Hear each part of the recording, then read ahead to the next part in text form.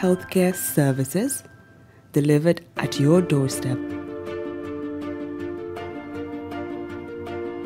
Our qualified professionals are equipped with state-of-the-art point-of-care testing technology to conduct tests such as kidney function, liver function, electrolyte tests, body composition, hemoglobin, A1C, and many more services with the highest efficiency in delivering results.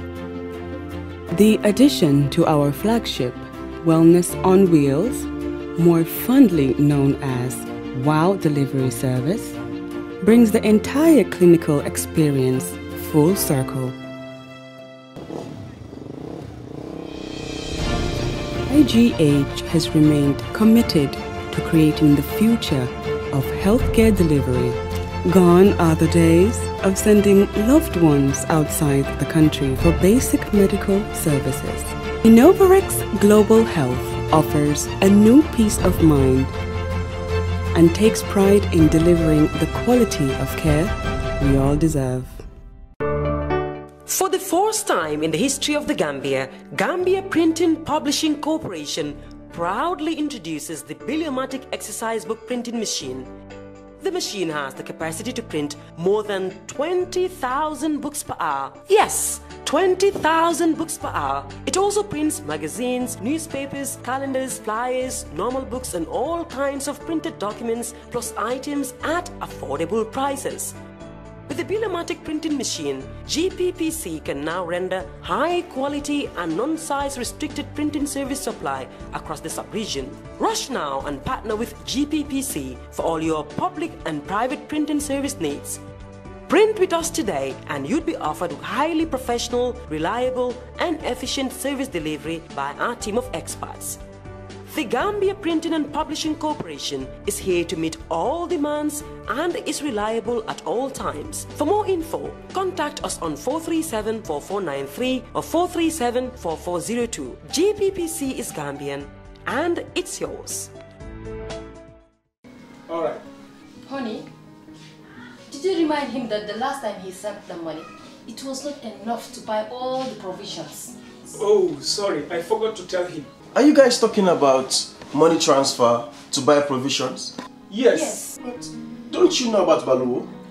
Baluwo? Baluwo? What is Baluwo? Baluwo is a service that your son can use to send provisions directly to you guys from the shop. And you don't have to worry about the exchange rate. Tell me how Baluwo works. It's very simple. Just log on to baluwo.com and shop or download the app on your phone. You can shop on the website or using the app to buy online basic products for your family and friends. With Baluwo, you decide what your money is spent on. Your money, your choice. Buy online products for your family and friends in the Gambia, Senegal, Nigeria or Mali. Baluwo, better than sending money. Jamano Money Transfer Bureau de Change, your go-to option when it comes to money transfer. With Jamano, you can send money from anywhere in the world to your family and loved ones in the Gambia and be sure the funds will be delivered to them within the shortest time possible. For your convenience, funds sent through Jamano Money Transfer can be picked from all the banks and multiple other financial institutions, including Ajib Bank, Trust Bank, GT Bank, Mega Bank, Basic Bank, Reliance Financial Services, and Approved Services. Visit our head office at Bruceby opposite AfricMed next to Trust Bank Limited or email us at info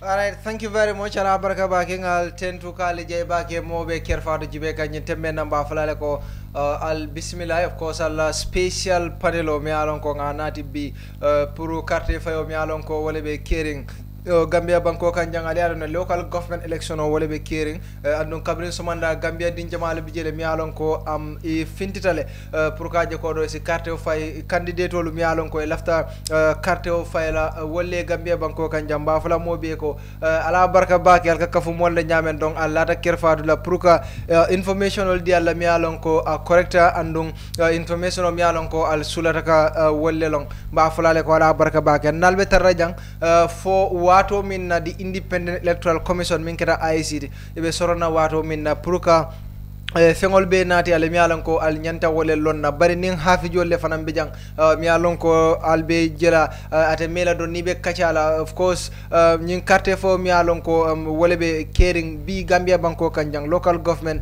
ale alon ne ko kansulo la carte fo le be caring ni be kacala wala be focus la wala andu be kacala dula jamal le to kabo banjul la dula mi alon ko banko president ay carte fo ay wolto kada fo banjul la mayor Malik Lo kabo woto kata fo NPP la candidate Ibu Faye mi alon ka fana carte fa kijani ngila kansulolu ani mo kote ngolu ka be tande la bari nte danna woto mbita KM fana be dulal jibere le kol mi alon ko wolle keta KM anin kol labanta je nyaadi le bari nembora KM bita brikam anin dula kote ngol to Gambia be to ka nati ale ka lande ale nyanta la nyamem pour ka je ko dron ka be sindi alla panelo to bi nemmil bijandong molle mi alon ko itoman mabo ni nata Gambia la of course am media to fana mu kiba tala leti mi alon ko ye londo soto bake ila londo lukata bake ni nata kiba tala Gambia banko kan jang ila doko la ala nona suteta bake le Gambia kono jang woto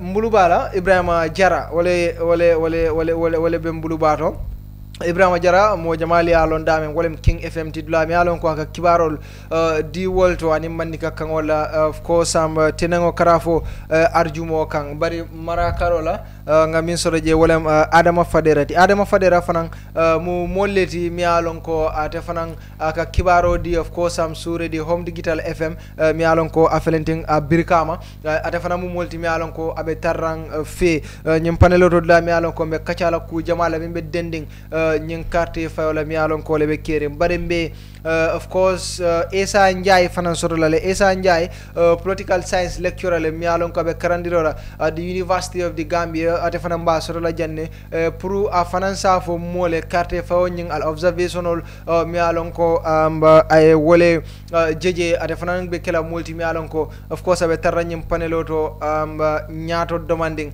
ade min kera Esa Njai ti alba ko ngomayla bari na reportal tata nun dula jamal leto bi dolbe non West Coast dolbe non Banjul dolbe non of course am KM kono be wol fanan nati le kolmi alon ko wolle keta nyin dulal beto benna molbula la folo ini mole ñoo konton wo kola ngatente jara abaraka bake buba Kerr aning mol membi alon ko wolle bebe jibero la ka fale ala baraka bake albe Kerr Fatou jibe ka nyame live ñin special panelo mi yalon ko ye wala londe akata nya buñati bake pour kana ko deke kan dabula ñim programme moto natala nun ko jiber la hakilo bake batar la ko serum nata nun janne nganda bula ñim programme moto to mome yalon ko député carte fo be nun kerim ko deke fele man sakundari carte fo même kansulo carte fo yabe kerim nata nan ko deke pour kan dabula programme ñi do akata nya buñati ani horamo pour ka ndabula jam ka fale ko altenten ka programme ñu jibe live on Kerr Fatou fen jamal bije mi yalon ko be wol folaliye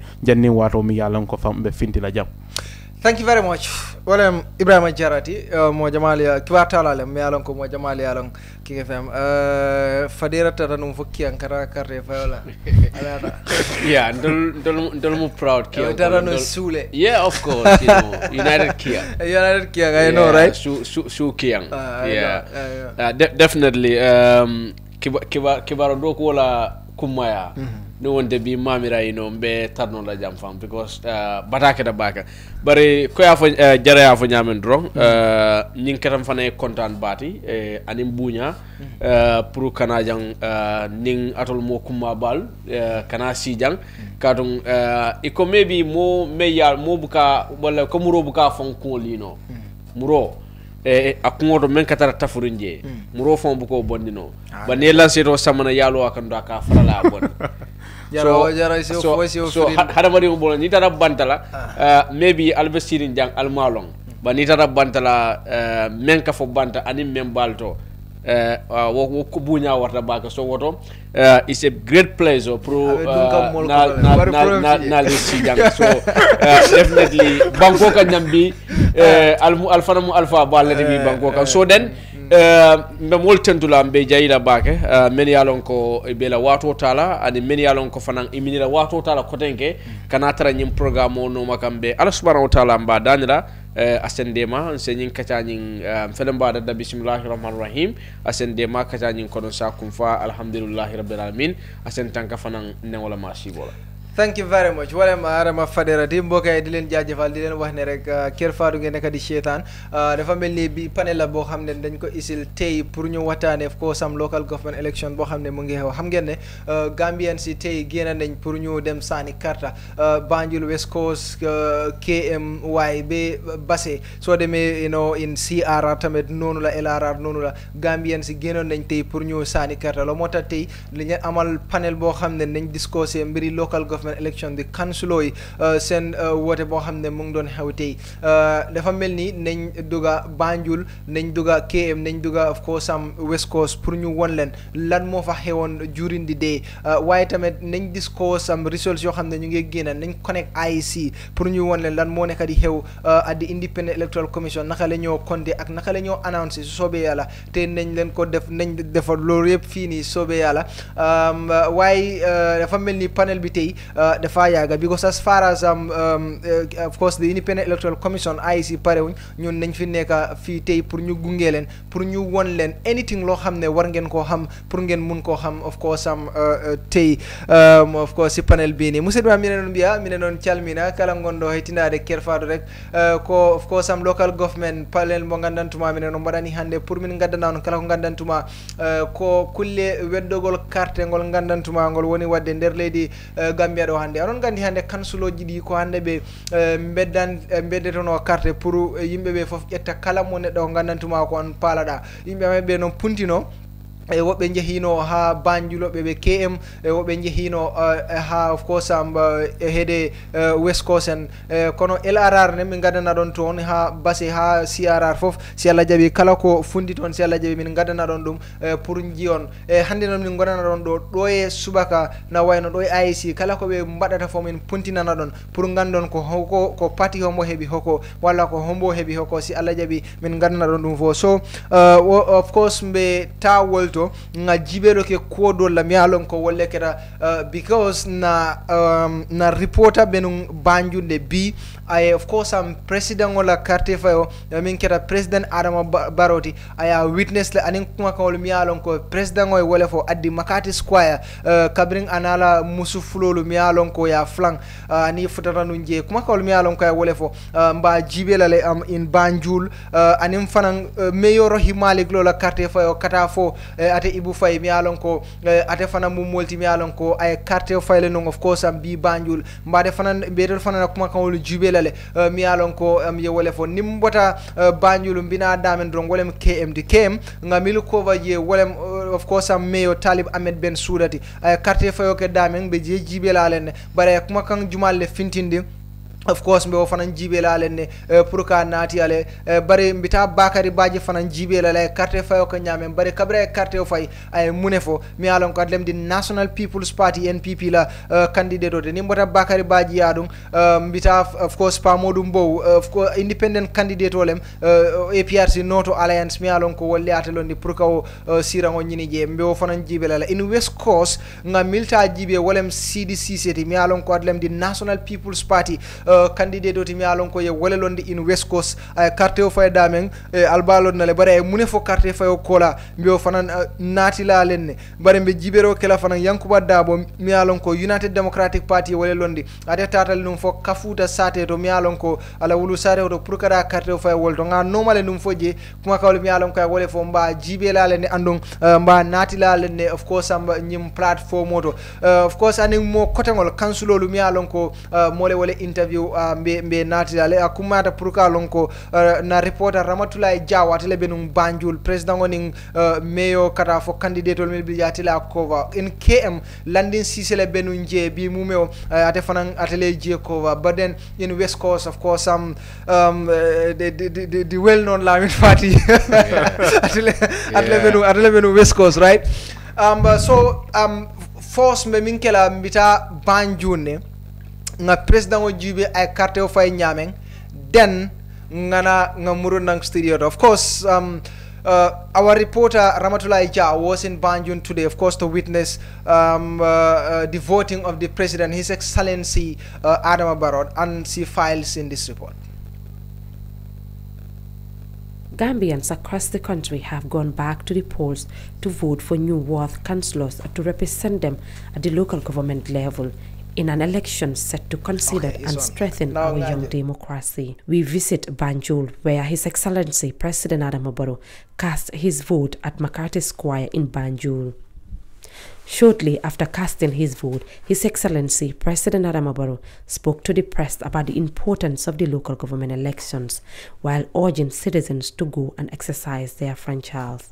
I just want to tell the Gambian people that this council election is a very, very important election because it's the council that manage the grassroots, and the grassroots are the majority. The grassroots are the vulnerable, and I think it's very important for you to come and vote, exercise your civic duty to choose the person that will run the council. I think that is very, very important. So we are calling on all Gambians to come out in their numbers to come and vote for the candidate of their choice. Because I think this is a clear indication that we are nurturing our democracy. We are consolidating our democracy moving forward. That's why we have organized a very peaceful campaign. And I expect a very peaceful also elections. On that note, I will seize the opportunity to congratulate all the political parties that are part of this process. And we will not forget also the IEC for being neutral, for being part of the process to make sure that we create a conducive environment for the Gambian people and for the politicians. I think today you can proudly say that we are one of the best democracies in the world. And that would not have happened if my government was not tolerant. We are very, very tolerant because we believe that it's the Gambian people who can put you in position. It's the Gambian people who can elect you. Nobody can elect you. Even the president is not more powerful than you. That's why I've just casted my vote, but I cast one vote only. If there was no equality, I would have cast more than one vote. He said his National People's Party are the opposition in this local government election, and they are looking forward to changing the narrative. This election is very interesting. At the executive level, we are the incumbent. At the National Assembly level, we are the incumbent. But at the council level, we are the opposition. So that makes it very, very interesting. So that's why it is a very interesting election, and there is a real competition going on. We want to get back the council because we believe that the council can work with government, but with all this, it is not our responsibility, it is the responsibility of the Gambian people to make that decision. On that note, I thank the media, and I thank everybody around here, and I thank the Gambian people, and I thank the party leaders, and the IEC chairman, and the entire IEC, and the security services. I think they have been neutral, and they have supported the whole process until today that we are voting, and all the process have been very, very, very peaceful. The chairperson of the Independent Electoral Commission, Ali Momoranjai, who escorted the president at the polling station, has this to say.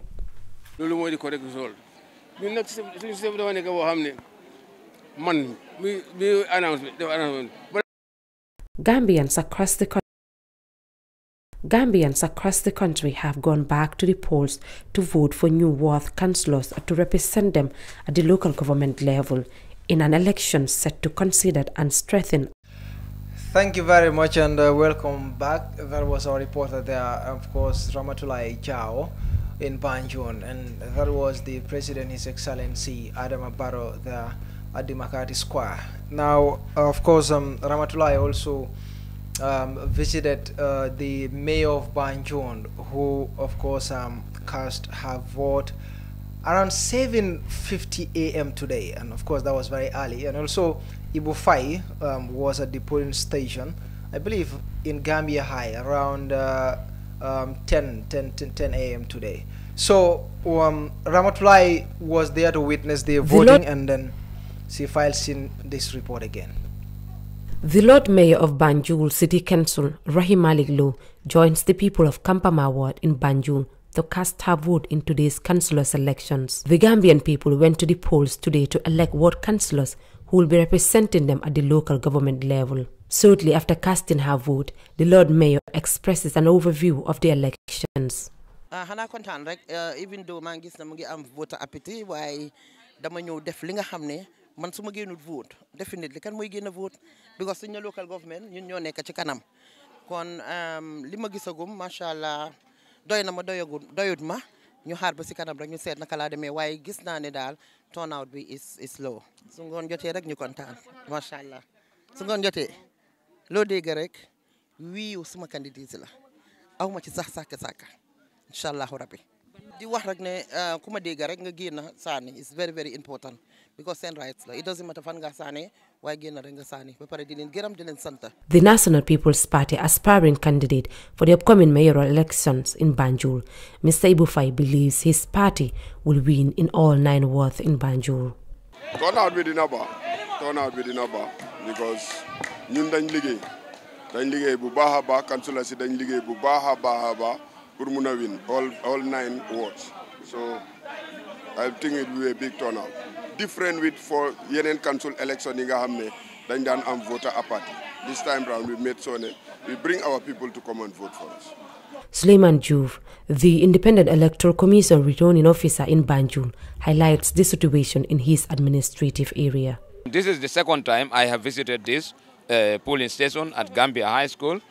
First thing in the morning I came here, and I am making my second rounds to see how things are going on. Of course, there's calm and orderliness in Banjul at all polling stations, except what I have seen a little bit of disorderliness here, not at the polling station, but outside the polling station.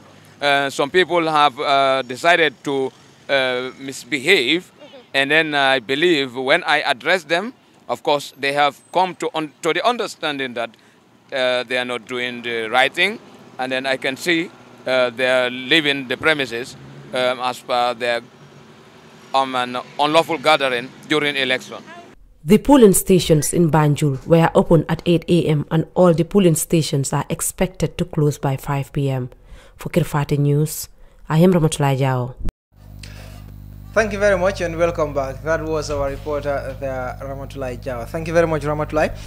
So I have to engage my people here in the studio. Of course, William reported to me along ko Ramatulai Jao mintata num Banjul bi da akam dala ko Banjul fanam findital nung ye carte o fay bi. Of course, this local government election o bi along ko wale kera bi ko alia moy nyameng Ramatulai la report fulol mi along ko ay wale file. Now mbe jibero kala Banjul and panelo bijanne mbe jibero kala Banjul la yes, let's just look at Banjul. Jaram before I tell Banjul akam tele ko 9 ward le bije. Okay, I see kana announcement ola ye wole dinna, so of course am bitaw announcement o jibela ngamuruna.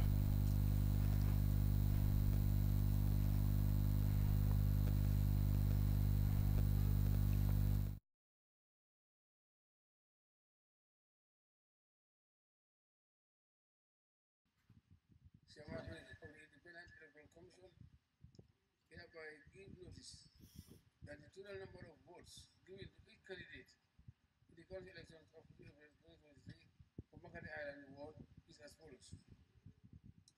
Sarah Uri Jallo, Independent, 156 votes, 156. Abdullah Y. Jallo,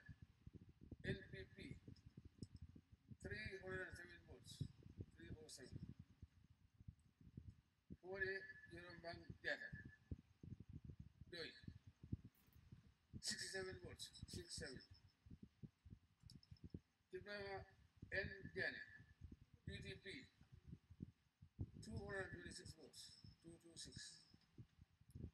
Lamin MD Keita, Independent, 45 votes. The results were certified by Ahmad Sal, returning officer in the General and area. These results were witnessed and endorsed by Dr. Demba Savali, agent for NPP, Lamin Jama Jame, agent for NPP. Having received the highest number of votes in the Makati Award in the council election of 2023, Abdullah Diallo has been duly elected as councillor for Makati High Ward in the Yangon and area. State Council. Signed, Kemonjai, dated April 2023. Here are the results as announced by Ali Mohamed Jai, Chairman of the Independent Electoral Commission for Makati Ward. Sarah Willis Jallo, Independent, 156 votes. Abdullah Y. Jallo, MPP, 307 votes. For the Yeromang Jata, PDYS, 67 votes. Ibrahim N. Jane, UDP, 226 votes. Lamin MD Keita, Independent, 45 votes. The results were certified by Amadou Tal, returning officer in the Janjambure administrative area. The results were witnessed and endorsed by Momodou Sarr, agent for UDP,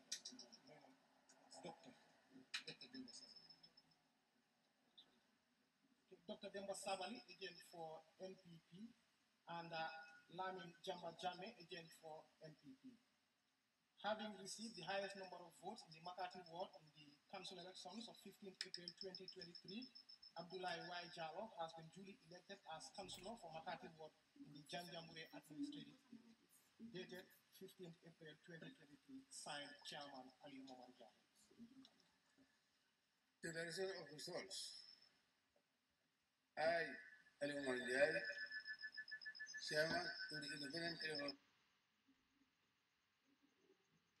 The total number of votes given to each candidate in the council elections of April 2023 for Kaya ward is as follows. Hamad Sise, NPP, 1,180 votes, 1180. Suleiman Sane, UDP, 840 votes, 840. The results were certified by Lamin Jalama, Union Officer in the area. This results were witnessed and endorsed by Momodou Sarr, agent for UDP, Dr. Demba Savali, agent for NPP, Lamin Jamba Jame, agent for NPP. Having received the highest number of votes in Kaya ward in the council elections of 15 April 2023, Amasi has been duly elected as councillor for Kaya ward in the Mazako area council. Signed out by dated 15 April 2023. Here are the results as announced by the chairman of the IEC, Ali Mohamed Jai, for Kaya ward. Hamad Sise, NPP, 1,180 votes. Suleiman Sane, UDP, 840 votes. The results were certified by Lamin J. Jadama, returning officer in Mansa Fonko of the state. The results were witnessed and endorsed by Momodou Sarr, agent for UDP, Dr. Demba Sabali, agent for NPP, and Lamin Jamba Jame, agent for NPP. Having received the highest number of votes in Kaya ward in the council elections of 15 April 2023, Hamad Sise has been duly elected as councillor for Kaya ward in the Mansa Fonko area council. Dated 15 April 2023, signed Chairman Ali Mohamed. Declaration of results. I, Ali Mohamed, Chairman of the Electoral Commission, hereby give notice the total number of votes given to each candidate in the council elections of the Assembly ward is as follows. Lamin Jai, NPP, 433 votes, 433. Bakari Koida, UDP, 550 votes, 550. The same was certified by Lamin Jalama,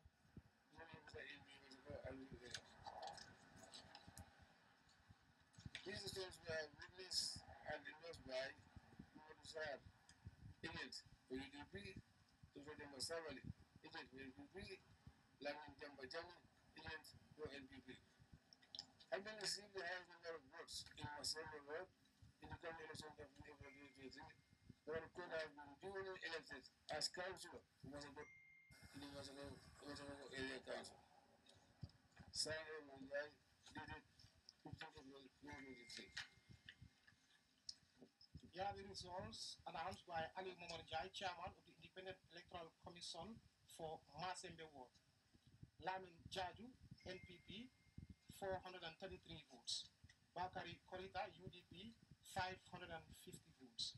The results were certified by Lamin J. Jadama, returning officer in the Mansa Konko administrative area. The results were witnessed and endorsed by Momodu Sar, agent for UDP, Dr. Demba Sabali, agent for NPP, Lamin Jamba Jame, agent for NPP.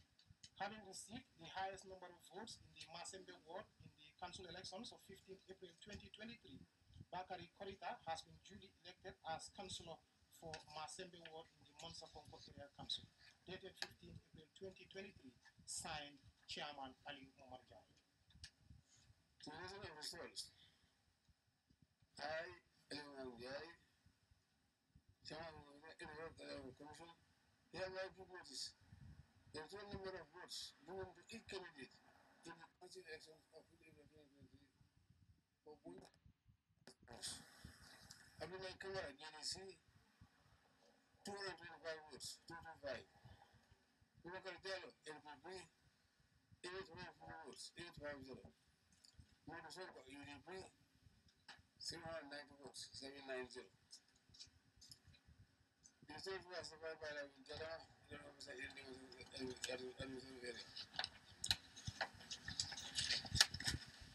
these results were witnessed and endorsed by Mohammed Sar, agent for UDP, Dr. Demba Sabali, agent for NPP, Lamin Jamba Jami, agent for NPP. Having received the highest number of votes in Bulba Ward in the council elections of April 2023, Dr. M. Diallo has been duly elected as councillor for Bulba Ward in the Mandapunko Area Council. Signed, M. Diallo, dated 2023.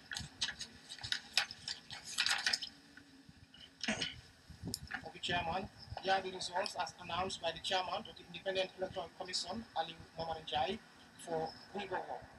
Abdullah Kamara, GDC, 225 votes. Bubakar M. Jallo, NPP, 850 votes. Momodu Sonko, UDP, 790 votes. The results were certified by Lamin J. Jadama, returning officer in the Mansa Konko administrative area. The results were witnessed and endorsed by Momodu Sar, agent for UDP, Dr. Demba Sabali, agent for NPP, Lamin Jamba Jame, agent for NPP. Having received the highest number of votes in the Buiba ward in the council elections of 15 April 2023, Bubakar M. Jallo has been duly elected as councillor for Buiba ward in the Mansa Konko Area Council, dated 15 April 2023, signed Ali Momarjai, Chairman, IES. Thank you very much. Over to you, Pa. Yes, thank you very much, Chairman. Thank you very much, yes, sir. That's what we have for now. As first articulating, then we'll be making the announcements. Thank you so much. Thank you. Yes.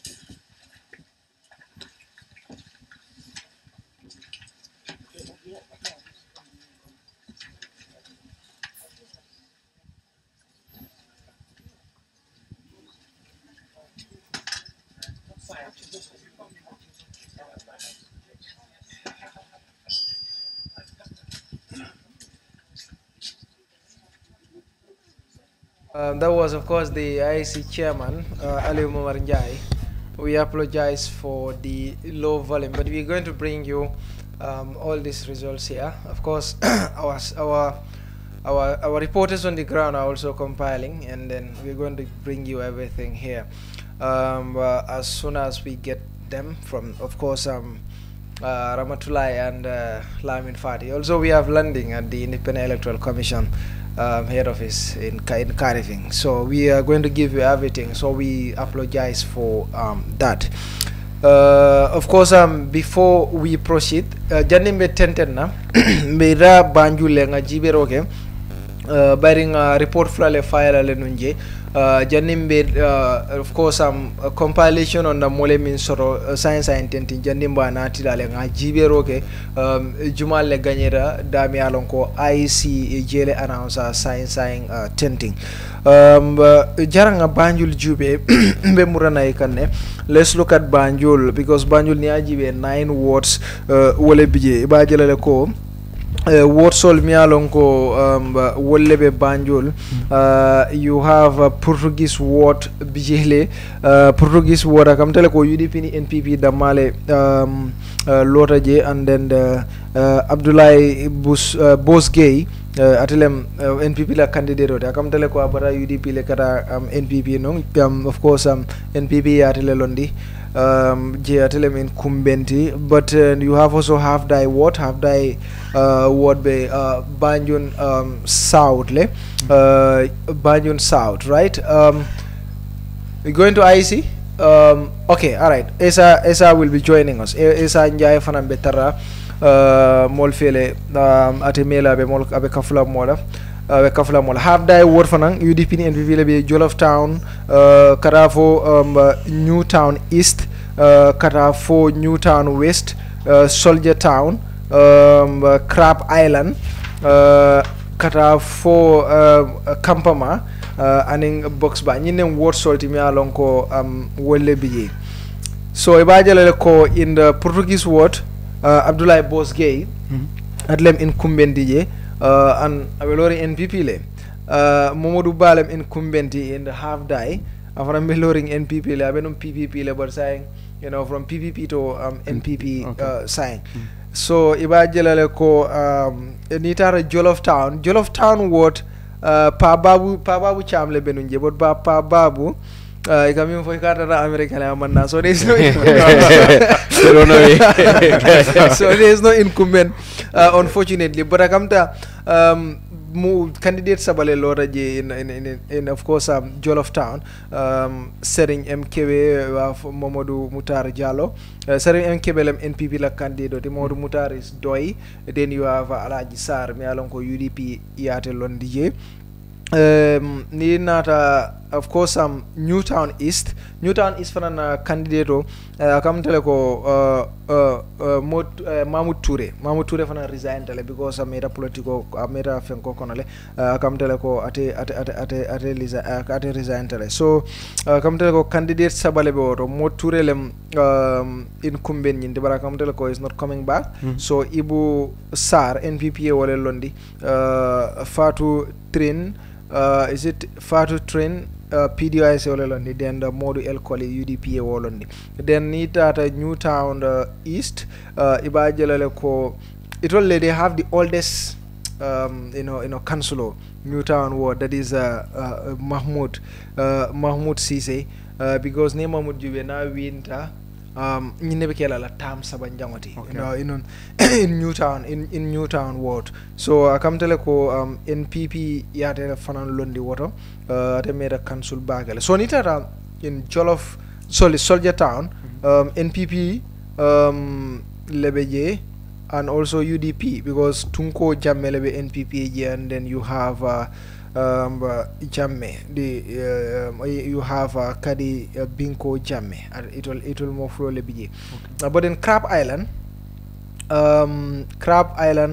Mimbije UDP lem incumbent or Omar Toure lem deputy mayor Omar Toure is the deputy mayor so but NPP molon di jele Cheikh Diaw bi jele for NPP and then you have Ibrahima Makalo is for GDC. Well, for GDC, I think being Jibelale because the entire Banjul is the only one candidate in the entire Banjul me along ko wala sotoje so bajala Kampama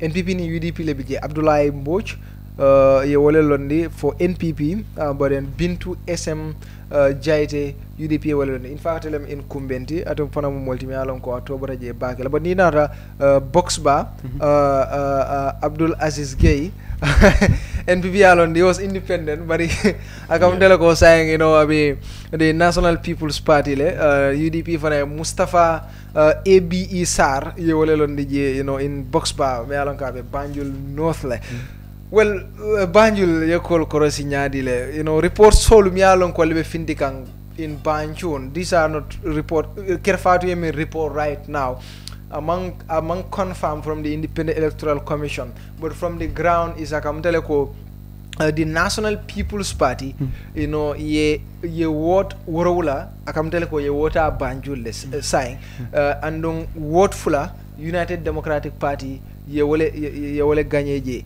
UDP ni ajibe tollem incumbent you know incumbency beto lebule in Banjul because the mayor Rohim Malik Law atlem incumbent je barakam teleko ifota silan woro wala jele siran fula UDP wala sotaje. Yes, kat ka commencé ni President Adama Barrow la remarks wala kuma kan wala mi yalla ko ay wala fa president fa admit le wala sontale ko karre fa nyin amanda sone yalla bake ni yalla kuma kan moy ay même fo wala ako kamunta nyin karre fa nyin ko wol manital ni nata nan jibero la atlem president to me yalla ko atlebe siri ni tara député bun ko no jama bat le bula ko bar ni nata man secondary wala karola ako etel lang oppositional wala etel NPP lang oppositional de men kam ko wol kuma oppositional la sira ngo be wala bula andu tel lafta ka ta wala so wanyama fang akamanta soni ala bake akamunta munyanta kamenji kinu karre fo nyina koto ni ajibe bari ni député karre fo jibe men tambita UDP kada multimi yalon ko iganyeta no Banjul notle annum fanan Central Independent wintaje and South fanan Independent wintaje independent do nyi memu tuma njayti ay ditandile ko candidate fulol mi yalon ko UDP wala londe abe wala fasal so plus aning incumbent membe je memu Rohim Malik Lodi mo ba jikila le dun ko etel multimi yalon ko akamunta asitano itelle la karola bayri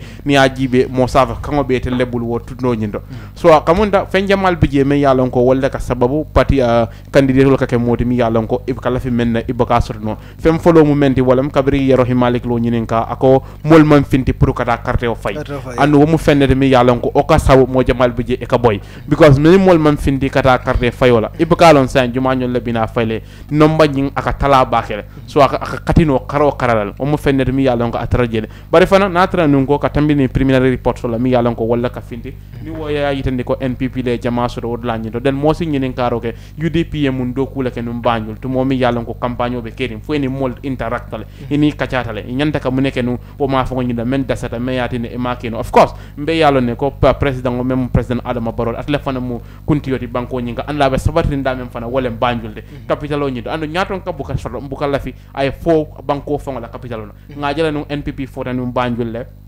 député carré faw ñina bari ya fole erreur dol lebi je mi yalon ko yewol da sol anu ñinta ni be murana enim falindro dol binala perhaps yela game plan also to anu ngam ya tamandi a workta in their favor because somanda lucky bartala men diamta ibo faye ala jiko yitandi bakela in fact ni be confidence yitandi la atani Rohim Malik Lo idiamuta ton menna ibalo na ko jiko warata ibo faye la karola katambini Rohim la karola aya fole no Rohim Malik Lo ko intellebe gagnela bari ataya fu nyamin ani ibo faye ya fu nyamin ifatatal demande ni ibo kango moy aka même fone wolem nga doku wokele ñimen ñanta ma ngakel andun telephone be gagnela so rohi so man a force ajannabe diamala même force yitandi wolem vota amol man finti ka carte o fay follow ay wo yitande ko mu nasi dal da ko bar janni wularo njikita ko molbe finti lale andu ni gagné be kala be kalantele la karola bari ibu fay la diamu nya wo ya yitande ko akamunda NPP are on top of issues e tambe celerin ko wol kan santolale andu jiko ba wala be la karola adiamu tani wokango nyina andu ay wol language nyi ay wala speak akamunda wala fa yitande adi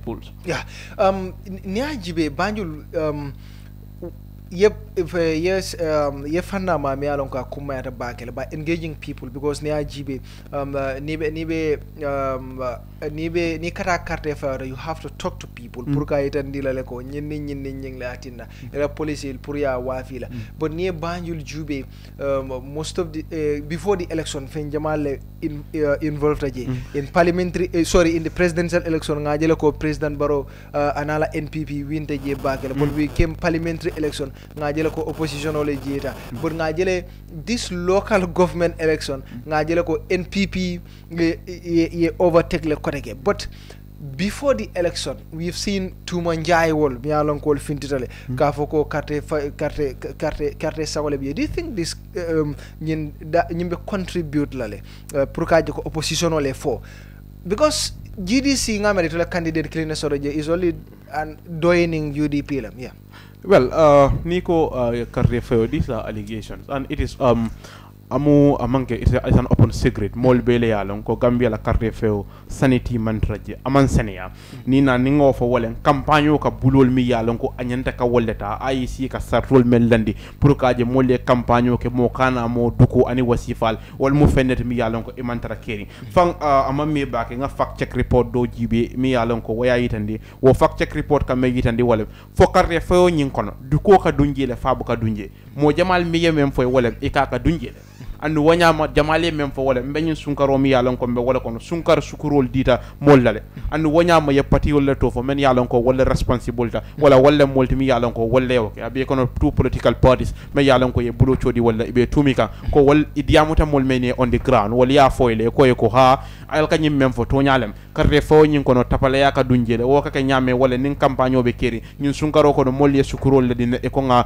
carte woni nga fay bunda mer responsibility pour ka carte fayo ka londi bulu kan ka sida ka tamandi anin ka tlindi IEC be nafa kan kela doku ke anyamale na politiko nyin this is a new law in our political dynamic pour ka je ko mol ka findi e ka fengol di molla opun le ka fay ko ha natana ne kanyin di yalla pro yalla famma campagne la wucho nyin kono mo nyanda kam menji ke barintel be new democracy be wala no chokam pour ka strengthen anin ka sabatindi nyanda kam menje wala nin campagne be keri mol ka agiu based on ideas and policies nin natana menyin nin be wala kelale nyine muntla sartore ñine mun na tamandiri bulodi bar Gambia politico kabirin presidential election kana to ko sayna ngamen jeji na crossiro wala mol buka carte o fay based on policies and programs bari ka mol ka carte o fay men wala fengo mi yalon ko e nyaabe wala kan at that point kabirin carte fobe keri ita nyaabe lori mum fenne kan wala fenti mi yalon ko e ka carte keso ni e ka di wala anu bari wal mu tumiro mi yalon ko ye wala probably si contribute no ba mol yela tumiro fole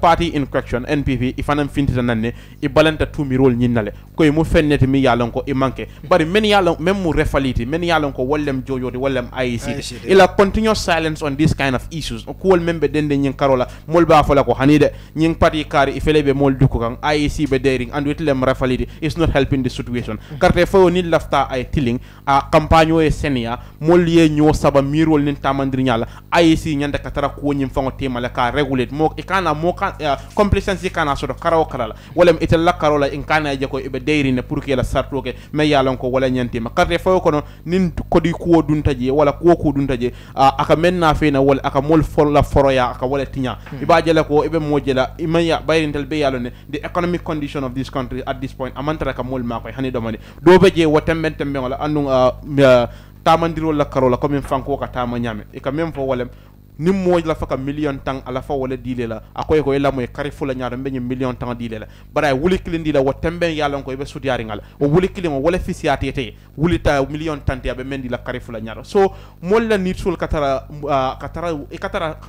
deterin ko wala at that point ni fen so abati ne be la foroyat nyala atra nu kata kelela dunyo kan so pour ka senyandiro ke nyimbira IEC e big role le soto me yalon ko e nyanta ka wala pili bari fana nyante ka fol men be banko nyinka e nyante ka tentene ka mol sensitize ke kala mutandi mune muy la nyentodi mune mo carte fo fangola kumayati anim fana munati na mo manya ke la carte woni ka wafi dimo wota da fakera mirol dunta mol kono askeno nyin ko nyin abebe bandala bar IEC la deyo pour ka je mol ka fo ala jatli carte sango be keri na ni wasifal ye dey ay al halo nyin ay manendila. All right, thank you very much.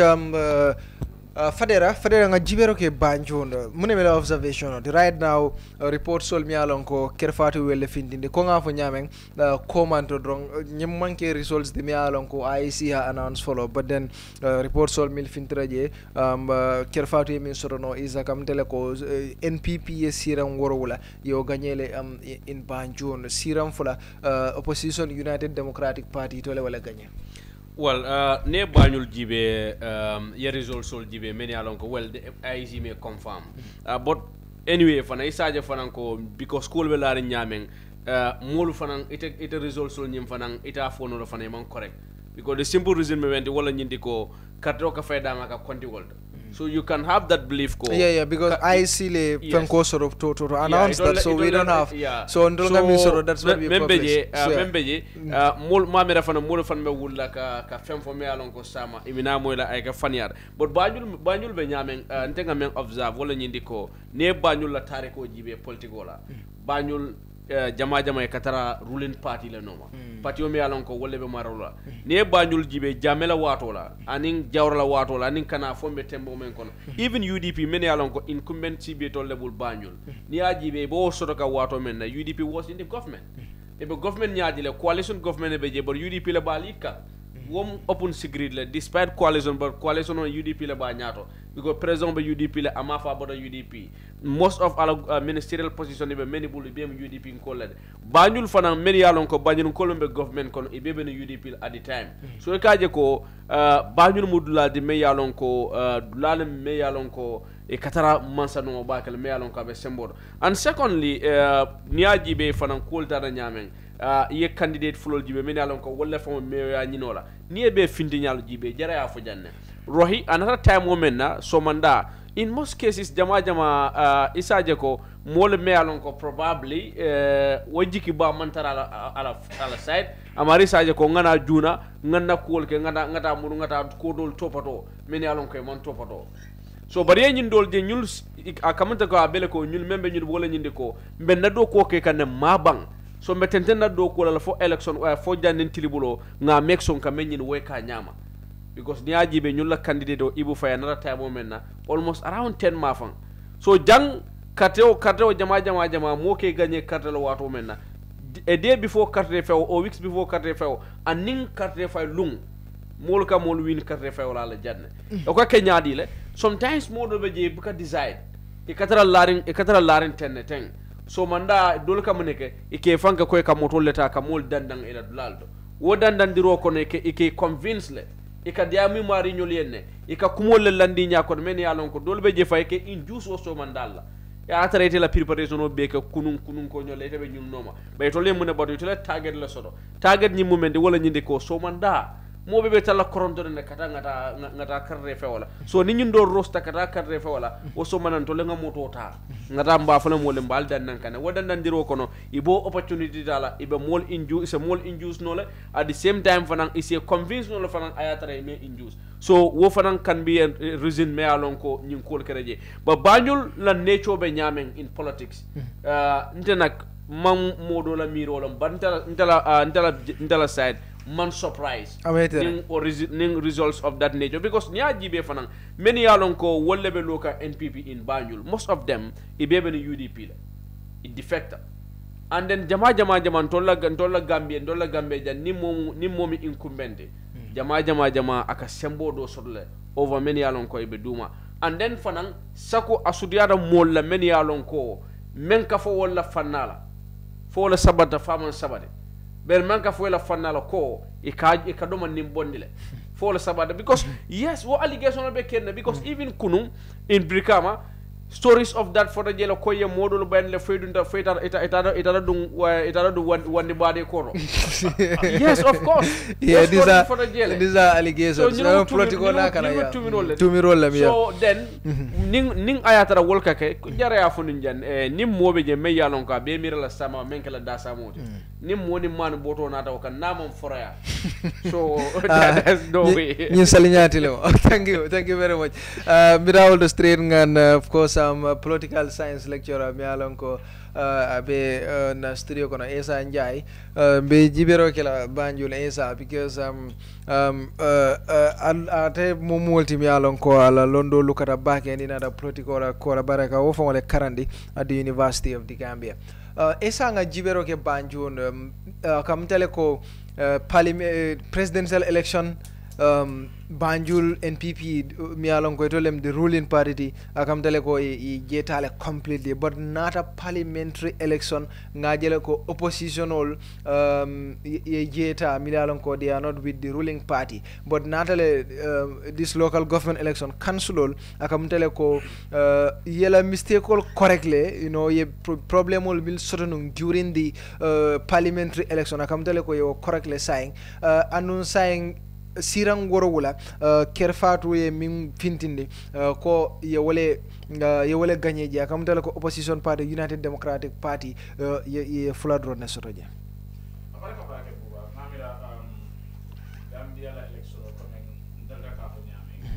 it has become so interesting that dynamics need to fall in back to the extent that it has become unpredictable bika fono abe lala bulu jumala to presidential election kata janne be yalo nako Gambia la election la tariko niya jibe kata kabrin jawara la wato la presidential election always molka importance attached la back anu jara ya fala diamo kono ko ni nata jibe voter turnout ka candidate affect le because ning bi ntolbe contest kan jam itela mol jama be je melbe to support ka wala be party men lota party men toyala wala mol finde nata carte of fine fadera lota mel toyala wal man finde jara lota mel toyala finde ta ndelo mel toyala man finde the likelihood that ndolbe lose la is very high because namol mel yalon ko be cikiri la ko binabe carte o dilanna wala man finde ka carte of fine wodunka responsible bakele especially ni rani man sakundari ngola carte fawla comme nga fanya ni ajibe tariko kono presidential election na voter turnout even kabini jawara la watola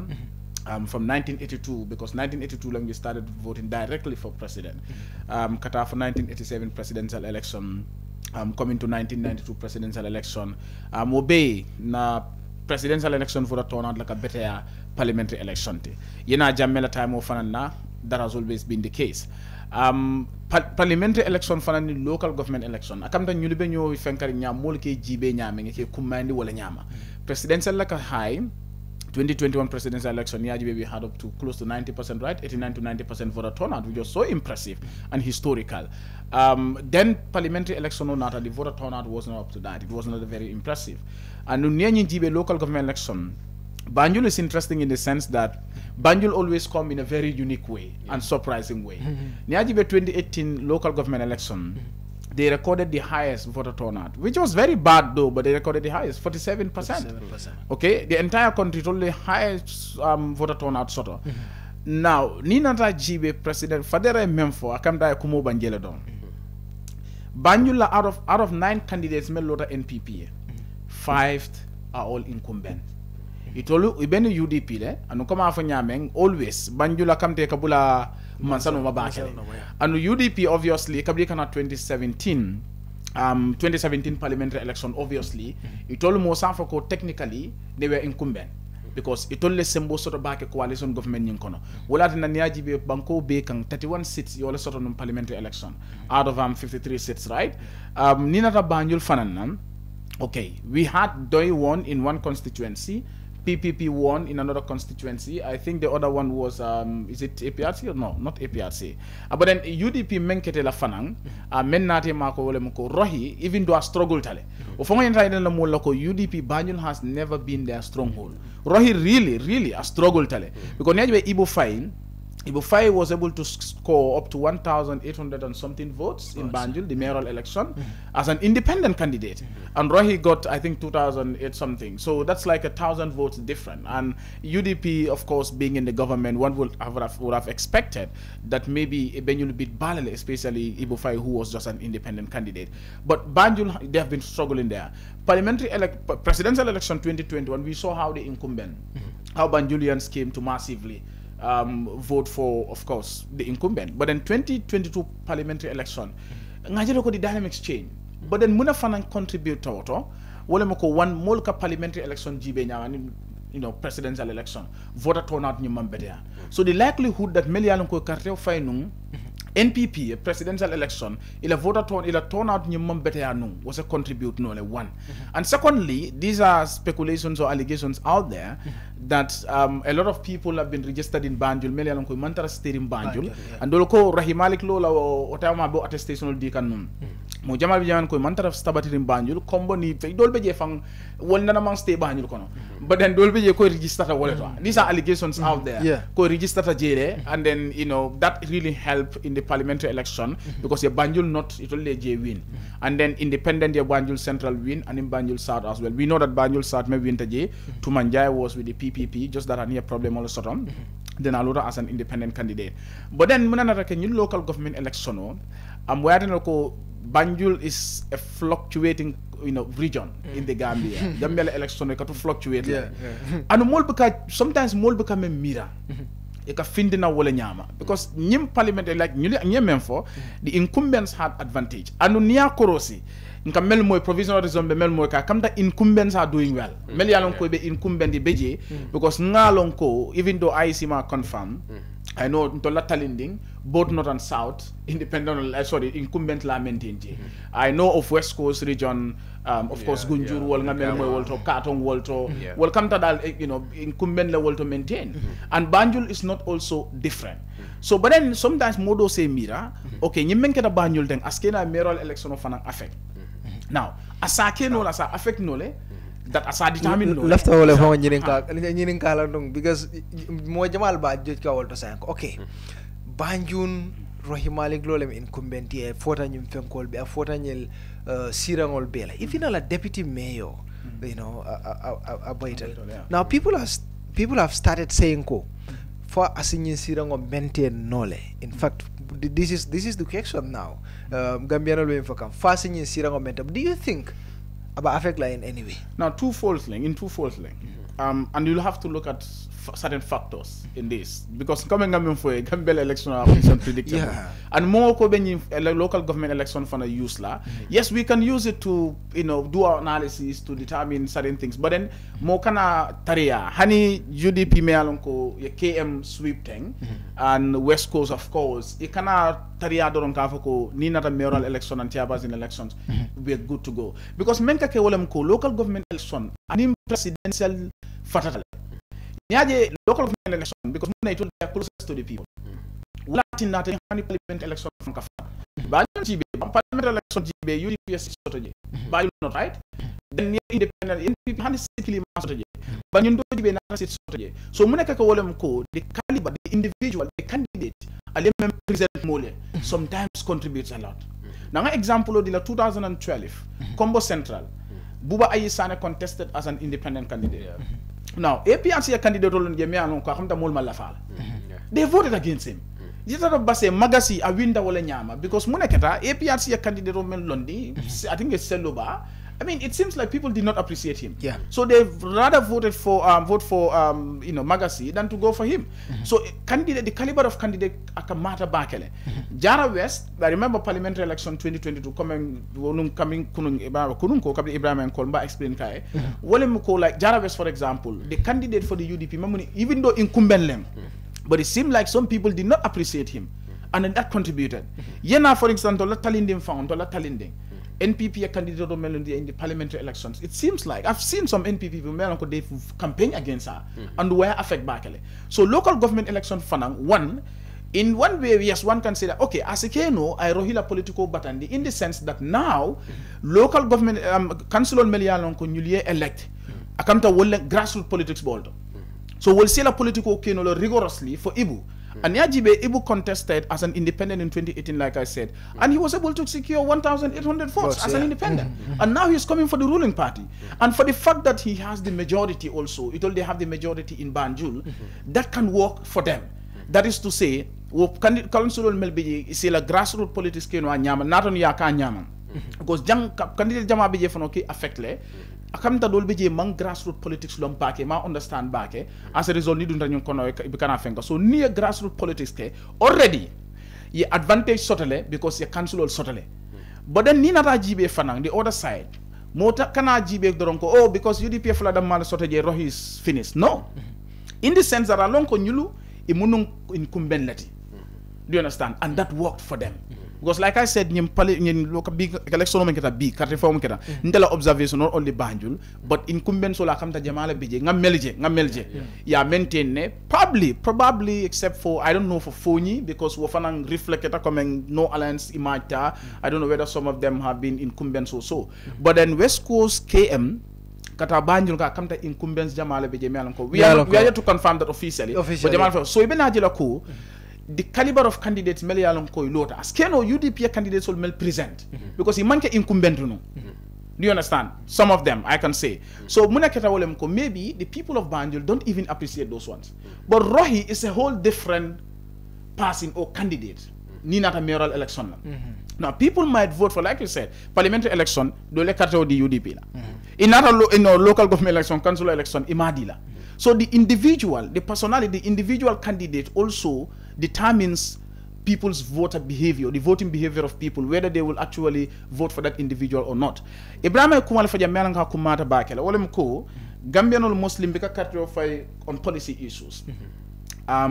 Political behavior manka mola karte voting behavior determine.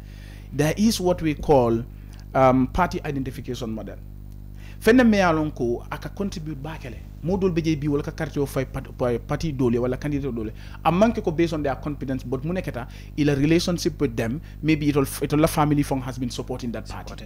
Sometimes in a socio-cultural setting in a relationship si fanya because kunga fanya local government authorities council on ning mail it all sutiata mola so it mari ni mola relationship from mambete ni la rapport mambete it work against you. I remember in 2008 fango APRC, what am I sembo be warading? Talinding. Can you just imagine Talinding?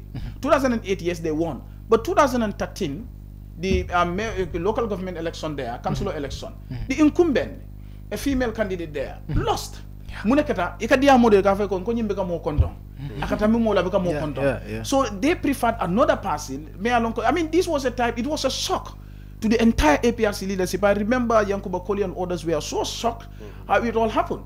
So, Rahi, this could also be a learning point for her that they made mistakes, even though you advantage of incumbency, but something did not work for them in Banjul, and they had to learn from that. So, in two folds, like several factors could contribute. One factor is that Nyulu, your incumbent sort of sign, your Jama soto jele, 7 out of 9, and Niyelo Doko Kanyama, that would really affect Rahi. But then the other side of also is that along con you incumbent net your advantage totally. So that does not necessarily mean that ni not a mayoral election na obviously the same thing lebekela because Rohi is also a whole different candidate. Me alonko probably if you don't do la voice for Jele me alonko they were interviewing people ka jibe ibe carte ofela jumale. I think it was Gambia Talents and near jibe nga mel jibe I think of 7 of them or so.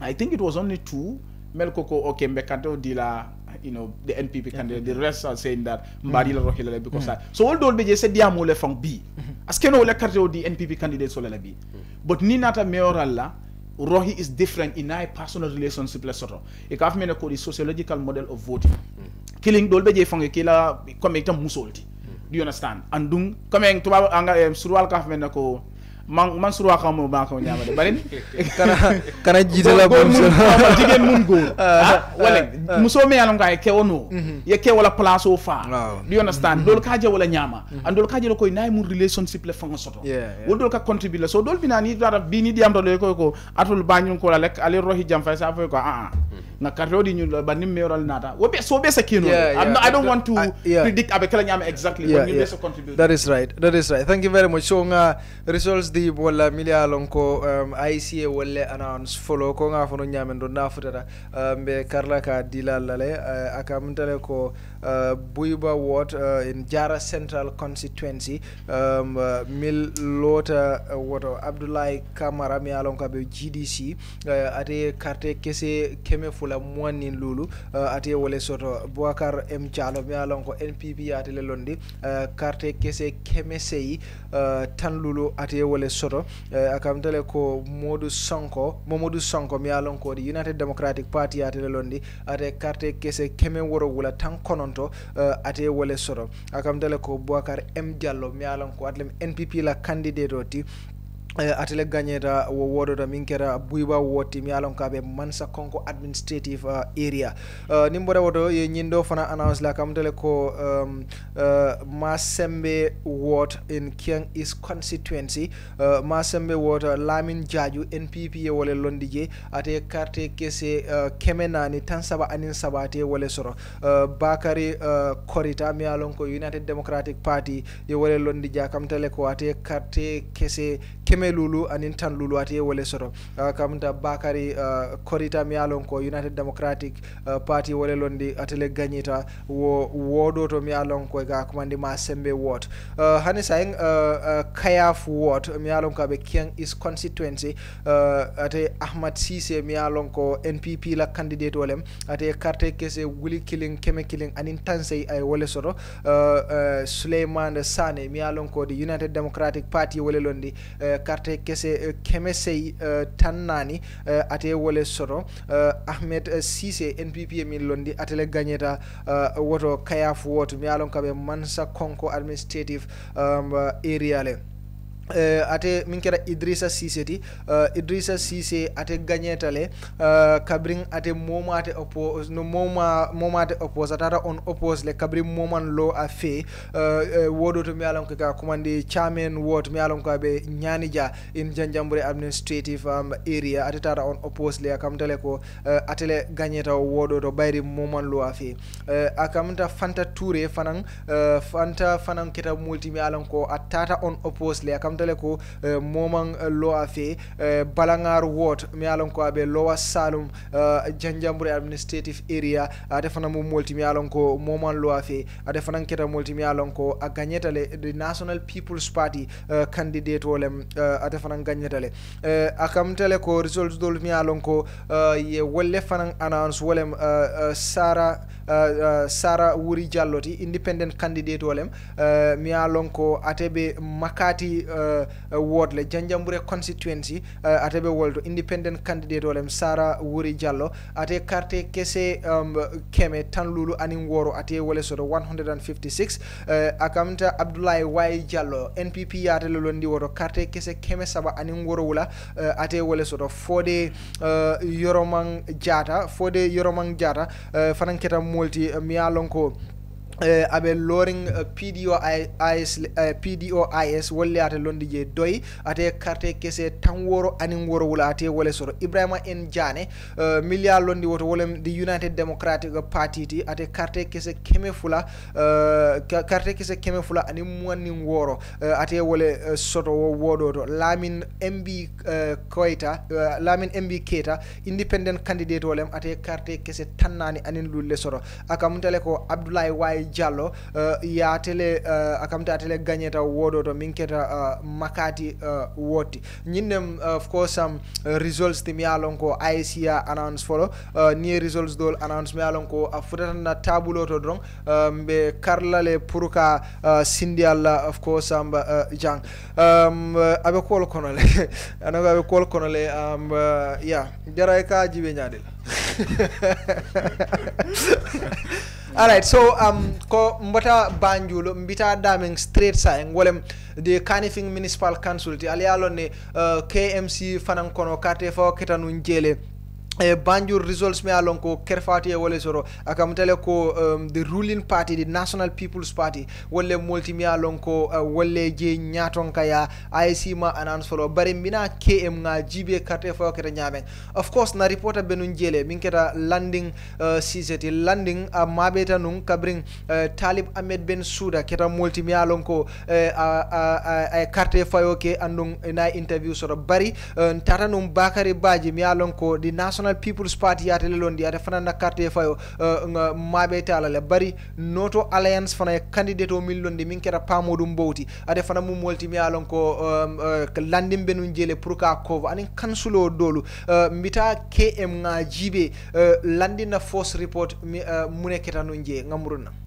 As the country goes to the polls again for the local government elections, Kerr visits some of the polling stations in the Kanifing municipality to observe and monitor the electoral processes.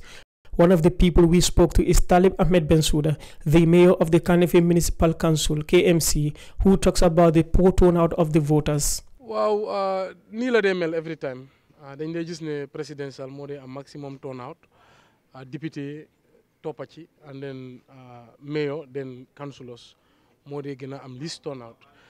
Foog naa Gambian seen understanding of council dafa des, and war nañoo understand ne council election moo gën a am solo election yi yëpp. Kon turnout bi on council election moo waroon a ëpp sax because yëfi gox la dafa nekk lu nga xam ne dafa directly impact sa life. Wante gis nañ ne nii la dee mel all the time ñuy waxtaan ak Gambien yi di leen wax ne lii lu am solo la nañ try ñu génn in their large numbers decide ku leen di represent. Mayor Bensouda believes that the United Democratic Party UDP would have the majority in today's elections. 19 councillors in all 19 wards in KMC. We believe we'll regain our majority. The last time we had 12 out of 19. We believe we'll have even more this time, simply because of our track record at the council. We've been around, we've been into the communities, we've had the feedback, and we are confident that most of our councillors will come back, the incumbents. And for the new ones, we have a lot of brilliant candidates that we believe will be given the chance. So yes, we believe that we will regain our majority. There's many to point at. In waste management, in youth empowerment, women empowerment, market development, infrastructure development, education. We believe there's vast development felt across the board in KMC. Wherever we go, at every household, they tell us they felt our impact one way or the other. So we believe just for this reason, people will give us a second chance to finish our work. And I think for the first time in the history of KMC, every household has felt the development at their doorstep. You look at the Mbalit project, for example. Over 30 years, people have not had a residential waste collection. You look at the Bakote dump site, the infrastructural development there. You look at the market infrastructure development across the board. As we speak, we are building 8 parks across the municipality, the biggest library ever. We spend almost $3 to $4 million on youth empowerment, such as artists, wrestlers, footballers, etc. So I think our development has been felt across the board amongst diverse groups. And we have run the council as an apolitical body. Even though we are politicians, we have tried to accommodate all parties. We have respected Gambians' decision by also helping and empowering people who are different party than ours. So I think these are the major achievements. We've also reformed the council. It is a more professional and service-oriented council, not like before where it was a political bureau. So I think for all these reasons, people have trust and confidence in the KMC. Honorable Bakar Waibaji, the ruling National People's Party mayoral aspirants for Carnegie Municipal Council, KMC, also echoed the low voter turnout. Yes, we are hopeful. We have 19 wards in the municipality, and we're definitely hopeful that in the end of the day, we would definitely have a majority in the councillors that are going to be elected today. That's the hope, and we believe in that. Like Mayor Bensouda, Honorable Baji, who doubles as the Youth and Sports Minister, believes that his party, the NPP, would win the majority in today's elections. The voter turnout is very low, disappointingly.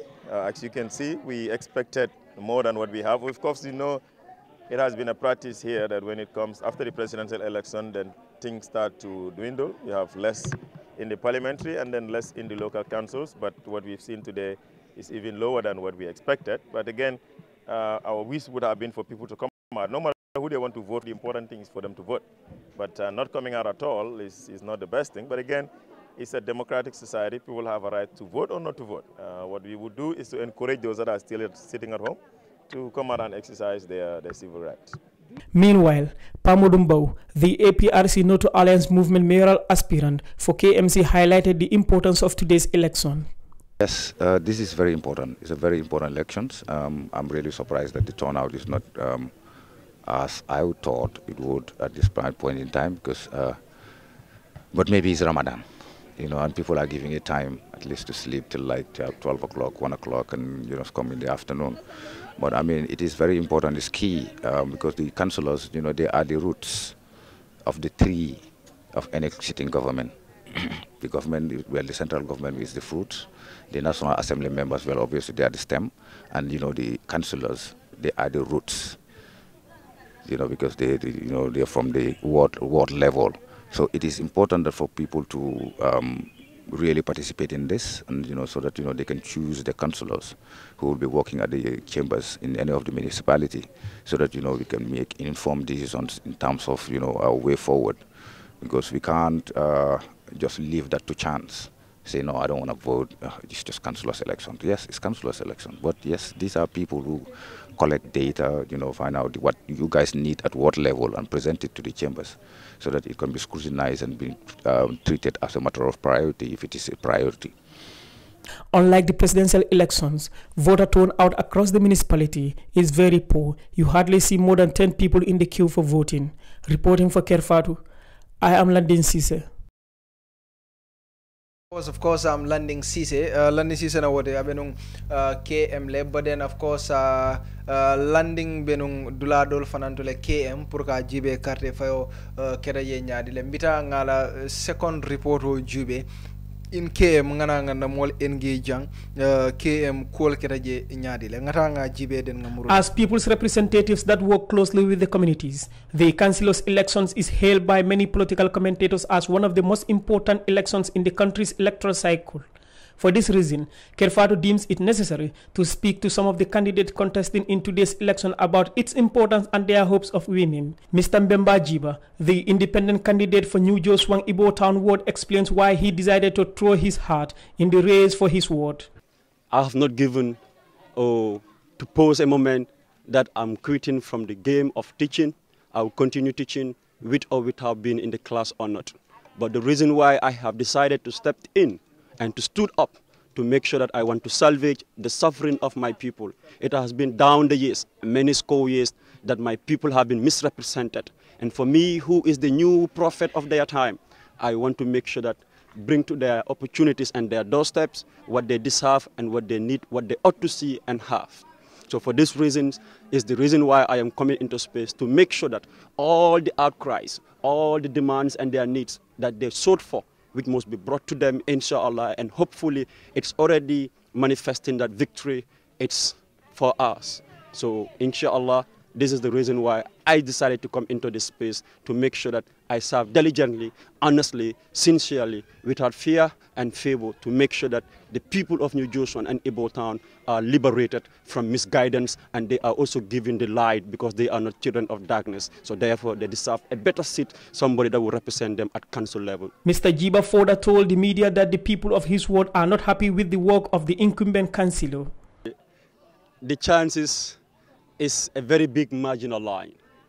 You know, when you turn around and ask one of the commuters here, they will express their dismay and frustration of the incumbent that has been there and whom we really know has betrayed the community, because the trust that was given to him, he did not deliver as expected.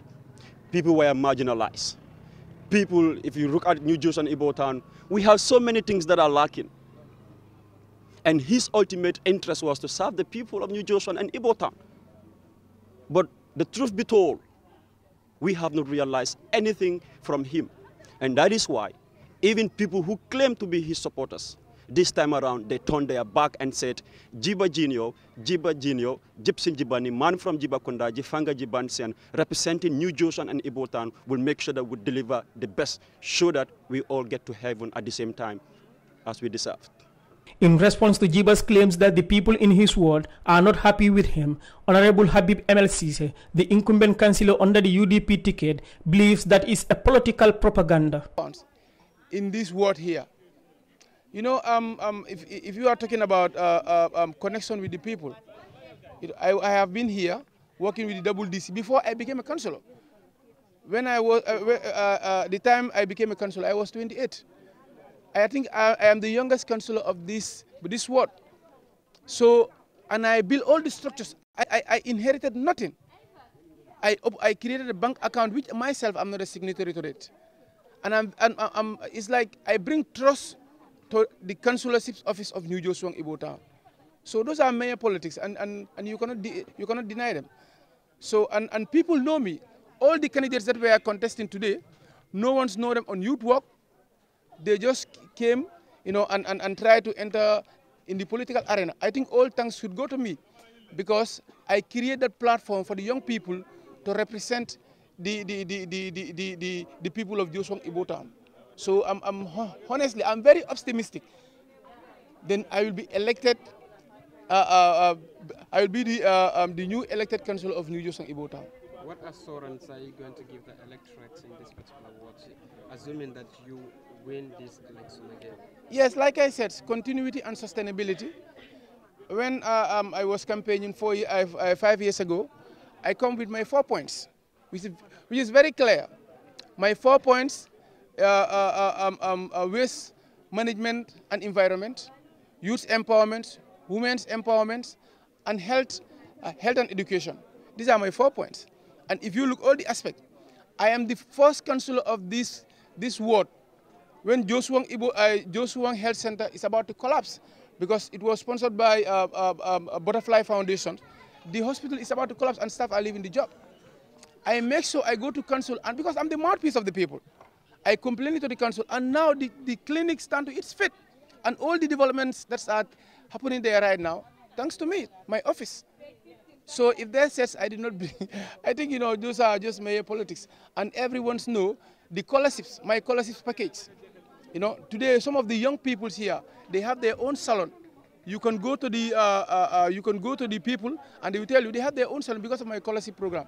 You know. Honorable Cisse further explains to the media some of the things he achieved in his ward during his first tenure in office. Those are the aspiring candidates. I am the first councillor to establish a ward office in this ward. It's one of the biggest wards. Joswang Ibo Town is the biggest ward, and since I was elected as a councillor of New Joswang, and you all of you are aware that, you know, I am the pioneer of the famous Mbalit project of KMC.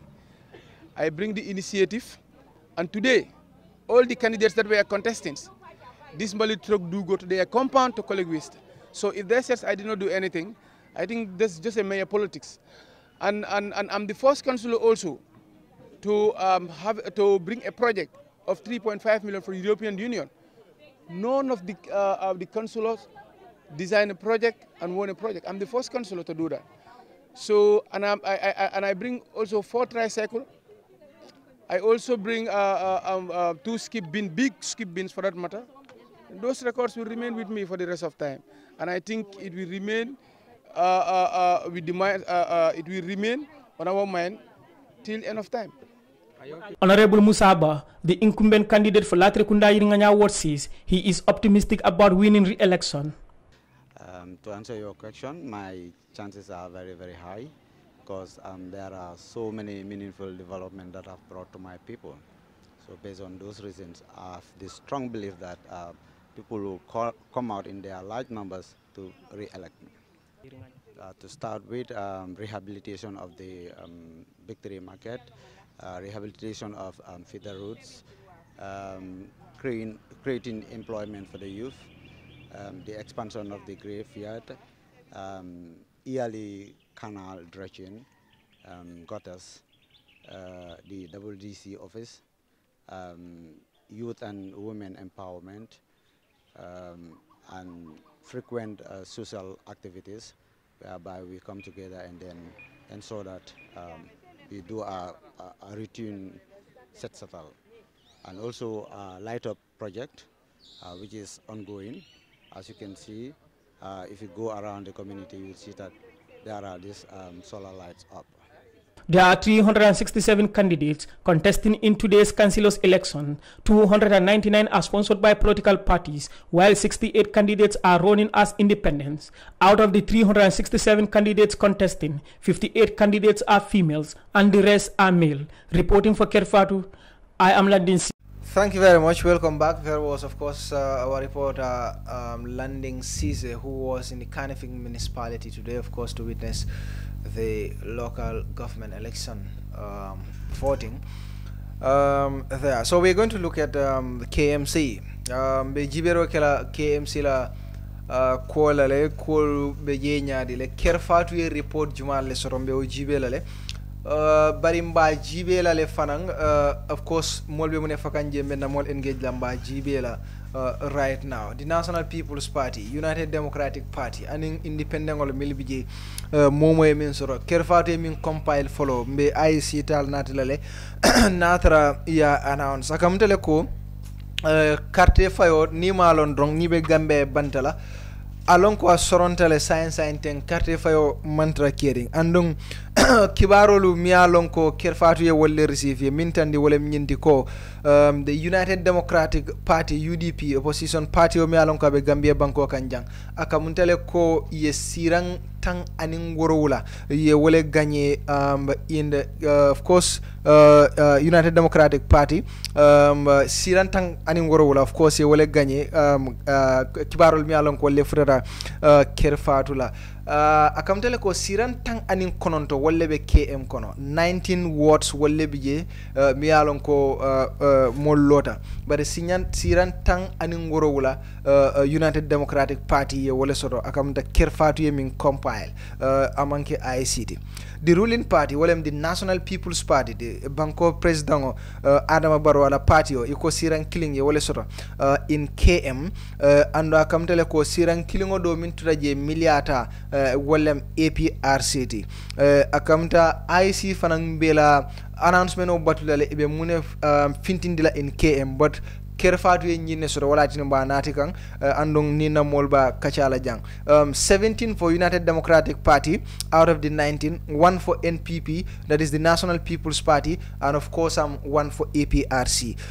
Jara well KM dula balti but I come tell ko during the presidential election the National People's Party they did well in KM but parliamentary election akam tele ko if flopta jele iman siram fango soro in KM during the parliamentary election but akamunte during this local government election in council carte fayo fanang natara we have to go by with Kerr Fatou means sort of siran killing akam tele ko is very very bad for them. UDP winning 17 and then APRC 1.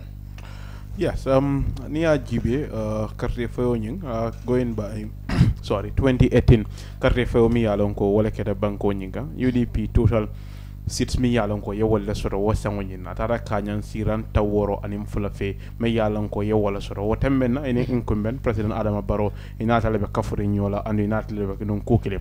So, kabirin carte fayo anyatili na, njiko monumenti NPP la karola walem, ni aje fam, UDP ye wasiran jamal nying ye wala soro walem, inim President Adama Barrow la badi ya, ini wale be nyokona, hence inim President Barrow mantra kukile, wala I influence mi alonko, I wala soro watembe nyina pke makoi, pri ye wasiran nyin soro, omu fennede mi yalonko ate budala kotake wala itelle multi mi yalonko de coming back big but coming president wala kuma kan hani bi nga muru woro president Barrow e même fo wala itelle oppositionalite nyin karre fo nyindo andu oppositional mol yemel long oppositional men joko UDP nyol akamunta wala be siren sirango nyin kon a fonga ya admit le ko amu fennede mi yalonko avec kole yala bake ngamira hansang NPP ikara multi mi yalonko la political strategy ni nata kane fe municipality la nyanta ka jibe kukele katambini ni report so la mi yala ngo awole fintita saintende nyanda ke fango jibe bakele ye korosiro ke bake mune ya sabu etel mo molti mi yala ngo ibe mol jamal dondi la je membita kanyana fo mo tang anim femfe ye wolondi tundo nyinkan e mo moti mi yala ngo e manganyino wo ma fango nyin KMJ anu KMJ mo dinkral mi yala ngo a warata bakele mo wuli wulo lebe jeto anu pour je gagner bayri president Barrow la diam jamal be jaka même fo wolem kan kilingo man sakunda ba ani man sakunda ringo e nyanta wala fala wala be do ko sonen la atla man sakunda bulo say mune ya sabo nyin dinkra ko mari ngo men joko kani fintindo nyin kan etel lafta men ima sornoje o mu fennete me yalla ngo e nyanta ka jibe ba ka bari fana wa ibn yen karado jibe bala nako UDP fana imam molti mi yalla ngo man tabe ngo be bulle to wal kamen ko man advantage la bari ni ya jibe député nani wala be UDP bulo kani fi municipality kono so ni wol jibe wo député nanol si wala be siren sira ngo nyin kan andum ibatar la ko akamunta député sa kansulo sirangol men fanan be bulu e mu fennet mi yalla ko isiya bata wodla nyin fanan to jere anu mol ka men fo wolem ni député kansulol jibe etel first point of quality natre sulata fenna ila ma fa nyina etel mo fololti mi yalla ko wolle ka futete ma andum fang wolle molti mi yalla ko eni wolle la ko ka tranyo kon so comme esa ya fala kumol kon ko inkumbenol men yalla ko wolle be siren kon wolle be nyin carte fa o gagner kam bake andu ni yaji be inkumben jamalle be UDP bulu kanen fintundo nyin kam so mu fennet mi yalla ko amutel manta bengolde bare mune mankita NPP la karola pour kaje e man gagner atanyin danyido force parliamentary election de même fo wolen ila political strategy nyin erero dol surata wo karo nyinala wolem ye modol londi men yalon ko akamunta imalla fi walla andu niyaji be o sifa kere kane fin tundo nyin kan dame yalon ko talindin baroma NPP ila momi yalon ko ye wala sembentu yaw ma stop pour ka gagner kata bini report wala me yalon ko wolle be findika wol gagneta wala bar fo nyin dinkira ko tangol de londiri mol mi yalon ko ye wolle londi je ko fo wol mo molti mi yalon ko carte faylal ye wol kan wo ma fa nyinala ba o mu fennet mi yalon ko nyanda ke fa nyinin ka wala andu wonyama fadan bari ni bina kan kamu challenge me yalon ko wala incumbent o ma fa nyina e nyanda ka strategy sotle wala iba bondi la nyaadi le fo mu fennet mi yalon ko yewo yitandi le ba o fana mu fennet mi yalon ko nyinin kar dale wo karo nyina bari niya fanal fanna nyimbe jibe kan fentindo nyinga ngamira president Adama Barrow anala party memo NPP de e mo molti mi yalon ko e nyanda ke la kataku wala fa bakela kamunda repeatedly niya jibe mo safa natra graph lem slope is going down wala e mo molti mi yalon ko ya commencé santola e selata memo president carte fodi starta ka down slope ka jinan duma annun sayndeng abe jika nyame amu fennet mi yalon ko abe maneke bulu kane fintindo nyinga ye comeback sifa men soro banjol malo munatina e mo sifa keno kane fintindo nyinkanji kamunda esa nyal kane la do ko te no political analyst esa fono mole mo ne fanga ya sabu wo sifal nying amankeno bari o kam me jitandi hanisa ya kamunda meyo me yalon ko wala be kane fintindo ka ngajele kabrim campagne be kering abenu mol kono le men yalan ko e kabula nyin kansulol no men yalan ko wolle be place o nyini kan kata house to house campaign la kadum bungol kono ka finti dudaldo kataje askeno wol be mu fennete mi yalan ko akamunta o yitandiro kele ko mo jamal biji aske bala kuotole wala ya sabo a nyim mol me yitandila e kada mol timi yalan ko e burata wol noma atanyin lanyo because niaji be jannin carte fo be sila lot of promises carte tumir ja malom men yalan ko wolle mu la hidol di NPP man sakunda e wolleta molye men be kan vintundo kan ka fole nale karno fay nani londiri molle silo bije mi yalla lafta do kulali ntel mo molti mi yalla ko be o kelali anin tuk la hidi ko tengol mi yalla ko e wolleta bar munat na mol membe je ye kodi wol bela ye karno fay opposition la candidate holle nyande kan nyinin karo kele mun ya sabu mol be kodi ka wo karo nyimbela ni ajibe UDP struggle tabake presidential election la pour ka gagner o ma fango ya KMJ because ngamere gagner ta damento wolem bakawti dinkira ko tengo mo wala but I think it's two constituencies gagner ta wo ma fango nyinal so ni yaaje wol kera molti mi yalan ko ye bulo falim fo say inata ya di opposition la député ta ya ke e murtanan ko deke nyim kansulo carte fo ba di ke la ko deke den na kamonda incumbent la wala ruling party they have a problem and problem woni e nyande ka jibe yeah but even APRC fanam bijele seems like only one said yes KMC mudlal to mi yalan ko ika je win non seems like only this time Siran Kilindro. Well, APRC ni memba jibe la holistically they have a problem. APRC a problem also. And problem woni akamunta molbe yalone. Wala e farasita le etel damal tema. So ni dinkira jamal menjo ko kotu nyolto anin dinkira jamal bi jemudulal timi yalan ko APRC e sembo soto je bakela. But say ni APRC le candidate londi. Noto alliance fana yela candidate londi ward killing nyindo. UDP yela candidate londi je. Dene be manta be on di kan UDP la because APRC la carriol ni be talal. Wala mo natra mo kemela be carriol fayla wodla kefam mo taworo be je me yalon ko wolle be la carte di la noto alliance la mo tanani be je wolle la carte di FTJ la molla so e baje la ko be karata role de manta be ngodi la UDP ko la pour e gagner wodla anda kamunta ngawo je la into play in this ni mo londe je noto alliance fana yela mo londe APRC la carte be divide la because ni APRC ko be jibe ila parti nyinto yebe jibeje mol dol bije me yalan ko wala ni FTJ le bar dol bije me yalan ko eni noto alliance so many ya faye 2018 koy mum molti mi yalan ko e ba fay kele because it be mu kilinade say ni wol talata le dol bije men la da fabakar la dol bije men dan ya jamel men la da ya jamel dol ba fay la ya yala molle men la da FTJ la mol ya fay FTJ la mol so waya sabu kamunda nyanta kam men soto ma soto no but despite andum fana abesi mo fana sikandi ko deke mu nekata APRC la karola ko because ini NPP le be alliance la wala mo saji ke fanko APRC itel lota damen do NPP ngol nyanta kanana jele ye support je wala carte o fay yo karo nyina fo e NPP ngol nyim fe man carte o fay APRC pour yi lafta men ya soto ma fa nyina o mo nyinen karol NPP lo karol men APRC je bule ko je bambanta bake pour APRC ga because nya jibe abuko wot nyol sifal je mu dinkralti mi yalon ko APRC bambanta je bakele bari ngamen fo ani mem mulunda walam APRC e molonde noto alliance molonde UDP e molonde so e wajele ko APRC la carte obe talal so UDP abe chance la wala pour wala gagna no nyen preliminary report sol men ka finde wala ya yitande ko sifal wala keta o ma fa ngina so ila alliance nyen wala ntume la taro nyokono I think hanisa nyande ka jibi bakele nyanda jibi lale but fadera akamta not even only NPP ning APRs even doi kamta doi tulman sirang soro in KM. Well, near GB, near KM GB, I believe results will make a fintina, though I see me confirm follow. But near GB, until Miroto, factual level, many alonko, wole was sabu. Jarayala kumu bandame lafta dadla wala mu ni futuwati men sitita political party ol tema in 2021 2021 presidential election football sita political party ol tema jang but nata je bring election o botala wo futuwo men sitita futuwo kola keda munati sonka ba because ning ayatara ibe political kenyal follow kan jang more especially political forum ol ke no ba ka jang ya tara ko nyim futuwo me alan ko wala mu APRC NPP ani political party ni ani independent ni men alan ko wala kafta NPP no a futuwo nyim fitno le ba kono wate e kamul karunyol natale ilafta na jantala karunyol natale ilafta na jantala so kalon wala ko ninyu lela candidate lo nyun doli ya fo ko bal baklal o mu datol te bataral ko male but to nyamu men di wala nyindi ko ite sonna carte o dilela because munamu I found damalto I chongola beje karunyol natale lafta jantala mbulu wara karunyol natale ngaselo mente lafta wala benyum futuwo be kono because ni la formol lamay wala yela diamol lamay even ila political dulalto I can realize wala nyindi ko NPP mu political party de me alon ko a lota kabo political party wala ba faratala kabo political party wala bala an a faraba ke da mende wala mu UDP so UDP ni APRC wol meta wulo ni nyankuma yalla nyim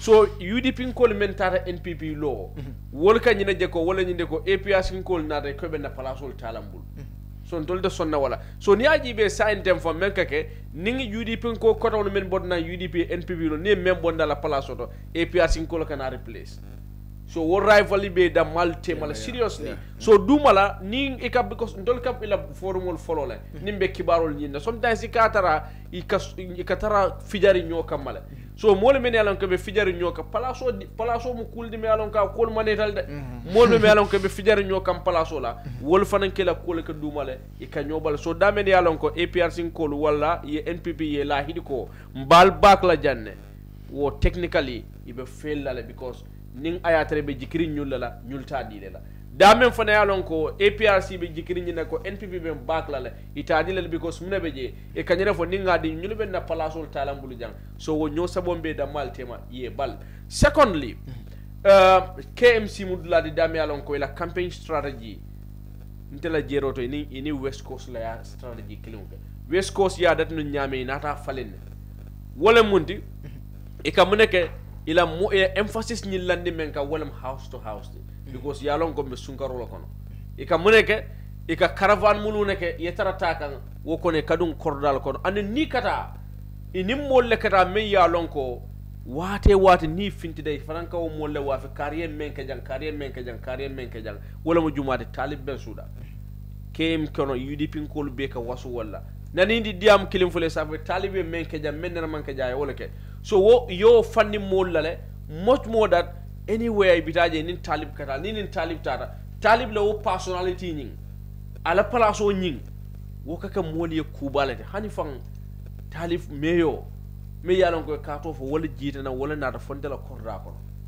so ye campaign strategy nyi jela so modo be je hanin ayatara man pare kadila bot ay nyine je wala nyindi ko because nko ngomay dolale ka ni tara dulal dole ka foko man sanana man na kananta la suwo kono kelanye ni akana ni man boto ni fenne kana bari man sa kana na membe ko meyo kana fonna korda kono sungaro kono kana konton anin kansulo so yaje strategy il may use and ni tara wolde jamaje me kama ni tan ni wala nyindi ko alman KMC jaba alman bidi alman la Marcelo kono jaba alman Westfield jaba be nyamen anin kunu abe nyamen so automatically you can mold the hearts win.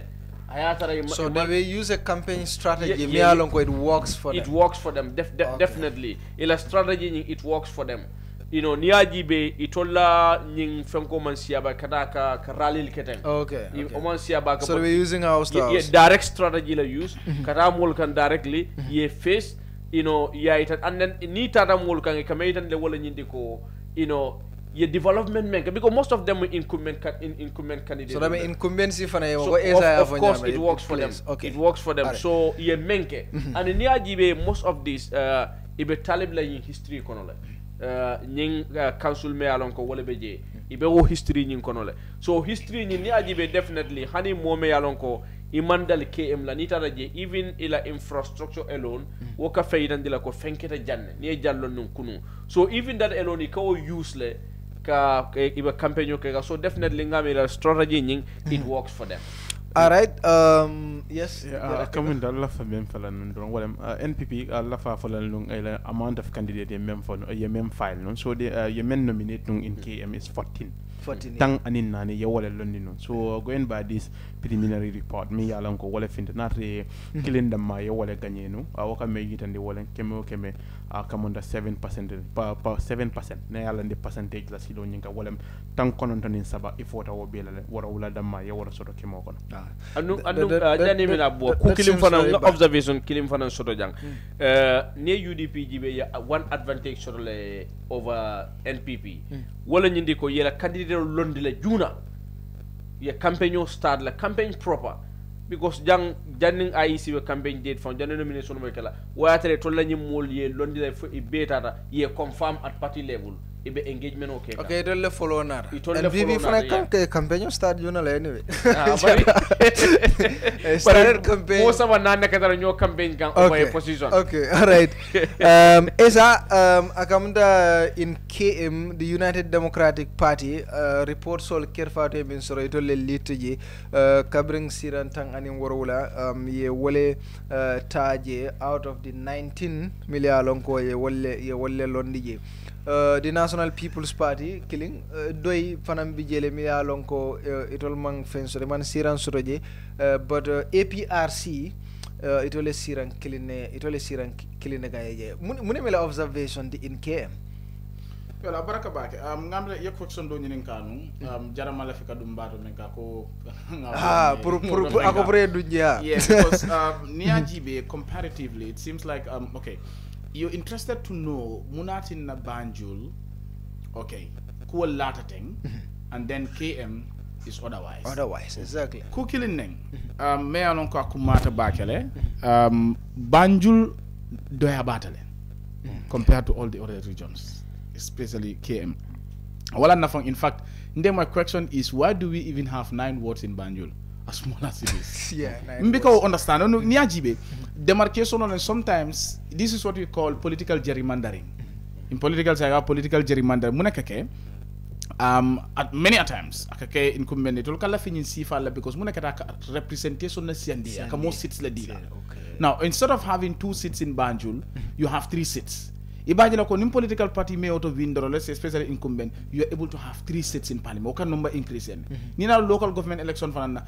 Now, for example, LRRBGB, you're talking about 12 seats. But you go to Banjul, you're talking about 9 seats. 9 seats, yeah. Do you understand? So one finity mayor at some point is unfair to other people because it means that the people of Banjul are more represented than other areas. Mayor near population of GB, even though voter population might be different, I mean sometimes it's a but then near the population of GB, a area less yati tulti. Do you understand? Now, that is one thing. But then the other point also is that Banjul Ketaten K Manke Onyama is that for the fact that in Banjul, UDP incumbents will sotaje wole yelemata. Man for understand. Jamabe to yelemata, itata NPP. Ilote and re-elect. So it was easy for them to be re-elected because I come the incumbents all the ineffective. Do you understand? Now, KM was different. Or is different in the sense that we incumbents on menanko UDP soto will mang defect pour kata NPP can. I will say Jama because malum fo bebang, but I know that most of them man defect pour ka join. Naji be defection melka ke jang fang council melketa. GDC I think is one party me anko they've been seriously affected by that. But niaji be will Jamal soto mun dollar santoto. Like you know URR and maybe CRR or CFAL thing you problem also soto letter. And maybe NBR I think. But nina jibe KM mo soto back. UDP did not suffer from that. Yawa soto in KM and West Coast maybe la fenko la parliament. For example, Abdullah Sise, I think Sekou Marong, Sekou Bajaju, Fatmata Jawara, you see the Sotola, Baba Galejalo, of course, West Coast as well, Sukuta, Sanimental constituency. But then Banjul, a local government election, council, imo soto, imo problem soto. Then it was easy for Puriela Fenko maintain no, dominance maintain no within KM because the incumbents on Melanonko they contributed. Although sorry, they were elected in 2018. We incumbent Kinol Jamal Bije or Lelondi. Well, I meant for one name problem because UDP it seems like a policy stance letter co. Most of the times it only incumbents only become maintained unless they want to people want to change them. Because remember your experience in Sukuta, Sanamentary, that's Sukuta one I think, right? The candidate même winter in 2018 Lamin Sanyang ya faline because at some point I come down model malafala ku jamal la contributor because nga mo le fana do ka ko ha Sukuta di yani fenka ya because do ka fata become also they change too exactly so what changes fana because we made anyone we told fana sometimes they are conscious of more la lafiro because nga I think they have learned from I remember we had a program with Alaji S Dabo here kabingo resa nkai jara west for example parliamentary election ale molundi me anonka kamta modul mal lafala akonya control we have learned from our mistakes and we're going to be very cautious with that this time around so akamta they have learned from that in the candidate selection and all that but in that NPP always cautious and it's normal for incumbent your problem sort of because munekate mo be katara place oni nyine kanne wala ni yajibe hani West Coast fam UDP Kabia selection of 18 to 19 people applied, right? Yeah. But you're more in Senegal, Hani Hawk Imamoy. But NPP that 9 people I think applied also, or for 12 Lembang. You know, all of a sudden, the almost I rift someone and party from somebody is going as an independent candidate. So war is a problem. But then the other thing is that me along ko KM Nimbanjul fatata because come back for incumbent Jama winter but then niada jibe incumbent do lose tale especially the APRC ones.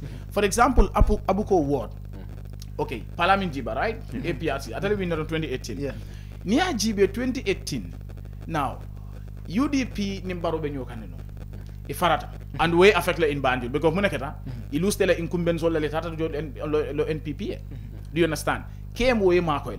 But in APRC, and no for Molian, Koko APRC 2018, Ibemo killing it. But this time around, if fatatally, yeah. Do you understand? And the way affect in many places, Nina Rajibe killing, I affect Abukole.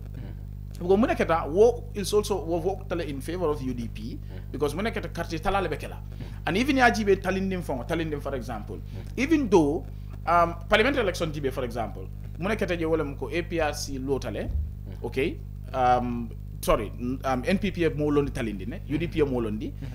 There was somebody there I can confidently say that everybody in Talinding, Momo BJB Alonoko, this one is APRC sponsored independent. Independent, yeah. Of course. It was APRC sponsored Alla area, yes. And then brought a lot of problem there. Yeah, and then Muneketa, APRC la candidate, maybe according to provisional results, maybe Banjul, Talinding North, Mansali.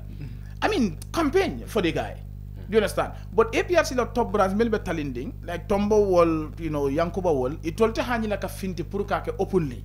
And I remember, in fact, Yankuba spoke in one of Fatmata's meetings.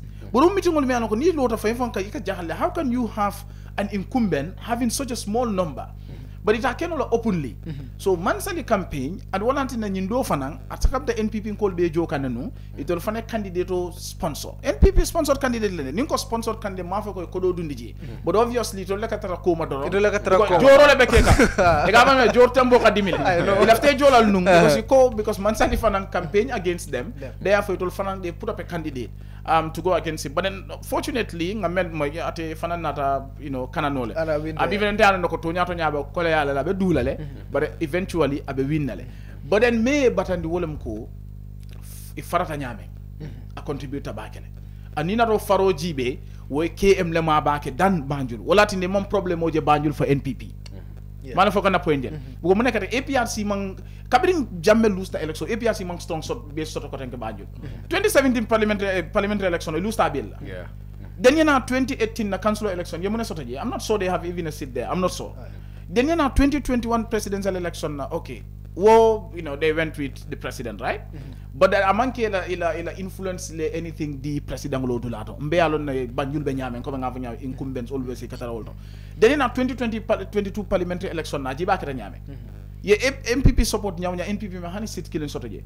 But local government election is different because all man fen sotoje UDP ning e barola tala wala ila faro nyokang wala NPP mako because muneketa wo incumbents letare join to the ranks of NPP.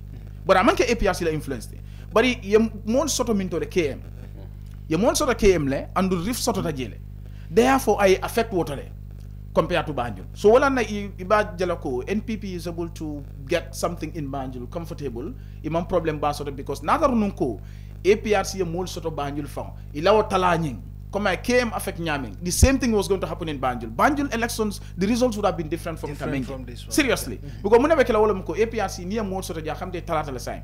Babili la mol and then if I'm konya di Babili. Babili la mol then you have Tombon la mol. So ebi na ajela ko muna bekela wala mko ibeta wobe UDP fana mako elale and other candidates because votes and I think that played in Abuko. Yeah, of course Abuko and even Fajikunda. Fajikunda ni Abuko applied jele kendeke because I mean Parliament was incumbent but kota ma okela incumbent di APRC mo kilina tunu but say akam de talata le so votes all feng even to la Talindin South that contribute even though ngam results menje I mean the other guy men lota no alliance le among fenka bag because parliamentary election of fonke wala nyama near NPP aning that APRC sponsored candidate near la carte kafu nyoma the UDP candidate e butele. And what we are seeing, a result of Melja Talindin South for this time around. In fact, ni beke ko nyul be kafu nyoma fanga. Akamta UDP candidate nying karamoye buti habelto. Ngame moy wolem ko in fact all the polling stations are Belewin, Buffer Zone are Belewin, Arabic school, you come to Medina, you go to the Bantaba, Jilifiti Kunda. Akamta majority win literally all the polling stations. No. I think for Karamo, I was telling this to someone.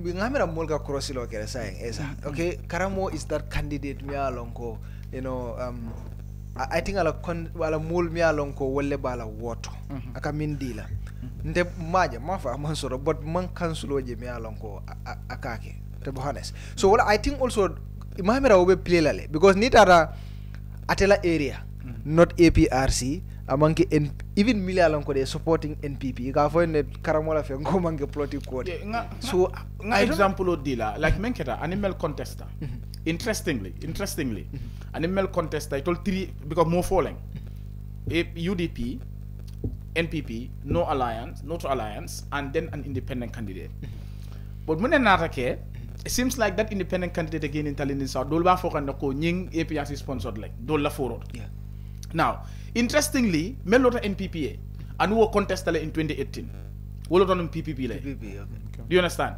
melota no alliance and who contested in 2018 wolota no APRC so it all dammal it all more sabol dammal it all they've been it all yakele no and they able with landslide it seems that 2018 fana so come ega memfo at some point molia appreciate le because kujamal keta it's not only about okay.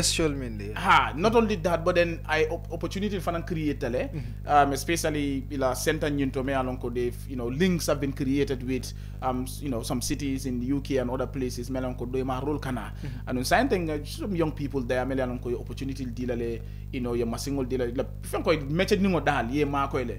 Just sort of skill exactly, skill training, yo from Fenkale. And the Munana coming out for local government election, yajele, local government authorities are closer to the people. Yeah. Menke, it will come menke, good, it can menje. Me anko ekasutiela. Karamo, there is an ambulance in Talinde. Ambulance of Damma. We carry in the sense that Ning sang sort of that, for example. Atelaka ambulance who use a Freudian transport to the honey suita bar. Many and Tama Frankadama witness, but Molia Foloko, it attested that honey suita bar Nina Yala Bunda Kong. Aka will without even complain Hana Nyaku Ebekajato. Aka will like Freudian Sama Loptano to Walla Mosa Satafang, I mark a Samba. Nko Jele, Nim Hani Fro, not a bad in the Kilataka, Funko Bake, I think be Topata, Cold Bakele.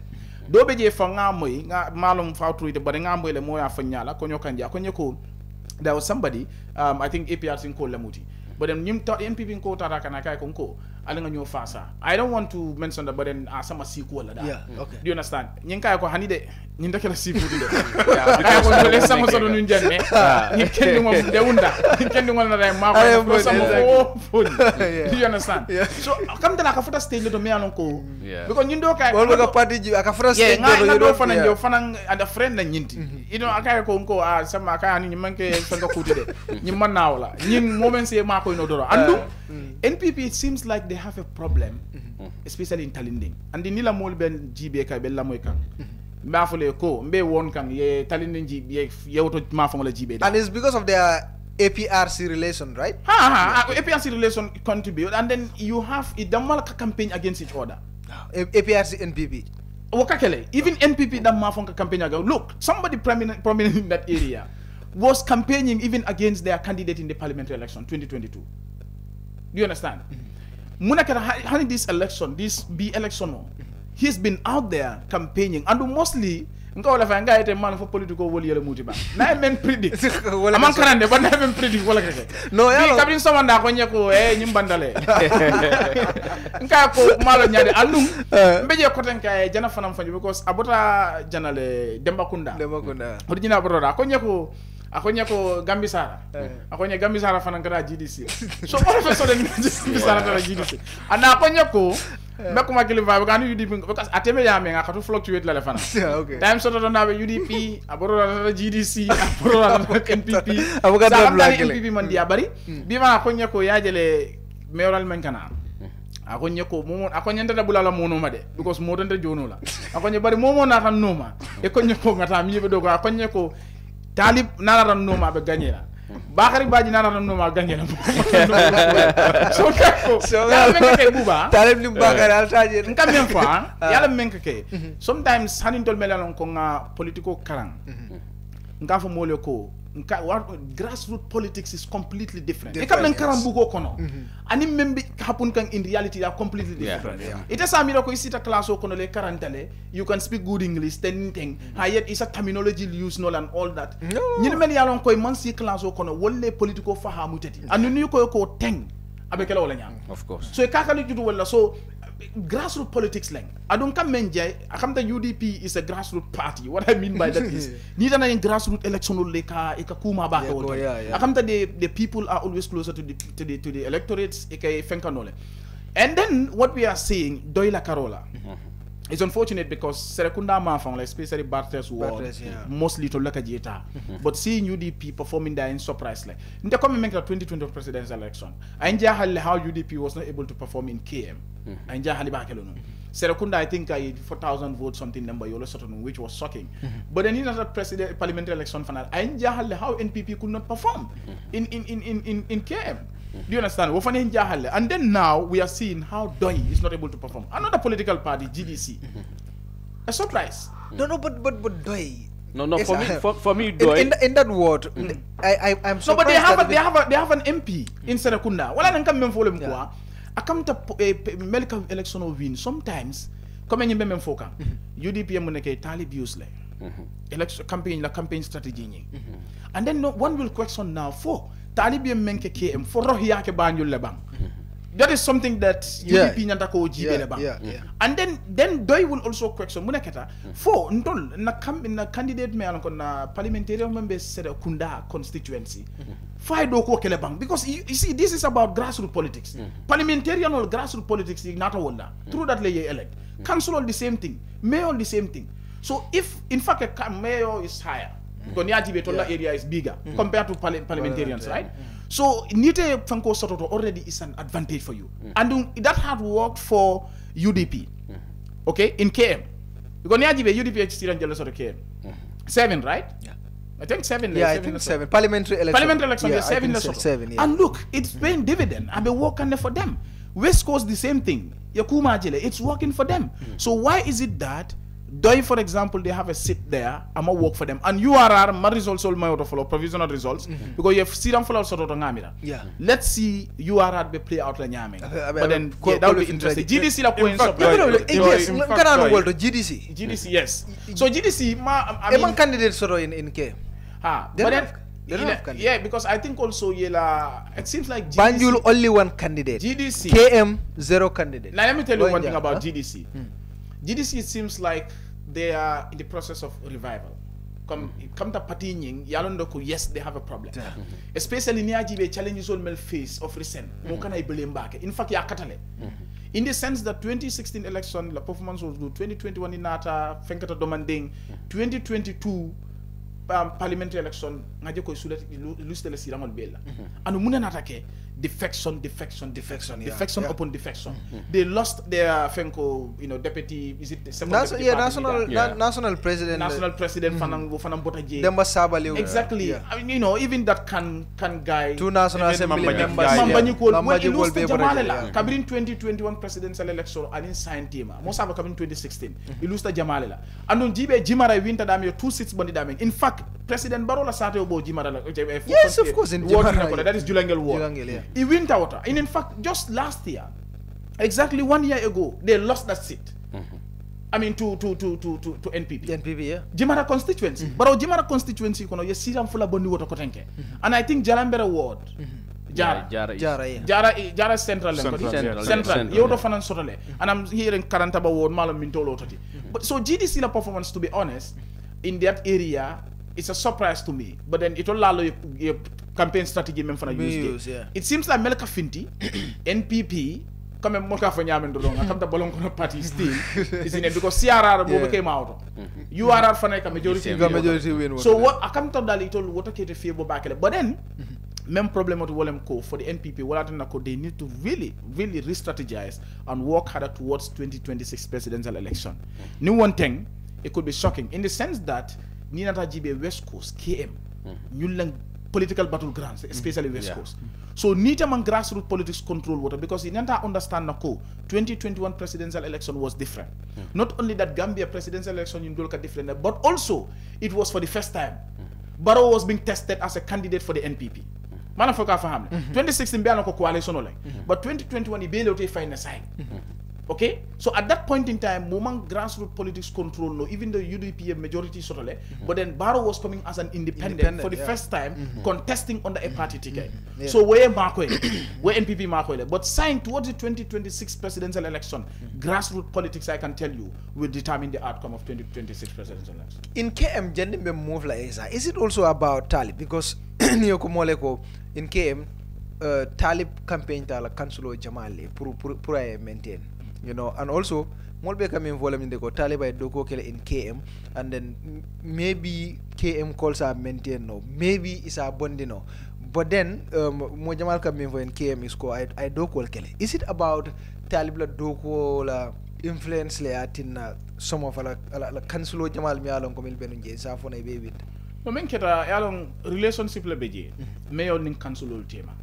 Because ibe doko wala nyokande and wala tinna Jamaica lafi hani bi ya jele hani hana torun ko rese rohi winda aba batandi la because muneketa nin council lebe do ko majority of them are from a different political even though mayna kaken do lako it's a sad reality kabrin president fon ka ko nte do ko kino la nimang mayor sort of from my party that's it, that is self problematic because there shouldn't be competition between local government and central government. There should be that cooperation because development should be delivered by the local government authority. It will sutiata molla central government katula folale ko itolla do ko nyanta kele menti even in in unitary system of government where you should have of course decentralization powers should devolve menyanda kele wonun ko central government ala focus security kan economy okay foreign policy ñina ñanta kele to la do ko dan defense al focus ñun kan then ni nata development provision na karambullo lem bang healthcare lem bang ani ñun ku dongol recreation facilities and all that wol ñanda kele local government authority bari ndo la politics started to an extent especially what we call politics of infrastructure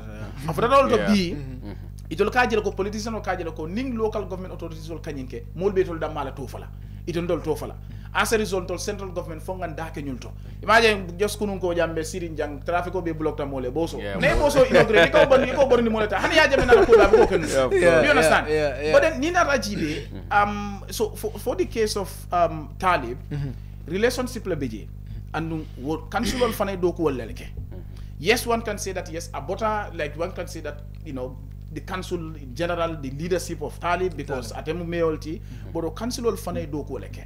However, there was compliment as well. Talib Lakaro because muneka ke ning good relationship be team. O councilor kono ni futate be diamule na mule ka fenno ko na keba mani koma telephone nyingadi. So ikala ku ken do lel fo and woldol fananka contribute le. Then the other point also is that ni be meyo yala wala be chairperson yala. Kana joko councilor because wala suti hata molla item yanti fan sabalale. And it seems like near Talib Korosi akamta atama fan saba asutiata mollale abe modo yala do ko appreciate la even though ma appreciate but modo ya appreciate la ko ay do ko kendeleke kabdana ta in office but ngamira ko fanan ala sutia molla ate fon la dum grassroots politics kono wo contribute tele bake molia appreciate nyamen anim fanan molia la councilol nyin kaje ko because ning as kono nim man katio fon di nyin councilol la ninga katio di hani Talib damala sabatandi nole because ngajela ko relationship bembe central government ning local especially ni nata KM Banjul amambet ya handomandi so wasabi so ate fan la fan sutiyandi mo la nyamen grassroots political contribute tele anim fanang aning ala relationship between with the councillors o fanang contribute tele and I want to believe that ala councilor fanana doko kana nyina otola kaje ko talbi la hani de councilor fanana doko melke o fanang contribute tele aning nyomo yo membe tema o fanang contribute so these are the four factors melan ko I think they have even PPP is a janimita West Coast PPP fanang fotaje because it will fanang mo londile in Kerr but the fotaje also pub yalo people alliance party just kunu mbenye fo kan na class international relations in international relations there is a concept called balance of power and there is also what we call bandwagoning and that is applicable even in domestic politics now 2021 presidential election balance of power like that nana analogy dile nung European ko dole neng goyo ko akamta cabinet Soviet Union in America even though these were antagonistic entities, but then they came together against a common enemy that was Hitler. These were so balance of America ko some states, especially most cases, bigger states let me sembo mo wara baake. Even though America and Soviet Union were strong, but then Hitler was so over ambitious in Europe at the time. Ya joko nyin nimmang kafunyo manta benyo katinola. Okay, a policy of appeasement used FEMA work in a kafuta nyoma against Hitler because he was the common enemy, the aggressor, the potential aggressor at the time. UDP 2021 presidential election APRC yalo nako and the NPP yalo all the political parties in this country mojama yalo nako isobitako nimbelo ramfaye UDP will most likely win the election. Therefore alunga balance waleng muna ka kafu nyomale to balance the power of the potential aggressor. Then ye wole ke ye UDP la power nyim fenka. Now 2021 president oketale. So then baraka bida boto wala drong even during that president ngadula party dol nate kafuta. Independent dol nate be fenkala. But coming to the 2022 parliamentary election, akamta kabring election obotala drong muna natake wolem bandwagon it. Bandwagon wolem ko domandi malka instead of ida male kafu nyoma kanyim warama nyin na sembo tala ikanale join warama nyin kam for their own survival ngajela keta for example Citizens Alliance ye menke jam. Okay, yeah. it had woman partnership you join tale.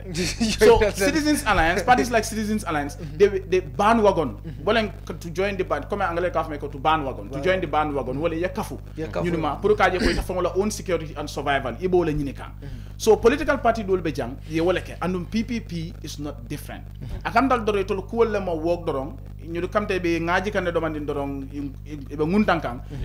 Ya je ko fonga fenka ko nu wonta work like fiti exactly fiti so it all party dol bo wala nyama wala nan ka fa party IC fo nyande la loi jibe la le buba ici Gambia la politico nyanda tamilo le nde tarra janka party nde ka fo party fon some of them are groups do you understand it tarra je bi ka election fa it tarra je ka ko you are a mbabla nyaadi le Premier League ite ko mu Premier League timoti bi ka competition I remember kabren ko yakira there is this opposition party dol le na tay kafuta nyola ye dol tay do ko dila coalition so wala take be ka do wala ko nyim party dol be je afisata do nimbeni dol ka dol fon modol ka e candidate sol non bari ajibe party jelle be banko kan meliano ko hani candidate killing they cannot put them up so wakamete no wala ko some of them it's not only about contesting elections. I think we should revisit our laws. Political parties must be active. They must be institutionalized. They must contest election because that is why they are existing. The reason why you set up political party is to win government power. If you cannot contest election, then it's a power win. And then Dolbeje found they are in blatant violation of the election law. Imar fenkol sort of regional to and a lot of other things. Congress Niko Kawakas Fisale because the Catalan party member dola in the same name of invitation. No, I think I see, yes sir. So PPP will bowl lekono. I bandwagon kanne. But unfortunately bandwagon the middle favor because yajela ko ye neglect le back and then they come to the. But then I mean there are some serious political parties. Me alon ko wala ni la performance in this election. I kuya like if you look at Doi, a very consistent party has been there since in the 80s. And of course they deserve. And I've seen some brilliant minds, you know, in the party, young ones. They could have won this election. Chance could have been given to them. GDC Fanang, particularly seriousness bejele. They maintain their stance. You know that of course a lot of distractions. Your party candidate will put up, but then other political parties that I think I see nyanda. Luadol nyanta falinale completely because most of this political party all mialong ko formed they like okay I don't want to mention names but then hani bureau I must in ba we'll share seriously you go to the provinces communication director you go to the provinces nga moy e ka wandi bungol tay jeke bureau ni IC kana ko ni ngol al wuli IC kana no, these are things we are this is bad for our democracy. No, it's very bad. Serious opposition parties. Now just look at how many parties jelle bijang. They don't even contest. Don't book a contest completely. Imang hani affair fansoro. So I think they should look at this. So straight bita dameng wolem West Coast nga West Coast fanan jibe. West Coast na reportal benunjele bi somanda kara fo tribulo kanka jibe kolu tata je nyaadile ko nga fo nyamen don albe Kerr Fatou le jibe kan nyemu of course a panel ultimi alonko be discuss kam na wolem local government election o carte fayo le be keri Gambia banko kan jambi aketa le fa pare andum carte fayo sa sorontele kontero wole be keri IC yo kontero start le already nga set follow nying dialale andu nie dol nati ne la kirita la mbabe nati lale janne nga Banjul male nga KM mbita of course am West Coast nga jibe kolmi alon ko wolle kede de na reporter mimbenu nje wolem Lamin Fatiti barakam telecom defole report on nyim file mitale nga jibe Yankuba Dabo the United Democratic Party Ahmed Jite mi alon ko atelota independent but aning CDC mi alon ko atelota mile wolem the National People's Party yela cartel fay muntole bare kabri yela cartel fay ye munefo na reporter min keta Lamin Fatite mitale nga reporto jube ngamurona. A total of 366 candidates nominated nationwide are vying for office as the country goes to the polls in local government elections today. 310 of the candidates running in these elections are male, while 56 are females. Here is a breakdown of the numbers by region. Banjul has 18 males and 4 females. Kanifing has 58 males and 12 females. Mansakonko has 24 males and 4 females. Janjanbureh has 77 males and 7 females. Kerewan has 37 males and 7 females. In the Basse administrative area, they registered 33 males and 2 females. Brikama, as the biggest region, has 73 males and 12 females. We visited several places where candidates cast their votes. We met Ahmed Jite, an independent candidate for Brikama Area Council chairmanship in Kitty, where he cast his vote. Nga espeko molte fintila bake karte fay. Kunu mo jamal lende kumandi ili amira fam fo bilo mundo la karte fayoti. Mo jama ba nkoy hani binde ba ninga foyro ka fo nyela ko ton dolte karte fay. So nying coming follow ka ke sunkaro kono is a big problem. Yo neo botaje I mean for UDP, for NPP, for any other party, Jamaba, Molbuka son carte file because ye mom in dealer, ye malla file. Ni oketa, molte fundle carte file, and instances solar second will be sotola. The United Democratic Party's Brikama Area Council chairmanship candidate, Yankuba Dabo, also voted in his native village of Kafuta. UDP landslide expect. Wolemu ngamera 102 candidate nga wolle londi. At the moment, Ngamra is about 100 candidate membeloring Minnesota Bairi Dol withdraw tally. So Ngamra Fulale withdraw. So Majigrim Mina William Yenduko, out of that 99 candidate, we should get at least 70-75.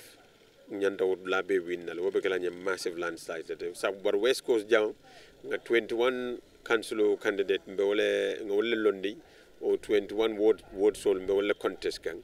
Na hamu mumendo wala out of that 21 ka at least 18-17 ngosot so wala munna fenkod wala munna hamen koti and be jikirim wala kombe wosodala. From Kafuta, we visited Brufut, where the National People's Party candidate for Brikama Area Council chairmanship, CDCC, cast his vote.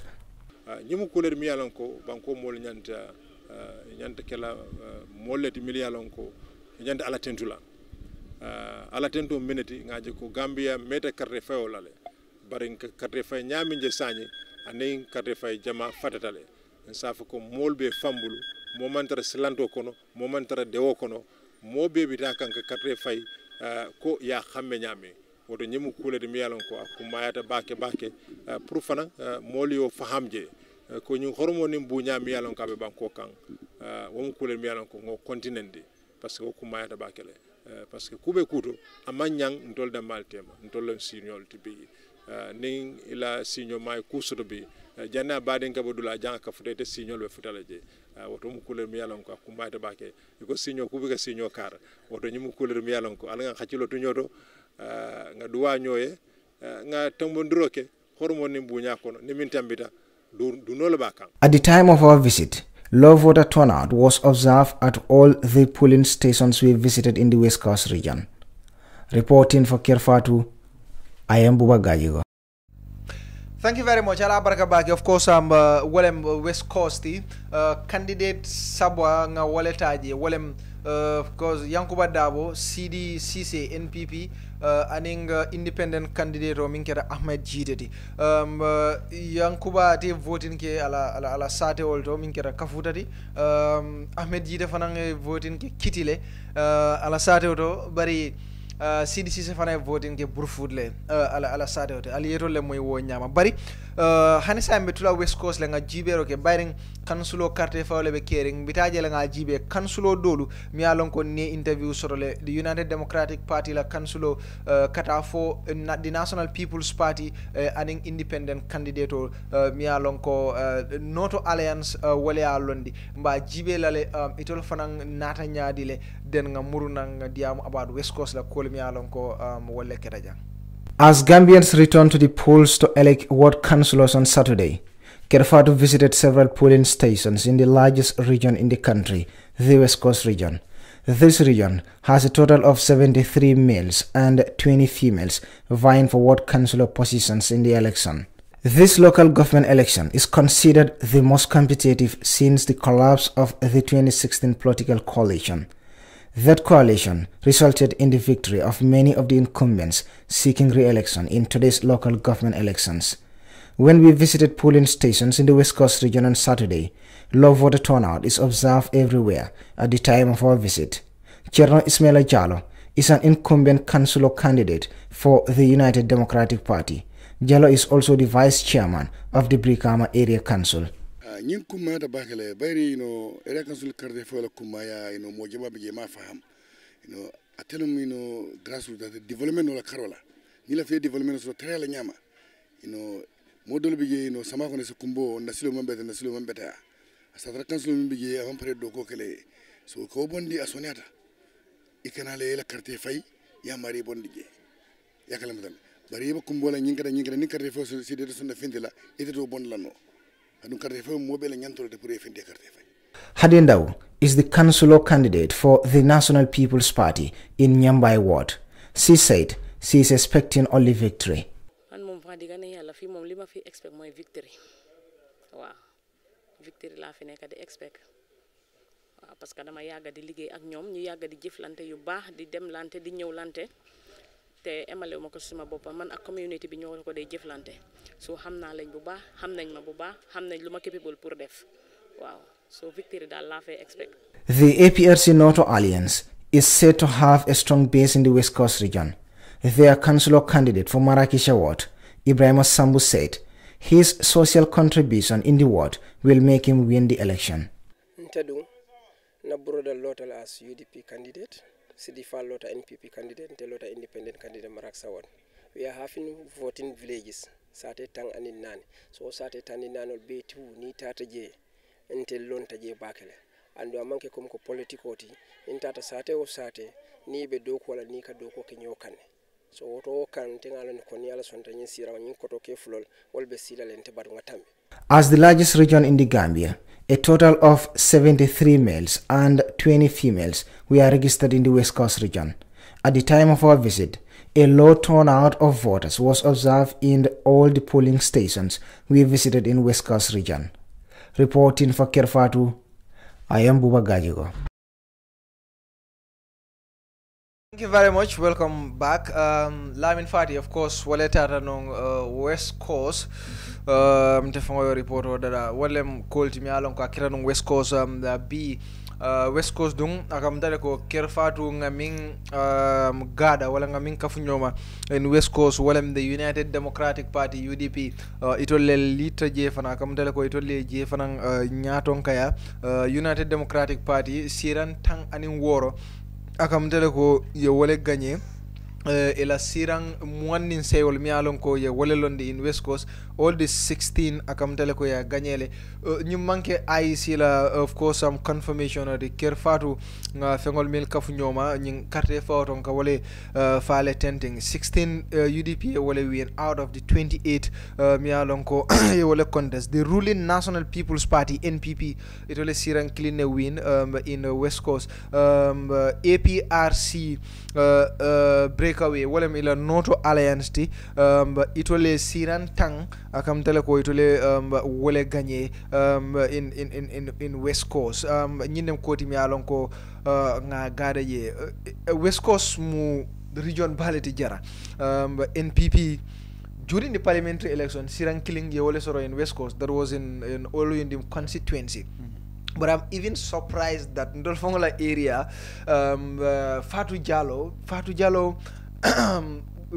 le councilor at the time, is dulale mialonko jama ibuka opposition support in a ruling party like that. So that's why I was not even surprised kabring Ablai Winter and all in them constituency because Niajibe was Sinju Sabolbe, Sinju Alaji, Sinju Sori, Sinju Balia, Kunkujang and the likes will be kake more let me alonko it only Mansalekara. But this time, Ngajele ko the ruling party, Iboyta Jele, but NPP from one city well is sort of in the entire West Coast.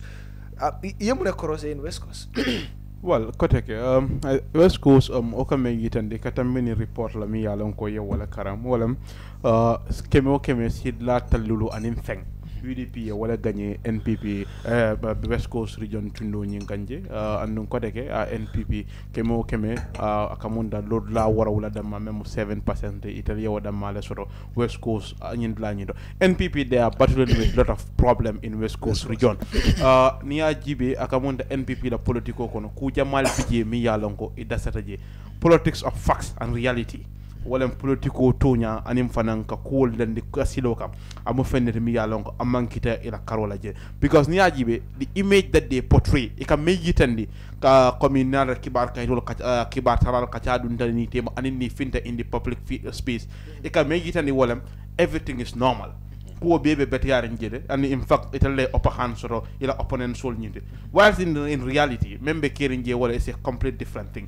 let's say busumbala constituency nje mo dinkralde mi yalon ko I think mistake ko dol ke karo dol ila mol me yalon ko wolle bije mene campagne ke president Carrefour men joko seku ba jaaju atale monum kaka député woti num busumbala constituency wote menina so wobe no ngele to momen na aboita wo kera moti mi yalon ko mansakunda wala president baro yeddo ko di yala praita banko e bandala so akamunta wo minus la NPP ñun modol bije mi yalon e ñaka tara lori mole kan on the ground mi yalon ka beta sawarindi la wala beta sobe yandi la pour yeke moti mi yalon ko hani bi ni wo pati ñing alla mol ñing alle tara kukilen dimo o mari mufta e kaje ko there is no need pour nga tara je ko teke so ñimu kula mi yalon ko akara men ye campaign ke bake NPP bi West Coast region tundo ñinga jamal bije sayenten e mantara around wo tundo ñinga ni fabu sane ñol jibe sayente wal mantara jang yesi ko ba jaajo jibe amu molti mi yalon ko amantara jang ani mo ko tengol me yalon ko wol muy la molleti wo tundo ñinga wol mo molti mi yalon ko e mantara je pour ka campaign ke o mu kilinati folo ila ñing primary min sama Guinea Bissau I forgot the name is in Guinea Bissau yeah for the exactly so exactly wol be mantara on the ground so ni o jibe one aspect la ila ñing congress mi yalon ko ye wala NPP ye they were dragging foot be singo kuruntu kan ka ila congress ñing kana foye la mo carte foyo sutiara inata na load data maybe ni yake nun juna askino fak e benum problem men avoid kan e sa solve nole jannin carte fo basila bari la ñing ño sabo anin ku ko sonko ñing akatata le fadun te fo carte fayo kono because jite na la mol they were not quiet since ko ñing keda fo lungo men fo bi lungo e mo molti mi yalan ko they are campaigning vigorously e be campaign ki kam bakele andu be e kam même fo ila forol ku molto anin tamande o ya yitande ko NPP fam e mo molti mi yalan ko e talata jet so en yaji we 2021 presidential election jite mo molti mi yalan ko ay campaign ke bake West Coast region pour yeke moti mi yalan ko anyway fara koteke plus ila ñi mo kotegol mi yalan ko mol ñaabe lori wala kan tundo ñi ndol man traje koteke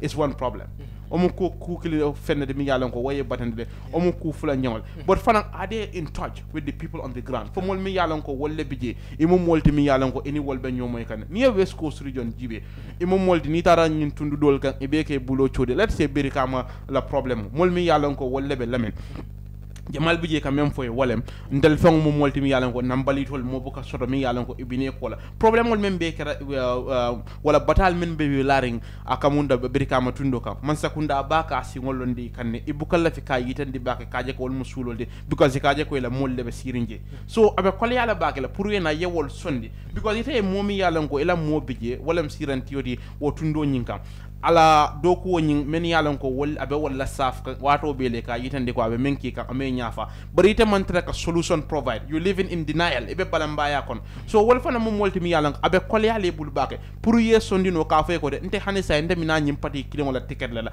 anu ninnata ji nyin mbe wala kelale bari membe je be yar stick la tala wala ka suma membe je fo wo keno le bang so di mo wakino abe kol yale bul bakela pour ye lela pour ko maka mo nyin kadila so akamunta wo mu kulete mi yalan ko aye batandi bake tundo nyin kane andu nyin isul mi yalan ko o coming imang karangol soro wo fanna wala imang solution provide to that effect wala ila nyin ñoo sabol mi yalan ko wala ka so it is normal for ruling party to have problems pour ka mo select because mo jamal bi je ka menje wala abe soni yalam bul bake nin ka fla ruling party man sakunda member siri wala la party nin ka fude ma mol nyaabe tilina na nga pour nga gagner abe soni yala bakel so mo jamal bi je e kanana je ba sutu weso no yi ka handul nyame wala ka mara nyame amu fennet mi yalan ka abuka betia at all ni wo sutu weso sifal na because ibuka one language fo dol ba fola ten ama me bake ni wati ngol kono NPP la national campaign manager memo lamen chamte a standard newspaper ako e fam jite molmi ya lon ko wolle ba noma nga katale fo ngaji jamal men ba noma ngol bonda noma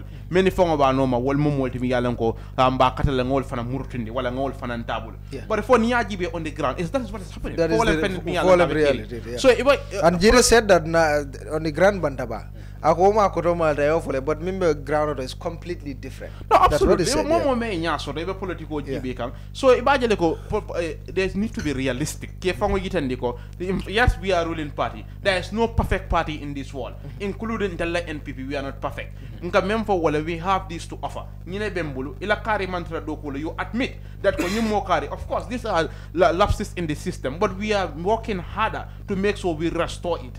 Wala nkuol membe caring imam betia but intel mum molti mi yalan sontielale bari mfana mba kata kana pour ko wal jara bar ni tendenda ka balu dina yal kono wala ka tara balanka o mu fende mi yalan ka abe batandale inin APRC be alliance la wala be la kuol be nyokono bake wo mo saji ki fang koy mum molti mi yalan ko wo tundo nyinga itel be fola dawda APRC nyanta ka gagné word la nyinga pour kaji APRC only one seat yo soro kote ke waya yitan le ko Noto Alliance are powerful than APRC because ya yitan le in the parliamentary election dame yalan ko Noto Alliance mo lulu wala be bol député bu ngol APRC mo fulale be bol parliamentary election nara inara West Coast region do me yalan ko wolem dinkra bati bol be ka xame ka jame mara ye da waro yitan di kote ke APRC la so ka me yitan di wolem Noto Alliance itelle sembo soro APRC and APRC la taro NPP bala akamunde be sujiri bala more 12 ye wale lo DJ APRC 12 very good yeah 12 out of 28 what me yalan ko wala it mean way ka me yitani wala NPP mo tanni woro ya wallonde APRC mo tanni fulalonde so mo sa jigido ko NPP be fola dawda nyin karado le APRC de bije bara kamunte wodulal bedo carte faylal nyin e mo molti bi yalan ko e man carte o fayi wodin kral nyimbe so etel fonga yanda kalon ko ye problem or sort of West Coast region o nyinto me yalan ko nyanda ka jibe kukele anu nin trend continue in fact even in the chairmanship election askeno isi bata dal do soro me yalan ko askeno e tañato sen ko modlo so la problem o nyiba handle ka nyame to mo men nyen jite ko wonata anin ku kotengol mi yalan ko wolle be grand kaje ko West Coast region be komale ni na development la karola bi kama market mi yalan ko wolen a hope of the comboti jemu dinka wala center jemu dinkralti mi yalan ko amantara nyama andum ita lakata ko karonyina pour ka fu mo le be solution provide la imantara kake comme nyanda ka fo nyamen kalandi mol nyakoro nyame ñun be mu fennet mi yalan ko ay batandile kaje ko ye mensoro atanyin carte fole ima soro ni yajibe 2018 election ngamen foy UDP 62 le soro banko be GDC wala bulletin no 24 seats in the entire country so e bajale ko kodeke akamonda hani Noto Alliance wala bulobe GDC ka natra nun ko e mo pati lori ngoti saynden akamonda italle molti mi yalan ko isi sembo soro bake GDC murta koma italy yala kodeke pour yesino ye fango bambane pour ko oppositional je ka dinkara balta men joko KM anim fanan birikama katamini report so la mi yalon ko findita ay fenjama la yitande ruling party la karola fe mum molti mi yalon ko yesa siddo ko menne e ba ke kanne ba fo man traka ka nyama of course politics momenti wala mo morandi mellati kan e mum molti mi yalon ko e bela fila ka ay comfortable ikan an nabe kan walem ka kunni ka yitanda la ko jammu yalati ani wasifal bar pour ka to nyaafu mo fane mi yalon ko be ka o banye ka tanadi politiko kon because o e ke fande da e ke fangola yitande mo la ko ite me yeta sindi wolem do ko so ni mol me yalan ko wolle mol ka men mira wolem ni men ni mansa kunda babe laare nyoka e ko be semberi la wole fom mot mi yalan ka nyenta ka tine so toy bul bake dan men yalan ko wolle mantara karakilo barbiri kamala ke so mantraje sirifo sonko is with the ruling party bari ala jurwa ko wol men be beri kama namo jural men be jama bi je nyaaku yale ala do ko nyina mi yalan ka bol anu mansa kunda ba mi wala ruling party memo NPP ila mol hardly will they admit pour ye song ka foko to nya de ñun mu nasi dal na karola abije barentel mum molti mi yalan ko mbakata wato be da wala political rhetorics aning gimmicks mi yalan ko ka wol defo la kuma kangol kono o ka sabo fan ko dol bije ka wol dan play mi yalan ko e ka tara santo je ka ko wol ñiñande atra non ko e mandene this another reality ko mi yalan ko aya fango yitande ko be man tara nyama tundo ñinto ando ñanda ka katale pour ye that cast play well ka je ko nyindi birika matundo nyinga yeke moti mi yalan ko ye ganyeje bay je kuma ya bata Gambia la politiko nyin konon ando mo ni ay West Coast jibe même foni tundo kandi amo manya ka surprise natana nungo ye NPP je mang fensodo wo ma foni wala mang ganye ba sodo foni tundo nya. These are people mi yalan ko they have been crying for too long kabirim president barola man sekunda na e ka même fo wala man sekunda nya ka simnale ye nya lan kanne e man tela ka kata kuwolge problem wol kata jele ye fansi en kan man sekunda ke tumila ko la mol fongo bukataje to reach out to them ke nyininka al halo be je nyaadi le kuwol be bulu je nyaade le pour yena ye mako e be nyi ngata ngomen kono ye fam bonije so ni de candidate londi woro obviously you don't expect a positive result because ni aji be fo ni be do onoto alliance la député walla bije e ka wolle moy wolle ka diamu ila kuwala wolle ka diamu ke kango yitande nyin nit ñi wolle be kere namul be ñim bata dal le kono man sakunda babe siring ibuka wol jebe action takam obviously ni mo londi je obe mun kumale fole wolle membe wol sondi no la ko nyanda ka carte o fayel aba kole yala bakel so akamunda itel fam I think they are boyo wo ma fango etel fangale muy fangala problème odi anu de sur strategize ya kuwol muru ninyo ka ya kuwol da ka fundi nyoba ya ke moti mi yalan ko e do la bambandi ngota pour carré final la membina e si la do la falino again GDC itol fana they have 7 candidates but akamta etol man sirang gagné in West Coast again no emang sit soro in West Coast ema soro in KM ema soro in Banjul 7 candidates itole wala soro GFA Gambia for all itol fana candidate kilin londi jele yeah this time Pap Sabata but PDYS there are 5 mi wala londi in West Coast itol fana hani la candidate killing mon win ne political trend jibe West Coast yedulal mem fojan KM Banjul aning West Coast dinkra jamal NPP GDC man sembo soto bake ñin dinkral to Banjul na dala sate wol to kata kombo kono kabirim party ñim fokola lo wato je ibalo na ko la sembo da sata ba because ni yajibe la gagnel mi yalon ko ka wol da soto ma fako ñina aman siya ba GDC la base nu kabirita lota politiko la karol ay ñaat tinta damen wolen not bank ma fokola not bank ni yajibe tri constituential beje mi yalon ko sembo soto bake woro wala opa ñomi lo ñomi jokadu wol mu dinkral mi yalon ko la dalde wol eta jimara je fana mu dulalde mi yalan ko e bambantali je baka jara central je mu dulalde mi yalan ko je mu la strong base latino wota o tembenina kayta maybe CRR fananto duladul bi je mi yalan ko comme kuntawru ñol benu ñami je mu dulalde mi yalan ko e bambanta wol ila support base gana consolidate sabatita wolto bake dan yana ñing ba combo sate wol jibe anim fana Banjul kata so ate motorena natara nun ko de fail to secure any seat e boyta pour ka sira ngosoto wotundo ka okay fadara ita bora West Coast le mune mela crossiro bara kiana bara basiri da bara kiana bara kiana ga fale sabatri be yelo no bar mo wala sabatri la ibe sabatri la bara nga kadro mo kiana yalo nganyum forizine kawa fadara yalo ngam bo awata West Coast ya understand as I go nga kajare okay all right okay so agara karne fala kiana bari West Coast be yele so UK le okay all right mune mela observation odi in West Coast because atol mo moleti mi alon ko ila media also fo be in West Coast la do alka ku jamal cross jere mi alon ko alka fintindi mole alka fintindi ka fu ko nyin kolle be keri nataji ko carte fa keta opposition wolle je dominate the National People's Party you know inata sirangol min soro akam tele ko in West Coast amansia ye defeat men shoto non in during the parliamentary election akam tele ko ye defeat kilimo soro during this council election mune metal observation at well ne West Coast jibe West Coast la problème NPP la fanala Seattle problem follow men de wala ñinde ko wo stata li leadership la leadership jumala wala banko la president o men la president Barrow ni West Coast jibe West Coast la capital on Banjul e mo Brikama la bor Brikama wati jellen signa jellem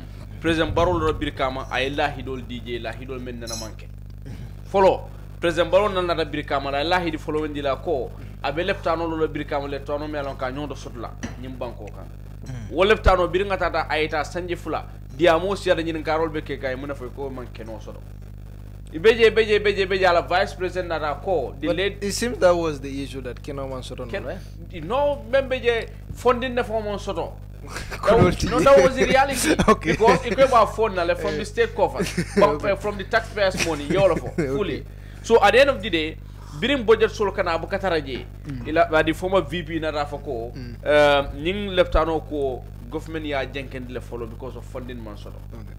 So one big problem me alon ko currently birikama leftano jama kam ko debt trap la because whatever muso men ka faje tingora siata ndolka tula talaje in fact leftano do fang wato do beje fango do beje men ya lon ko wol mo kurin din nete mo la ka kodol kina mo le kol se kana leftano supply la me ya lon ko government nyante supply la wala so birkam ko le leftano do mantra ni dia sodo kanje leftano nyanda kala nyama ka nyama in fact sometimes ekara leftano nyinto no sol men katara ye famo balaka fay because katara situation no men kono fembu katara je men nyande support la could you imagine just Geo nyanda Geo men lola moy no so ba fulen ne ko feyta sanam bantala wara ba fulen ko kana nyina wifi nyina good hadi mi na wala okay all right so then what problem baldi me alon ko so you think this promises lati na mol kamfata man carte fay NPP ay intene mo jamal kakata brikama and then in fact nyim politique wato kono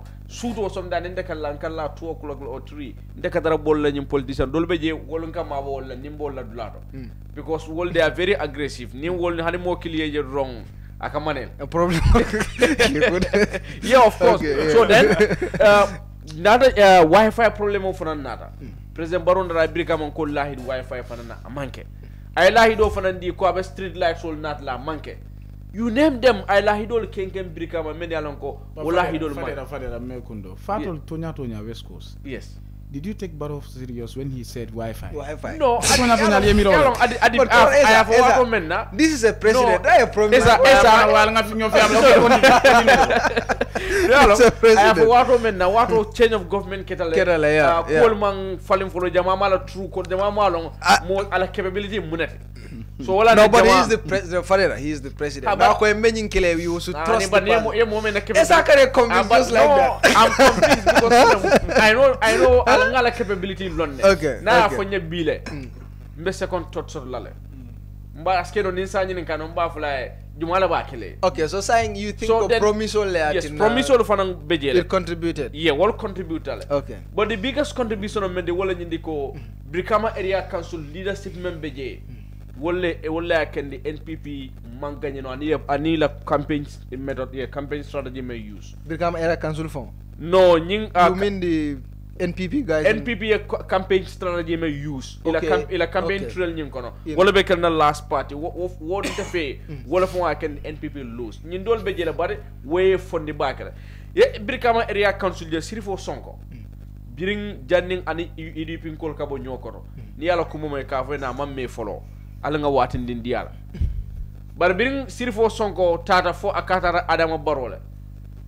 wato kono kansulo men yalon ko wolle fonka ideal nin kodol di sirifola wala fanan be jam fata sirifola ane maybe modo man sirifolo ban tol men yalon ko be West Coast tol ngalon ne sirifo at some point wato men kolbe start ga molle mu sirifola masundu men ka samba bara ni wol be kuntu dala nda bu kay la mo wala anymore sirifo ma wo amman wo londo soto be pare fadan amman kamodi mi yalon ko akela moy molula nyante la moy le men na pour kata so sirifo sonko bira kanana folo ay même fo Brikama musoda odi lo mol bulu han saying ako nana da Brikama musute na mo jola marché woro odi yalla mun na raka marché woro sirifo wala first 3 weeks kono ye council market committee ya dissolve le manam fo wolon United Democratic Party ni aje modol be je la ni la selection oji be dara some councilors men yalon ko ndemo to fala dole ma murna they were part of that committee ye men dissolve yo committee ni market committee ya dissolve tam ne kan wala mi ka ticket ol duplicate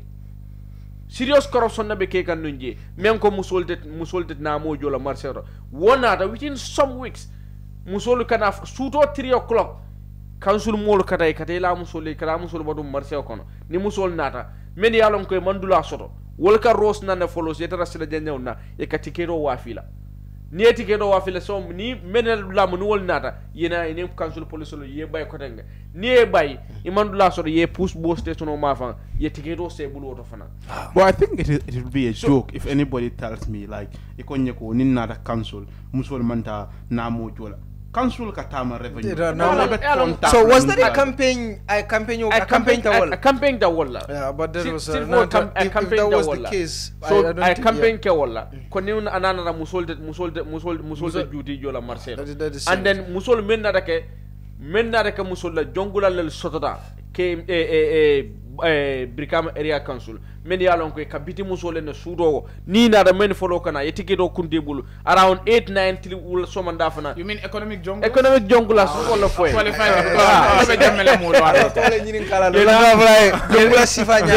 kotenke yo fana yo ya kunde bulu fana and then sir fola tenyo jibe me yalon ko NPP a bolato Brikama area council ala tenyo kono scandalo le siya bata jele ko dole be je wala man findi bantala wala dole taskena wala ta findi la bantala bar ku jamal le ket area council me alon ko council o dole be je ndi o fo hani la o mbali trokol you know what happened siri fo fontara kata o mbali trokol kata wol ko no ma instead of an engineer leta chairman fontara so birani wol tata I'm telling you this for good siri fo well in company member no kono wol they are very wise ye technical language le use contract wala ye lafta men sane ni ñul tema sirfo birana rajan kanyin ka contract ko janna ka findi ni birin ko dewta nte wada lume ya samanante nte mom fon birin nga jibe kabinen sando foduma nka karan nolde bar mom fem ngam fam ja dawo do so you think so, ala promisol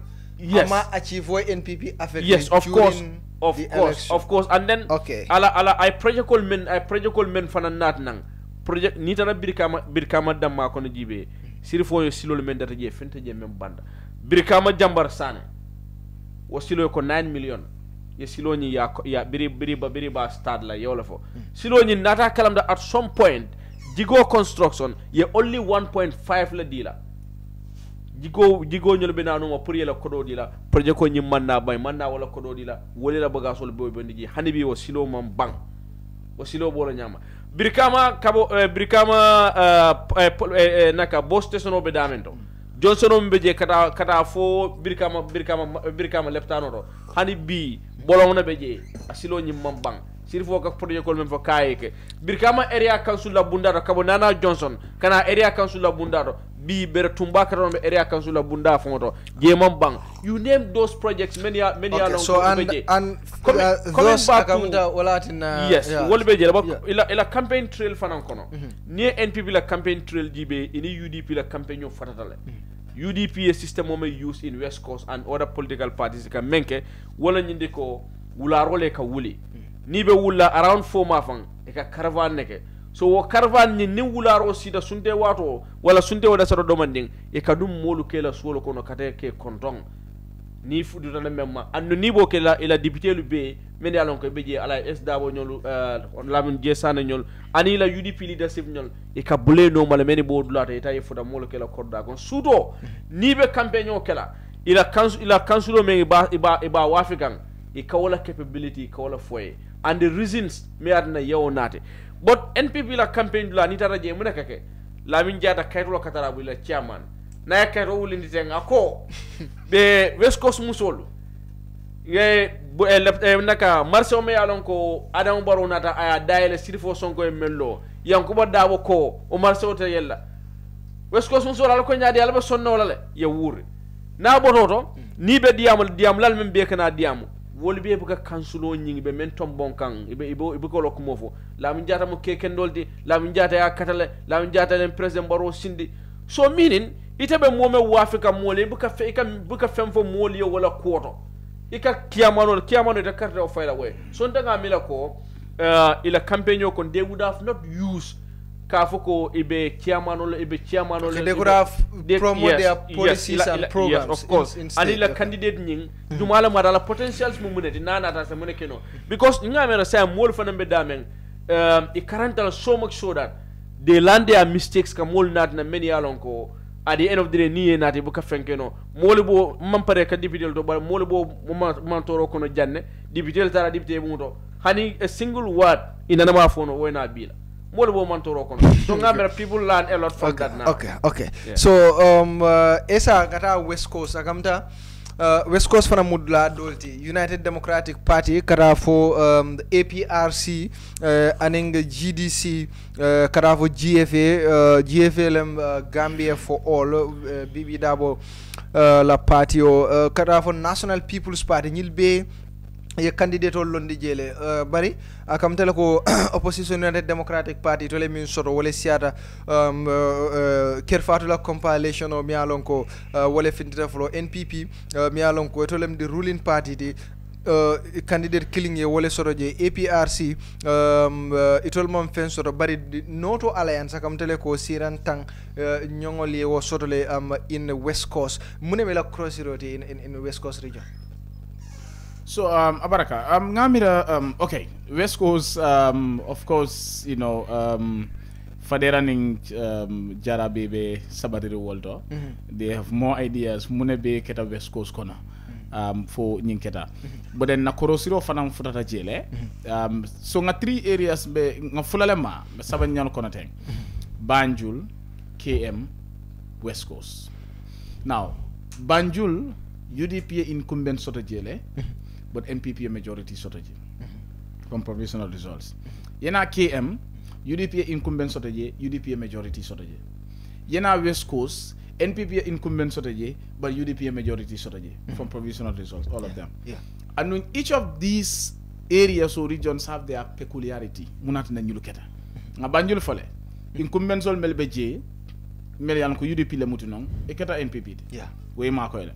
KM nga fole the reason why that happened wala ko one UDP incumbents all multi man defect as the ones in Banjul MLK but then also campaign strategy work for them.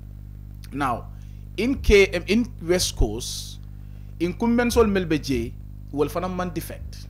I can confirm no la form more killing from effect but then I can say that honey more defect among sia UDP incumbents all mel sotaje will be they did not defect to the NPP. City for the mufta.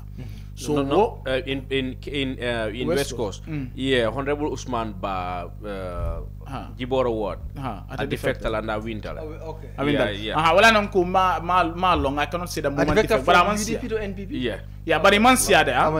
More bojam fananta tale but we lose on by election. Okay, so mojama manta akamta majority of the incumbents mele yalon ko UDP sort on 2018 will move.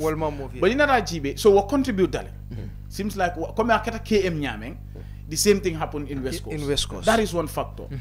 But then the other factor is the track record of the individual himself also contribute. Now, the track record of the mayor might be good, yes, but mayor affect wale moko incumbents wale mufta. But then Nina West KMGB track record of the mayor is good, incumbents will move. It worked for him. Nina West Coast the incumbents move, human defect, okay, majority of them, but then the track record of the chairperson himself wasn't that very good. That is one. Secondly, niya jibe fanawala. Thirdly, West Coast come Ibrahim Yafanyami, you need problem Jamal Sotaje. Now, presidential election, they performed well. Yes, more expect waleketa. But parliamentary election, it was terrible. One city all sort of well if Isata came for KM it was better because if Isata West Coast compared to KM because KM man fence on in Banjul Bay. But then in West Coast they were able to secure only one seat. And in GB West Coast low mafala that's all yundum was sutiyata back KM lefangala. And new West Coast be political. West Coast la political ñing combo south ma fangol leng sane mentre constituency wall kata ñing gunjur wall to teng kato wall ani ñim busumbala constituency wala mu West Coast la political fonti. Do you understand? Even though ñu settlement of fanambe expand kan ne but ñun la mu West Coast la political to wala mu mu sa fa da duringol West Coast fenkato because ne all yundum wol jibe akamta nalal be siaka wol to ma fangol le you understand mixture be soto kam but ni ko combo jumale combo low e kanyi sata wol follow. Do you understand? So what contribute tale and then also so ila problem on yemen soto selection process ni membe ketaji akamta just like the parliamentary election. Yeah, just like parliamentary election kata nyaming so akamta NPP mang ila doko dasabatale in West Coast akamta kamfale soto taji West Coast fonkono mol kamfata nyo kamale so ko NPP la karola ila selection process ni ne fenko you know getting chairperson or whatever will be contribute tele.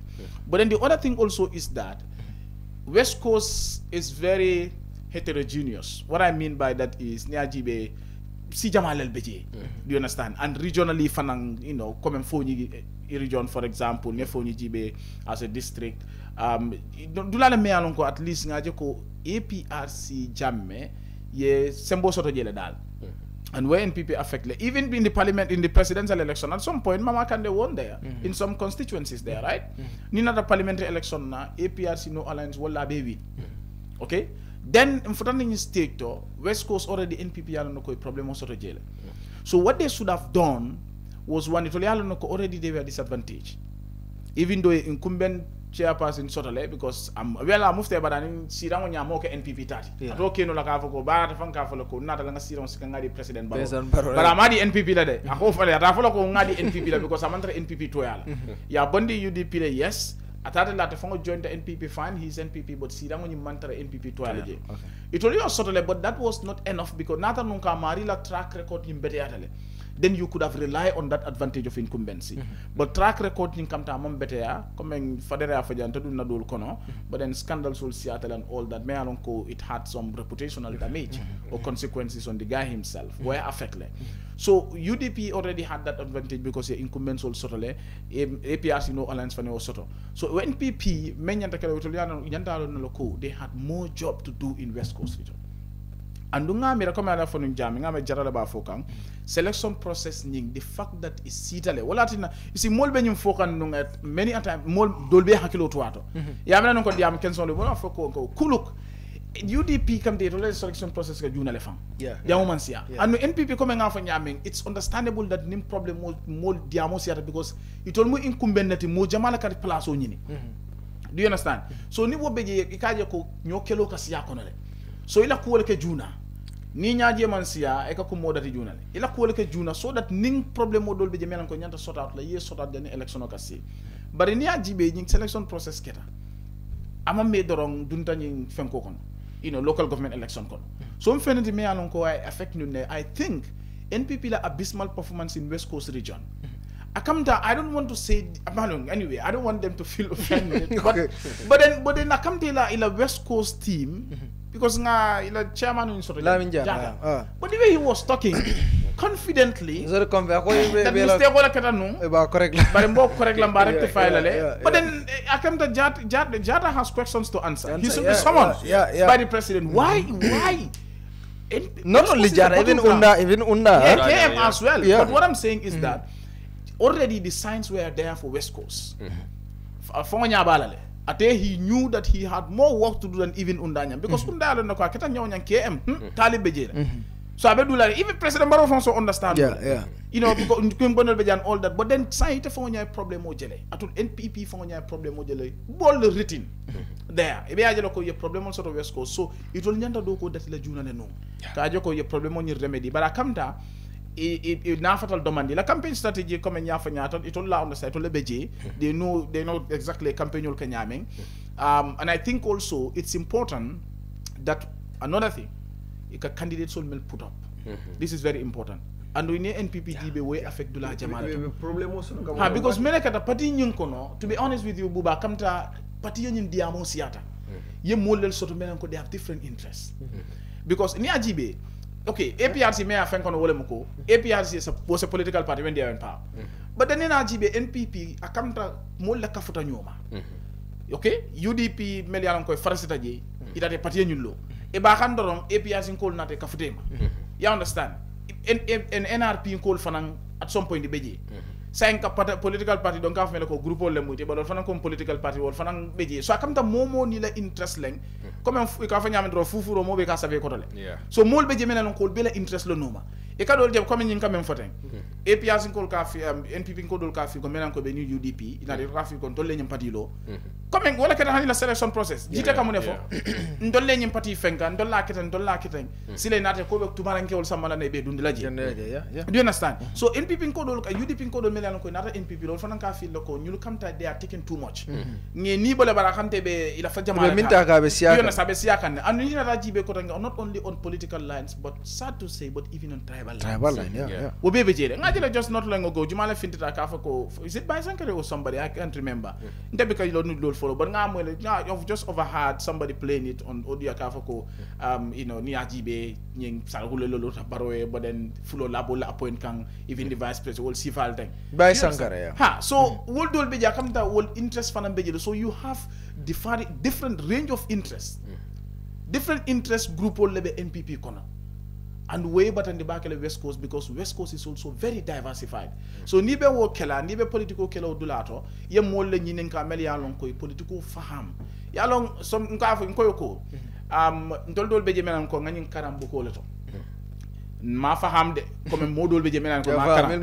Bari modol fanam beje woliye fanke political woliyel ti nyim banko kan. Yeah. Ika be ko ha ndole political faham le. Ndol meta ndol dini kay ka ko sanji tan sabambe political kono. Kabre man wulu me political. You understand? Imam fenna faham political kono. They have no idea how to win the minds and the hearts of the electorate. Menka ko wolem ko Ibrahima ya fa nyamen to nyale be ka fo nyoy. And it's time that President Barrow be in the mati. Not only he's serious about the sustainability of the NPP as a political party, it's time that he call his people and engage them in a serious conversation. As time was the puri to nya for nyoy. Akam da nyo no be sharing NPP kono, nyo ketol be sharing J, and imantara to nya for nyoy. Member carrying on the ground, all that they do is to tell the press. Baro fana munyanda tama, ama na katara sino la watu wati. Tell this people, look, I beg them understand. La mole because ni ajibe in West Coast eza 31 independent candidate. They have the highest. So I think they have problem when it comes to selection. Eka problem mo soto world. Eka problem mo soto world. Near Modi Mola Mialongo, they are not happy with him. They are not going to vote for him. Yeah. Okay. Yeah. They have this problem. Look at 31 independent candidates in West Coast. Some of them, because Cabre selection, there's some of their people called me. Cabre selection, a candidate yes, if you impose a candidate on someone, Amal Lavala, at a cartel file. So I think what you said is important. Okay, even though member here can local government election, this is also good for our democracy because one party sort of dominate and all that. Woman better than democracy, but then political party left to win. Yeah. And while I'm foka NPP nyanto GBL is not that mba mem foka wolem ko left the NPP nyimbe win. Woman better than democracy though. But it will final left coming it should be ahead of for them. Exactly. But then buba something interesting happened in this election.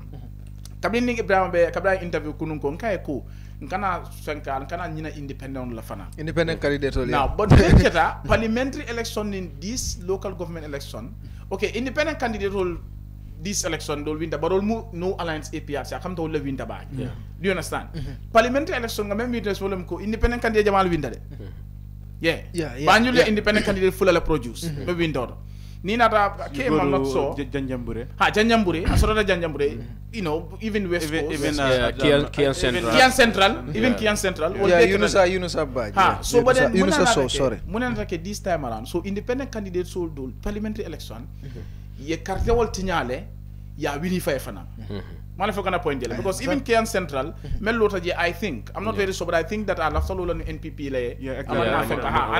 another independent right so munekete carte man carte tinya damade nyulie NPP nkole bari it will fangole nata gagner but munana ke this parliament local government election ya ngo falen ko the more independent candidates we have carte lo betinya la wala nyam now probably the independent candidates mang fenka come molia expect nyame because it's cancelled but munekata independent candidates all alone in local government election B election or B carte fa menkata ye tinyaro leke dan ifangol ya win because jama be ma win but muneke tinyaro lelke comme nga fo nyame menkata talending afuta nyawo nyang even though the independent candidates were performing bad but then ye fenna tinya do you understand ye fenna tinya and wala keta West Coast independent candidates I'm not sure how many of them contested okay jelen 31 right independent candidates 31 candidates independent candidates in the whole West Coast in fact that outnumbered the number of candidates pushed by NPP exactly so is it NPP and APRC combined because APRC is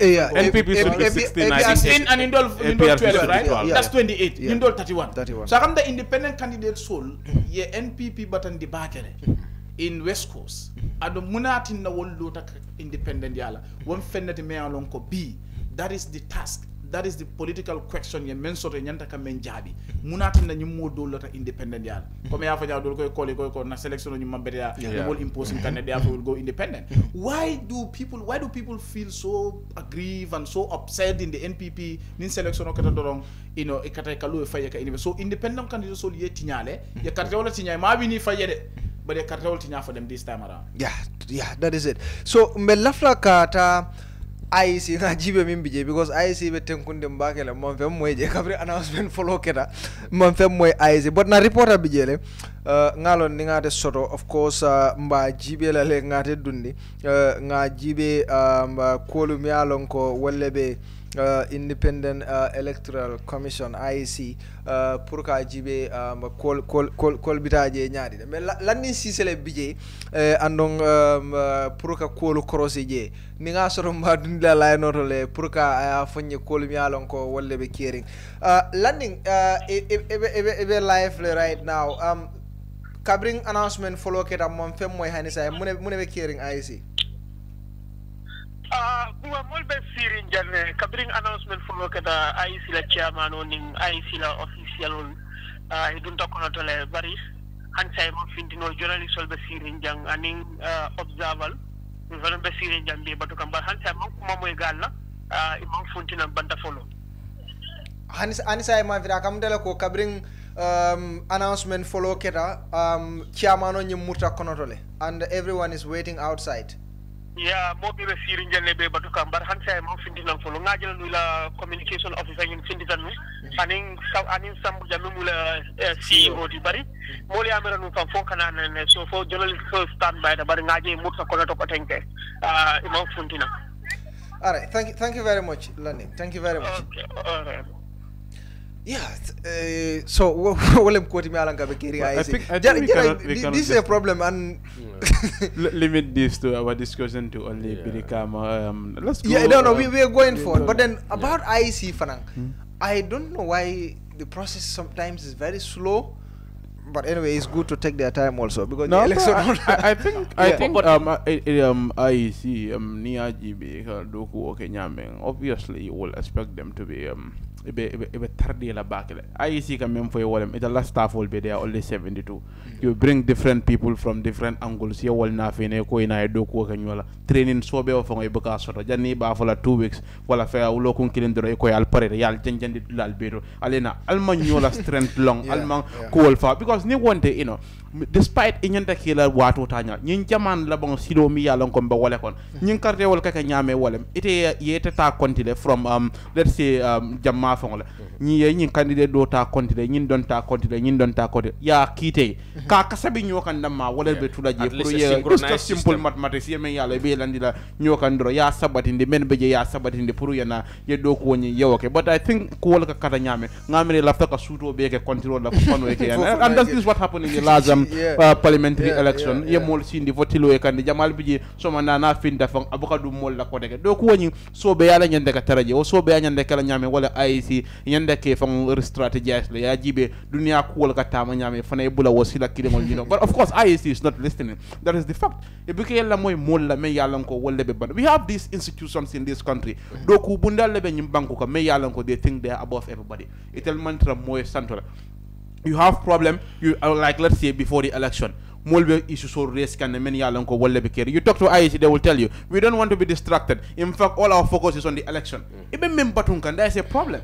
Me yalanko is happening right now. Unyanteka was solved. Le puri me yalanko wolle be nyado. Ibulosi laka. You telling us no, you don't want. Until malefika diamu nyinkuola. Until be nyanyato nka wolle point. Waka so be abali aka wolle jitandi doku wola karol. You must listen to the people. Me yalanko ibe wolle safkan.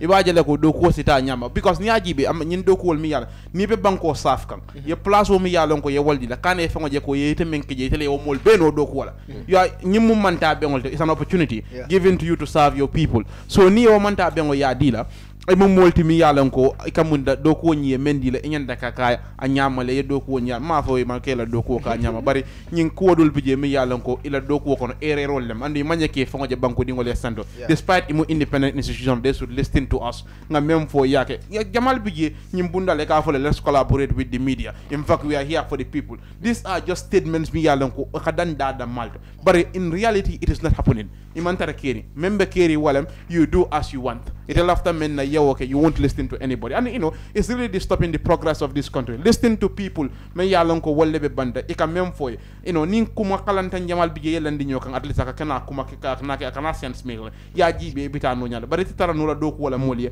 ya fo ete la moy la molla andu ya expect ko yurway ba sudla ji ata wokla ay si nyande ke fa jibel abe ko leara bagele so nga jibero ke katabake in the CRR North, Janiba do not quick say kono. Yalong I see don't ngamira ko at some point. Say he ko franco la bari ngamira ko nga nge balo free in the back. Yeah. Kabin 2017 sono kera jang. Yeah. Misiko kera jang. 2017 ade franco ko say mo be ka fa hani ali bula la time down don. Look, dunia tambito la sign. Ndeka ifole ko ha IC chairman ka announcement okay. But look, I mean ko because last time nga Fenka engage wala on the branch communication director. Lua for the chairman should announce the results, so will announce the result. But that doesn't mean that ko at a damalu for damale janta announce. Do you understand? Hanata no lua for lua se fali no le fam. Surtout lua ma for so membe je wole mko. I think they should just be flexible with that. Même for me, ni loi of ni alaman tankala kuokeda BBB for instance at this juncture ni alaman tankala kuokeda. That announce no. No, definitely. So loi more for so membe je wole mko need to be flexible. No wala mto nyadi. For flexible. So for flexible with the law or with the rule. Look, in Quarter Fankara you have your I don't know whether they call them regional chairman, sorry, not chairman but regional whatever reps. In CRR ya sotole returning officer ya sort of in NBR ya sort of lal beto ning when you're on the spot counting abeka kele everybody will confirm also. Let them get the family move because they can move I remember ngani west nyamina west la by election nga witness le kabin call be kanda pareta ye motole move ndi tata fuji mol futata at the Janjambure administrative office ning ila regional office ning then everything was submitted. For me, I want to believe that media houses can be present in all these areas. No. Do you understand? Ni furata do long ya fenka yibe ya compile je wakata nyonya maybe watata mila I 3 hours 4 hours kola. Do you understand? Ni a compile dorong the guy representing the chairman there or the IEC there can make the announcement. Yeah. You make it work, easier for even this man. He said something. No, in fact, ngelo idea la ngolo support. IEC ilanyin time woka delay nyamen. Nde mansongala. And the reason mansongala wala nyindiko IEC la doko itolo fuma ya arrange in a way ko doko nyimanya na futala nyin lento because one nitala polling station or polling staff or katara jele but presiding officer la katara each polling station and then ka format le di la me yalonko ning katre fayo bande la polling station or ning alia konti wo presiding officer wala ka wo karte kasabo na be kasabe wala ka sabe anda aka authenticate ko men konti ta jang so ni wo konti ta wodularo so every district wala every constituency fanaka AR role soto so atol fanam be ka submission o ka AR role ya so ni AR role nying albe ya submit waya confirm ko nying constituency kanyam for instance parliamentary lam nyin karning kara nyina soto jang simple as that was ko bantale no among tabulation content but I think anim memulunda walem yes IEC doesn't even have a statistician. No. They can correct me if I'm wrong, but time sort of hani sort of signing, and I doubt in fact where sort of sign. So IEC nyando so go for kangila staff, they will tell you that $72 staff that matter sort of. But the government must invest. Purukajeko electoral body ning, the electoral management body is empowered enough. Puru nyum ko dolke nyimanya na katani nasi. I mean mafoko ye korondo ye fenka. No. But this is simple. Gambia be very nyameng. Koy banko do be jay millions of voters ikana 2 days ikalon call senator takala jam koy tu kabi mol ka carte do fay kabi tele lulu mol ka pare carte fay I only hope takala sirim fo samo tilibulo malon ci mala winta I only hope be ka recount of the carte que sol ni because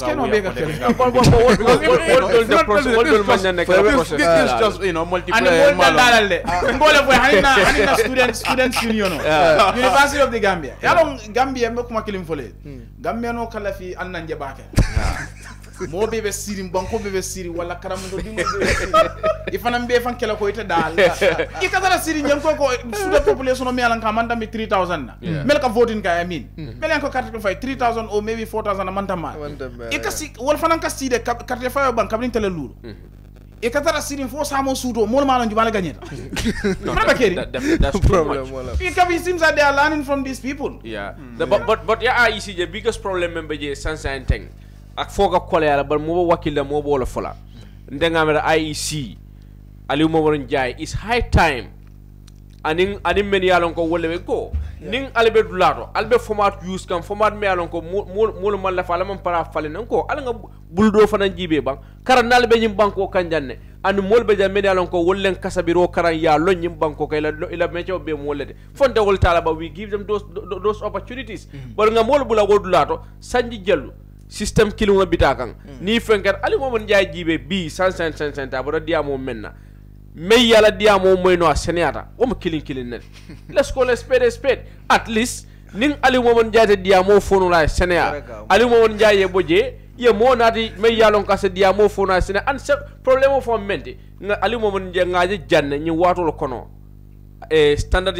story do bonni nun jang birin ko yama jang afon tar standard wala men fa ko benin karo men kono len atala wuce nyanta banna so no banda minin aluma mon jay manyan na nyin election men bakan a manyan tarla tambila nyin nyato bodo mun na rek akam men amuna folie ko denke ka nyinata wala le ate men fo wolie nin ayata te wala fota nyinata le wodo saying ndolla banko kan say nim meni boyta nyinna wole na ta code iko nyimmen fon sida nyin karte fe o kunna wo mari fon itolio fon na luwala songla price yo kunna yo fon nyinin kala ya mera na election ni luwat na da sembodi wala ntoli nyin karte fon ba kala nyaaki problem sa ndolo nga karte o men fay nin kiti kunda na for instance mo wulta wol kona ko karte o men fay tan te fon mum wolti me alon ko ngaje ko kiyama no men sida kunna ibe idea di kan do lalde please ni ko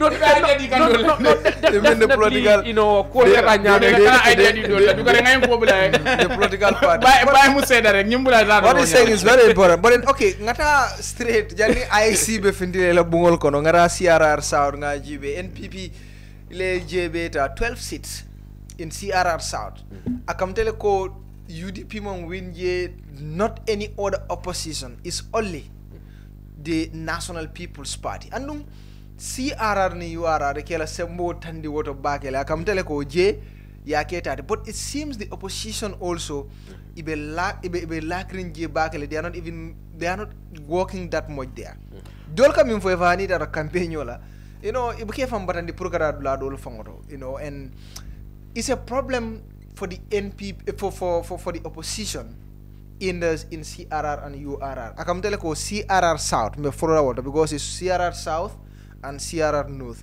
In CRR South, I can tell you Siran Tanim Flol Bay NPP abeleta. Yes, NPP ni Siran Tanim Flota CRR. I mean, manya kala fenti mi yalan ko mo nyanta mo terrain na bake. MPP meta kila waro yitande CRR le to moment la party mu virgin party mi yalon ko fang ina man carte fayo jibe dundanu nyamina le même CRR ya carte fayo ke atanyin lañu de gagner sodo je me yalon ko awarata bake anon di same train wala keke ya fo la kumol konal mo inyaka menje ikala wala la if NPP is the only party reaching out to those people in CRR,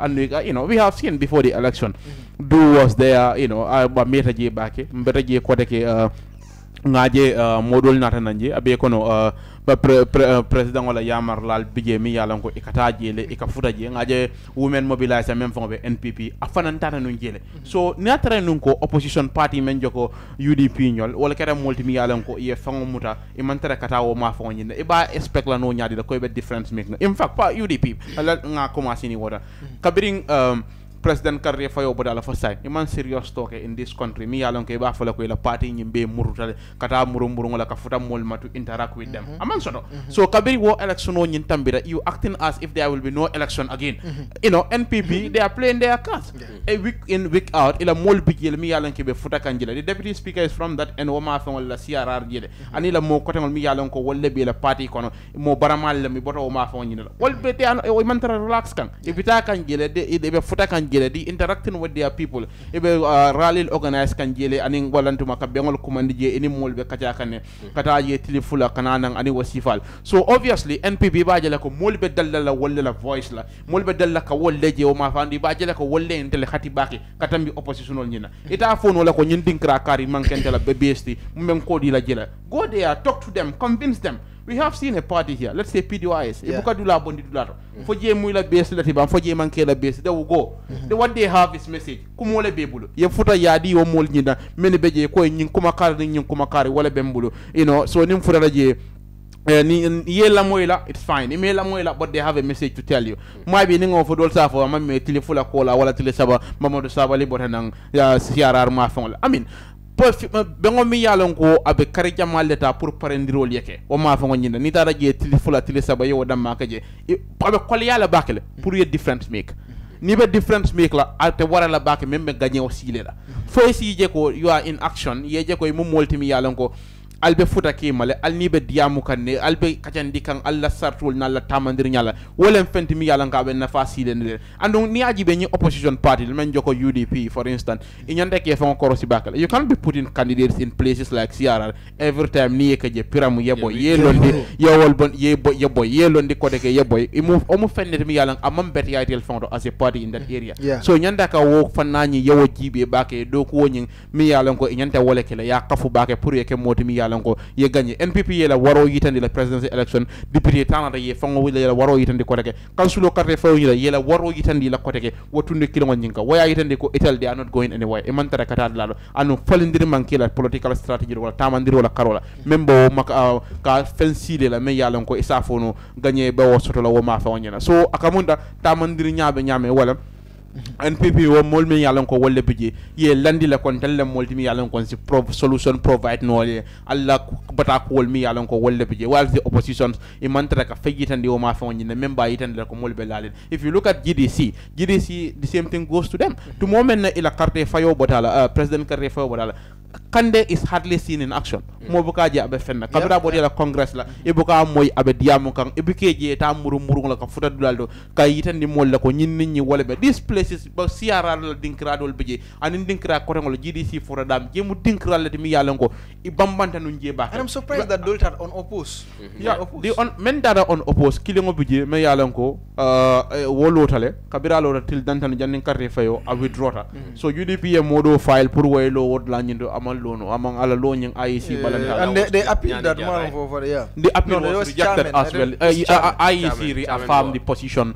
of their returning officer well load lamenta IEC sonda wala but one of the lawyers said you know well if UDP go to court you need to court your decision of contest as kino by election let's see what the space and see what's going to happen but membe wo ma fa ngonin na je wala oppositional imang wakilo ni sobe ya yitandi o ma fa ngina kaje ko enyente karaje remember if you talk about the people in the rural Gambia many yalon ko wolle be santo no disrespect to them bari karanal ban siya bake o ma fa ngina many ka fendol bije mi yalon ko wolle be keri in fact people modol bije ni ko bari nyam banko be kolyare ne ba fale ko Adama Barrow mo kede dunia fa ngole be kolyare so what ibe mune phone wala wo moli that is right yeah ibe mune phone wala wo moli if you are not talking to them ita man traka futa wolma you only saying that here ya expect nyadi la call they will catch up with you wala bela message ni ba moy la they will not hear it for esi fengol yitandi la you go to their level ye futa je ye taman sirol ni yewo yitandi la andu ni ajibi o mo fenede mi yalla ngo adasata bake oppositional be la karol second the main opposition party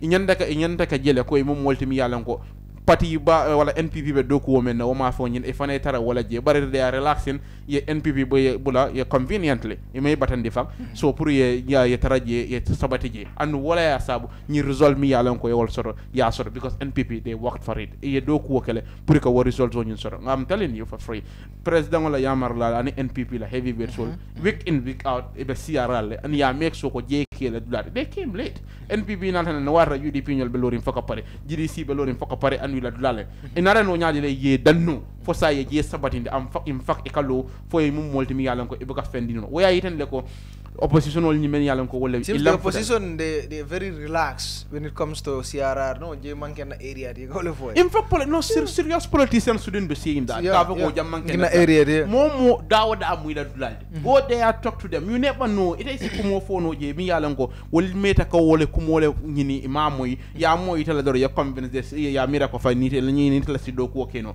so bari ka ko ka jam manke dulade manya kataji o ama mo politics of my ni ba fala wala you know somebody been very lazy lam futa bake ila do ko woto la mi yalan ko nyanta ka wole ka anu mbogole je ka opposition la karola ite mam bambandame you think you shouldn't go there e bambanda dame do nyanta katawol so pour que la support base ka consolidate anin ka widen ka lafa ite wo soto no la natana nunko ibe bat ibe ka imam bambandame ibe kataji ibe ka futema ini interact ye diamo ye anu ngawoje UDP la karola dinkra jamal bije mi yalan kabiri la party lo de ibe ka win word la up to now nothing changes ibe ka win word la nyimbeto because minekera jamman ken la you don't even waste your time you are on a caravan to wala whatsoever countrywide or you think no our next stop is our next strong base not here because nindia mute ibe kana you should continue talking to people mol bije mi yalan ko e meta ka diamo ye men si ata sanjitan sawadi o show janni ibe lali la pour ka place odi le mari la kola so pour signa kilin signa fula signa saba ila fo jela o ma yitande ko je manke da lada ne manya keda wado tinyaaji in fact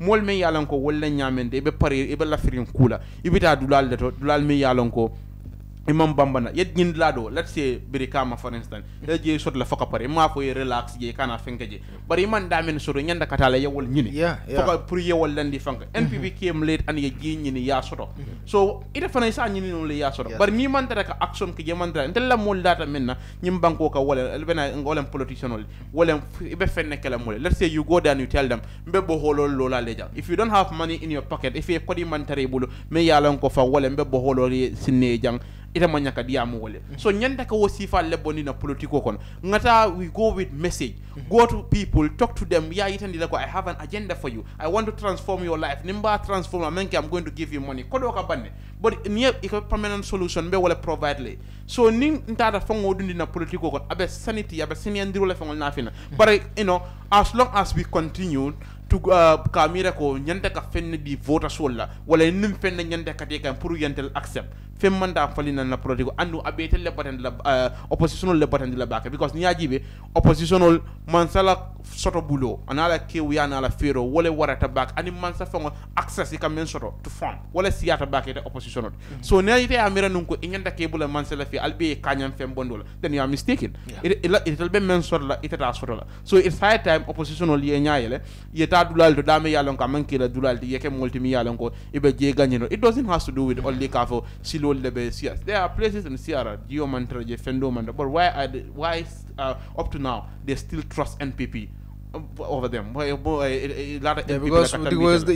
they are talking to them in fact they will tell you probably sa fo ko manin karte fo fongo bodal because ar yumalu ngam interview alors interview dula nyindo ako you know the ruling party tala dinkrado ye école mbe bokolo sinalia bari dinka kansingol sinje well you know so these are things me yalon ko ibe kirin andung you know all mo fennete me yalon ko ni mantaje italon so ni no mantaje so if they are seen only molmi yalon ko wolle bota NPP seeing them day in day out talking to them about the same issue ilata wal inya menje kala wal if you sit in baninda sita banyu nko be kangodi la molla in nyomi they will not listen to me so for sita ye futa je ni yakacha ye diamu ye ko walla mi yalon ko wolle be keri ni wonde akamunda atabula anu natran nko trend yin continue the even the opposition election member kala in Sierra NPP is going to win again because oppositions are not doing much in Sierra. All right, Fadera in Sierra come the MPP Sierra South. Yes, Sierra South ni not from be ni odulal long. Ye result ni mfana njibe ibakalam dala ko ku jamal lebe je men yalon ko wolle sababu tanyinna.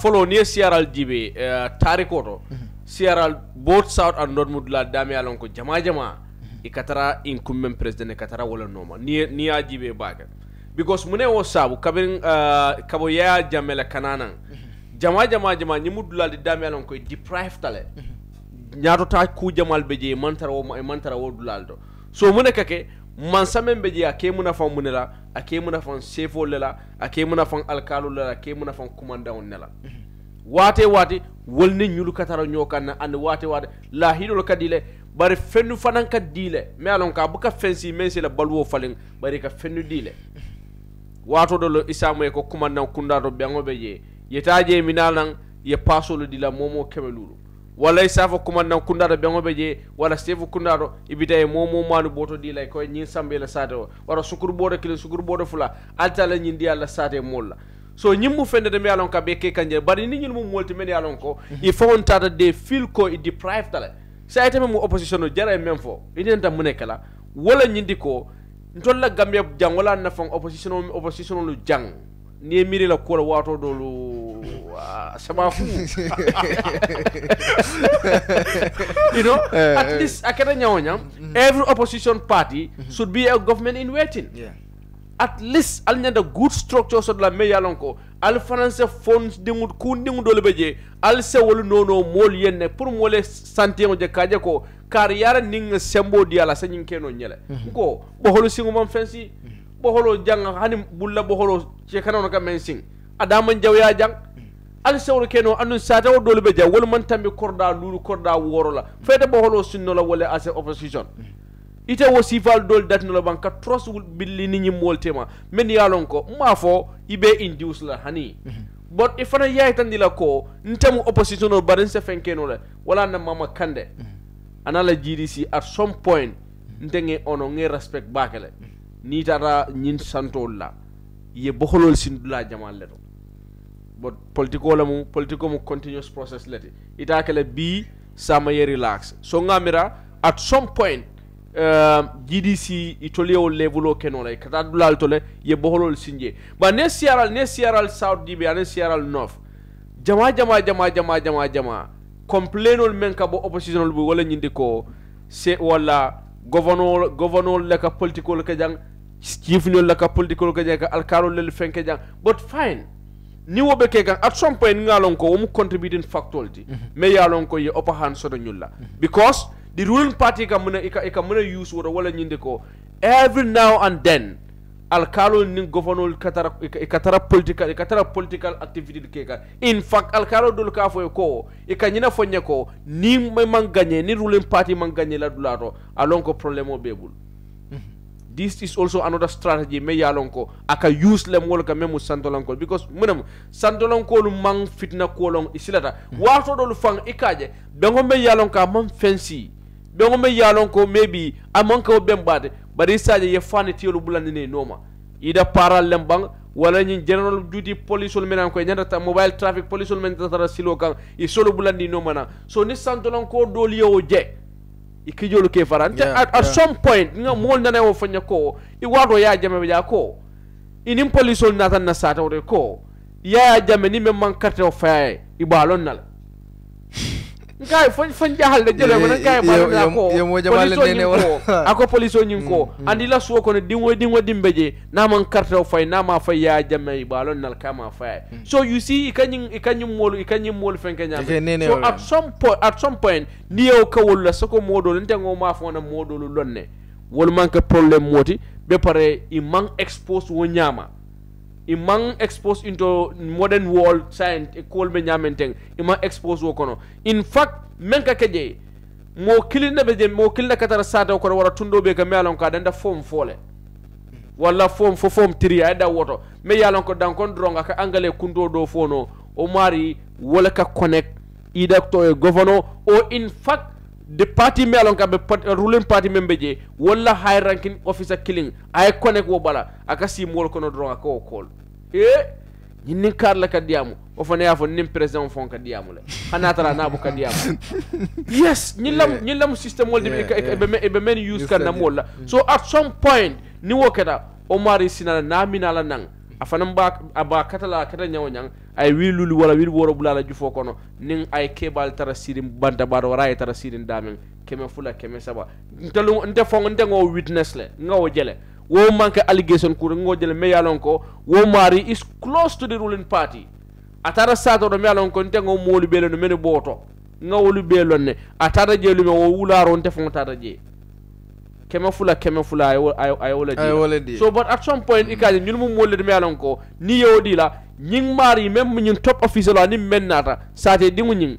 me yalon ko wo half back education me yalon ko fo form fo lem ba fo primary school le man kanu grade 5 dinu la fa chairman yalla janne so ima asamari sinanan aya fo molle ko yalla memmu ni yeñin keme fulo men di yalla ñimu do man ni wonti ñimu million nealde hane atara mari million tabulo asa fo ñimu millionaire because munemu anin tinted moto la mina me alon ka werol be kala bu weri fiwnati e yakko ba kono o molu man fana lon kronte je banne moto bundala ni fonyo yol fe akoy ko wal asa fo ko ni CRR ning CRR GB further but probably that could be also a factor because oppositional they are not working that much in the area the biggest problem don't you think also Niela Tariko GB Ibukabo Mansa Koma. No, Ibukabo Mansa Koma. What is realistic? More especially Sierra North. Ning bar jara dula kilim fo lata wala baka and ningo support ko opposition on la side wala say status quo nyim falino wala nyidi ko those people at some point nga wati jama ke no ma fon nale you know ngay londe ngalo ne mo siva nyaadi lebeje and then I know how they struggle pour ka ila dimbal fon sabatin dino ngalo ne wo ma fon al halon beje so then e kanyi inducement ol nin kusival même fo mo be family be mobile me yalon ko a family of maybe 50 because wod la jama wod ma fon jama taraje e kamusu fula sabatara ke kilimo bulle momu wam babulu dimba tan nani babulu dimba tallulu babulu wato la be mirira bolu karan la nyame wato la be mirira be balun la nyamen at some point ni morning talk a small talk nata o marikan ni alama de ma bala forayat but you as an opposition ni tata wod la one nim meri nyante la doko kala ke karandi la ride la imo man keno but you as the opposition if an sitaje yo avenue dealer hanin ayatare di fana nim fe montaje ke injus bari sitano jele ye londi ila nyantolu la anum fanan ite mu man sakundare ngunti mi alon kay be batundirola ne man sakunda sore if I left ka bankola samba it dominate it so demand ngu development diwnu men keno if na ita ye fenke nyaaje I believe wo be bon nimbille ni temala relationship betale ni temala ka fo betale hanne ne boholo sinjam bi wol nanata nyina letala wol baajala ko kariñol fanda political patio be lori janala imanñinanna bare mune mo ni dara sandolo ka fo hey kombo patiol that's it and then imam felje thank you very much esa CRR South akam tele ko NPPA JB tale the ruling party well komba foka no fadera nyameng ye fengon highlight that the oppositional be gameje buka do ko ke jebaki because they believe jemu mansatality most of the time wala mela believed and in fact given campaign you got lado boycott le ka chanka is a no go area but then ni nyin dulala tariko faran jibe covering even jamela time ikatara mansale koma itol buka bo mansa koma mune mela observation in these areas.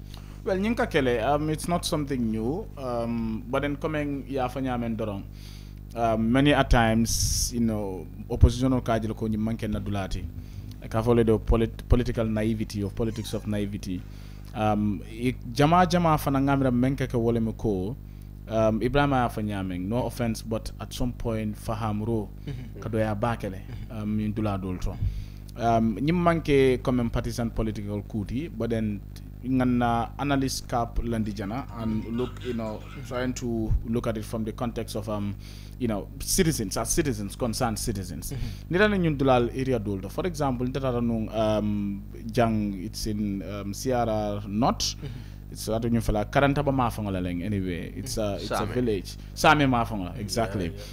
There's this particular village there, I wouldn't mention the name, but I went there and realized that some of them ikafoko ngamira tilikando kono eka GSN Senegal, they have to go all the way to Senegal for GFNK. I mean, which is really unfortunate.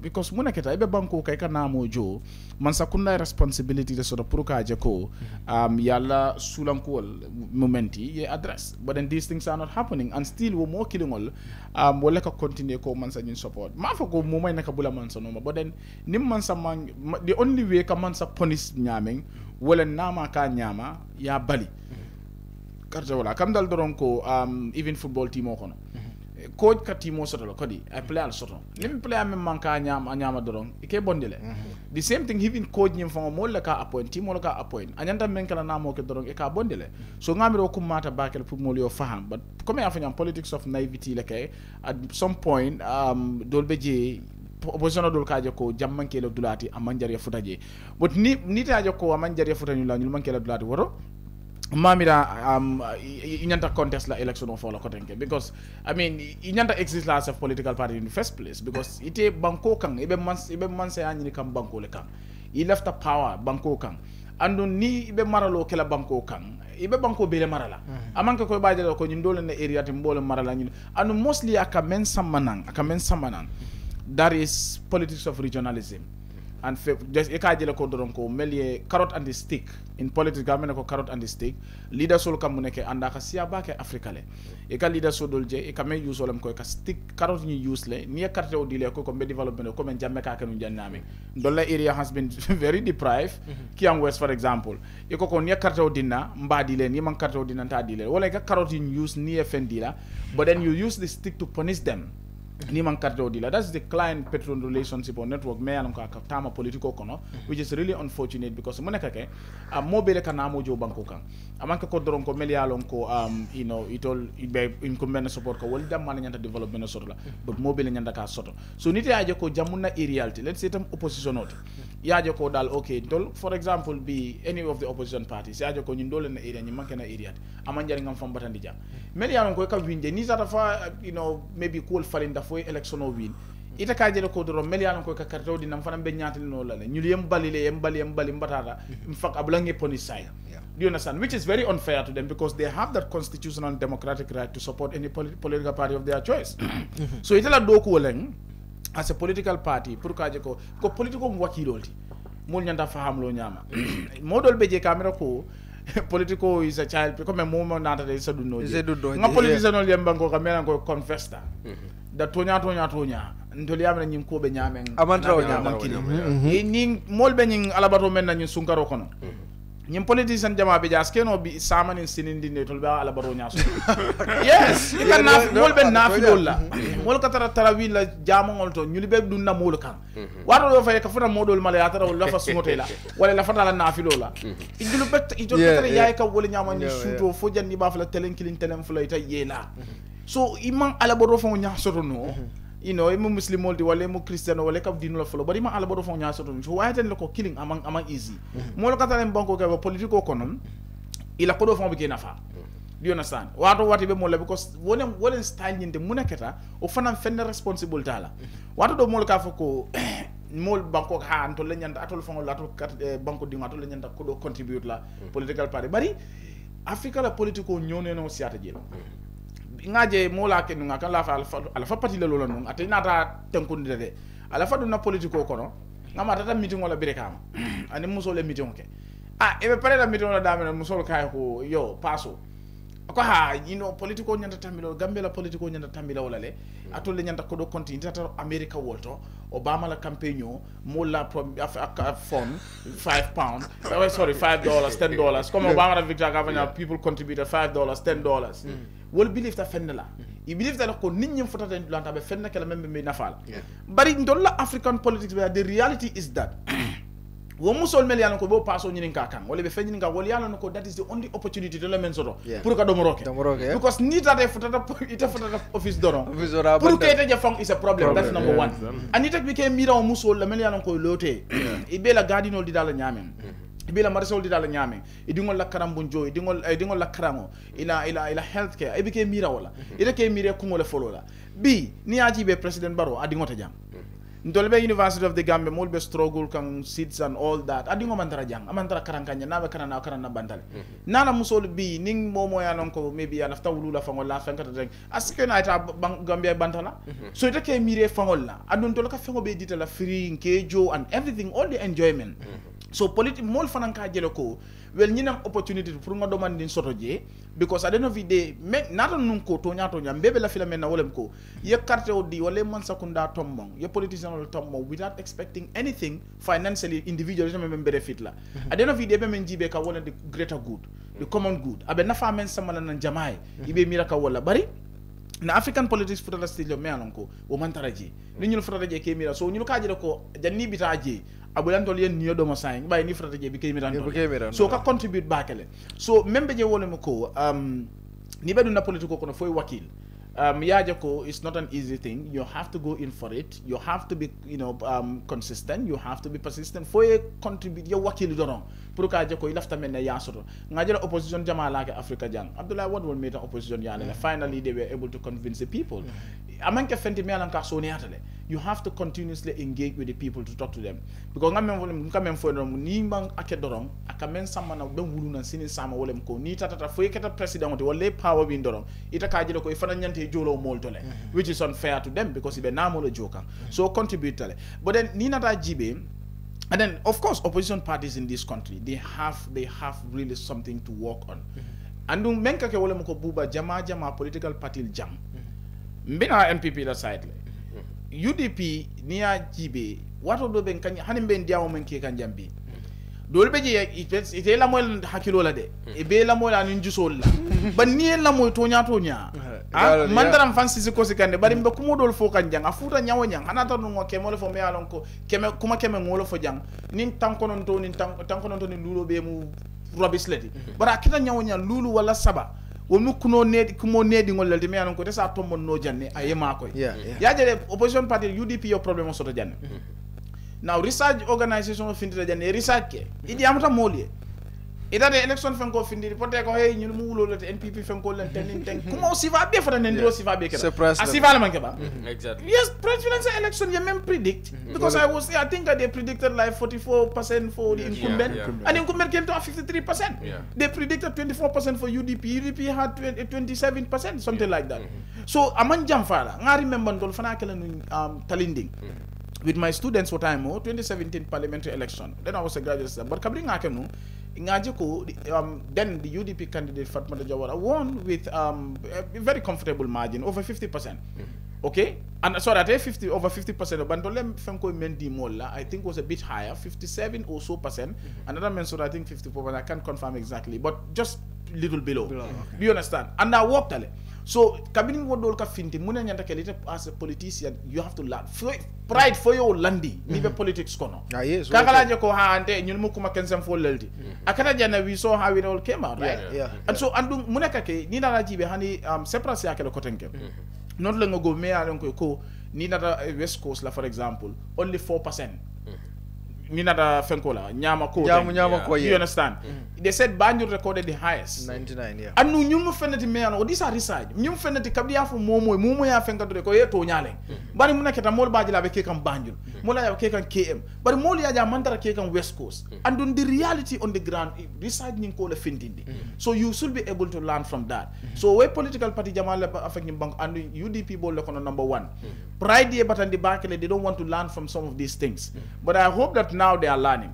NPP ngajele la media empowerment tabu kajun follow but then I'm trying to because ngajele mol be screenshot ke ba ke kan state be kumol mel fokan ila media empowerment now a few days ago they were everywhere proud and saying a lot of things and all that in fact mank election of start follow UDP la mo follow fenkata follow mol bonde follow you understand but then sign thing the updates GB kan Ibem foka wolem ko anu gobe murun la West Coast le yalo nga kuma jamal foje without necessarily talking about the people there as well muna fango went wrong and President Barrow and the NPP should really look into this Ibem foka wolem ko Demba Sabali is from West Coast okay he's Minister of Agriculture Ibrahim Silla is from West Coast Minister of Infrastructure do you understand the governor himself is a native of Brikama Ibem foka Usman do you understand you have all these people Lamin Jada, you have all these people in West Coast. They are saying what went wrong.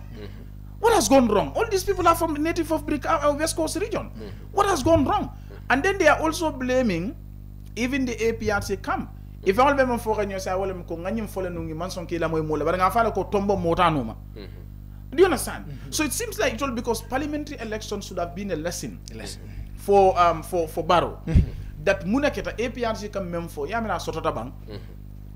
Very presidential election number certainly. Do you understand? Yes. But parliamentary election are reflect. Why did that happen? so on fenete me anon ka tanyanda sila la ol fongol be jibe to nya fonyu mol be no male bang ila fata fenko faro men sorta parti nyun kono aya affect le to what extent because parliamentary election kata janne no alliance même pull out it will ma pull out no okay ima pull no and then you come to this local government election no alliance même pull right now APRC ma talent of pull yeah. So then, something is wrong somewhere. They should be able to learn from this and try to address this because Nima ke abe chairperson election na affect water. It is really going to be bad for them. Towards the presidential election in 2020. So I'm not okay. Thank you very much. From Esalawo, mbita break la straight, mbita break la den nga murunang nyara do man janing ICB announcement okay la kam tele ko montoro wati nani nyongol ngawdi amule sai so yeah wow. Yes so ko la fon ben de la sai Simon nyande kala Simon nyande kala kara Simon la nga murunang be murana ne janing ICB announcement okay la Charles ni pare rek ngata den nga murunang dula dol fanang kacha.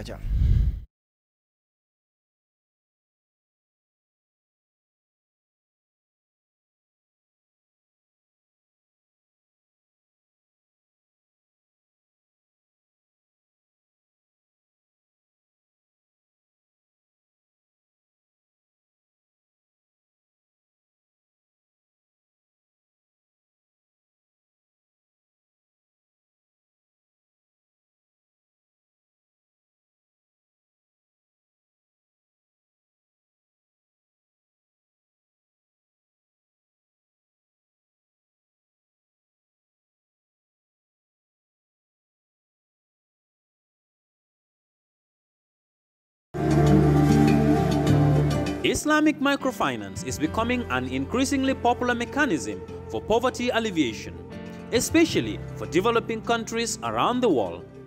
This microfinance service adheres to the principles of Islam as a form of social responsibility. Yona Islamic Microfinance is the Islamic microfinance of choice in the Gambia, trustworthy and reliable. At Yona Islamic Microfinance, we provide savings products, current accounts, financing products in conformity with Islam. In addition, Yona Islamic Microfinance also offers local and international remittances, Takaful Fund, management of Zakat, management of Awqaf, trading and investment, and building of strategic partnerships to bring financial services to the doorstep of the poor with donor projects, madrasas, youth organizations, women groups, and farmer organizations. Make a choice with Yona Islamic Microfinance today. For more information on Yona Islamic Microfinance, call 377-2151 or 9832-151 or visit Yona head office at Tipa Garage, Bakote, or visit any Yona branch located countrywide near you. Gambians across the country have gone back to the polls to vote for new ward councillors to represent them at the local government level in an election set to consider and strengthen our young democracy. We visit Banjul, where His Excellency President Adama Barrow cast his vote at McCarthy Square in Banjul. Shortly after casting his vote, His Excellency President Adama Barrow spoke to the press about the importance of the local government elections while urging citizens to go and exercise their franchise. I just want to tell the Gambian people that this council election is a very, very important election because it's the council that manage the grassroots, and the grassroots are the majority. The grassroots are the vulnerable, and I think it's very important for you to come and vote, exercise your civic duty to choose the person that will run the council. I think that is very, very important. So we are calling on all Gambians to come out in their numbers to come and vote for the candidate of their choice. Because I think this is a clear indication that we are nurturing our democracy, we are consolidating our democracy moving forward. That's why we have organized a very peaceful campaign. And I expect a very peaceful also elections. On that note, I will seize the opportunity to congratulate all the political parties that are part of this process. And we will not forget also the IEC for being neutral, for being part of the process to make sure that we create a conducive environment for the Gambian people and for the politicians. I think today we can proudly say that we are one of the best democracies in the world. And that would not have happened if my government was not tolerant. We are very, very tolerant because we believe that it's the Gambian people who can put you in position. It's the Gambian people who can elect you. Nobody can elect you. Even the president is not more powerful than you. That's why I've just casted my vote, but I cast one vote only. If there was no equality, I would have cast more than one vote. He said his National People's Party are the opposition in this local government election and they are looking forward to changing the narrative. This election is very interesting. At the executive level, we are the incumbent. At the National Assembly level, we are the incumbent. But at the council level, we are the opposition. So that makes it very, very interesting. So that's why it is a very interesting election. And there is real competition going on. We want to get back the council because we believe that the council can work with government.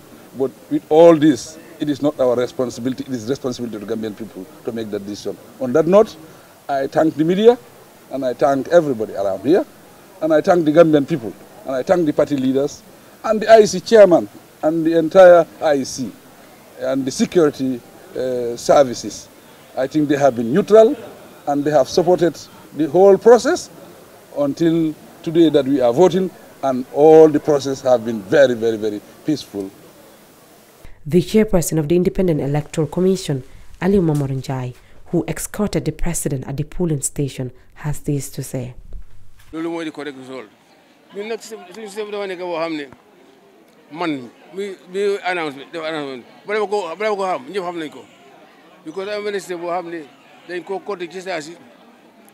Be pare agency ñu sign result city ñu la ñu diko announce in advance even though waru ko def nonu why again ñu mu control du media ñu wara def professional nga xamne li yoon wax ñu topako lool la. Polling stations were open as early as 8 a.m. and all polling stations are expected to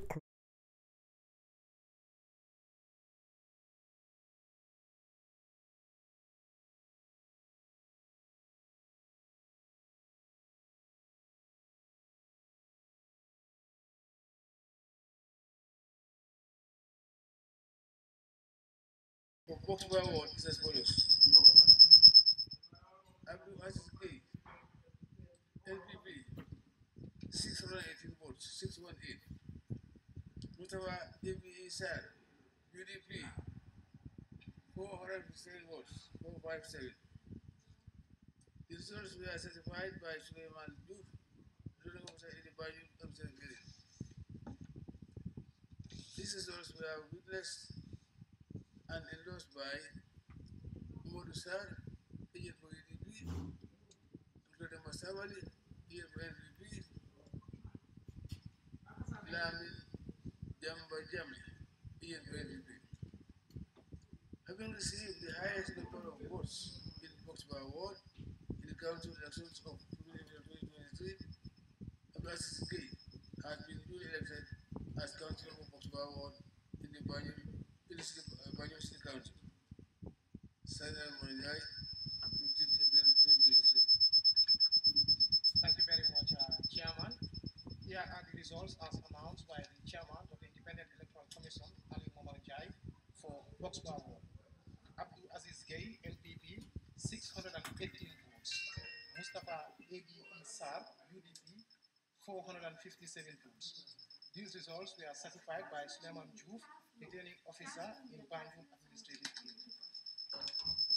These results were witnessed and endorsed by Mohamedou Sar, agent for UDP, Dr. Demba Sabali, agent for NPP, Lamin Jamba Jame, agent for NPP.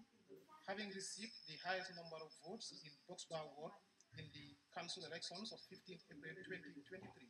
Abdul Aziz Gay has been duly elected as councillor for Boxbar Ward in the Banjul City Council.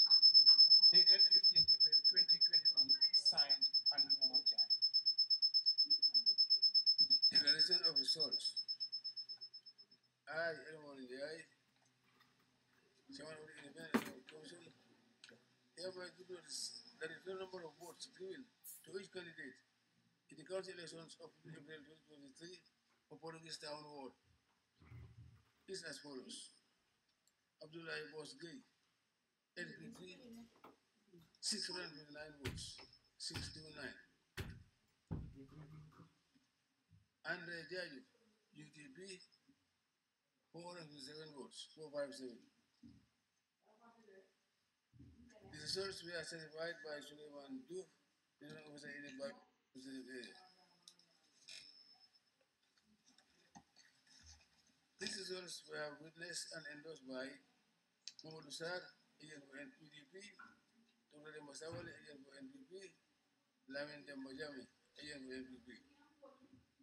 Having received the highest number of votes in Portuguese Town Ward in the council elections of 2023, Abdullahi Boss Gay has been duly elected as councillor for Portuguese Town Ward.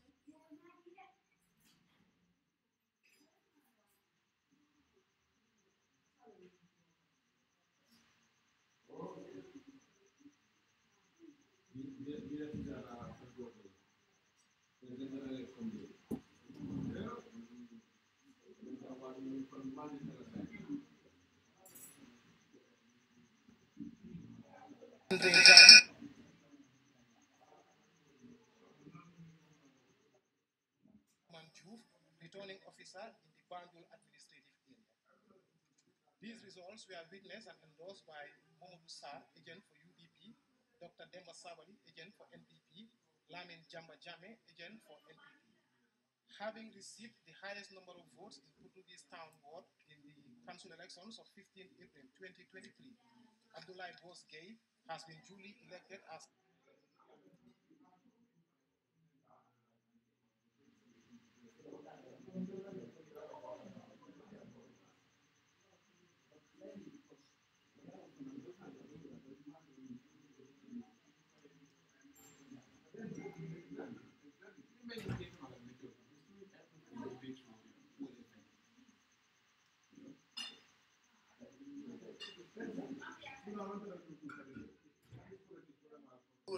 GDC, 662 votes, 662. Mvali Balde, NPP, 534 votes, 534.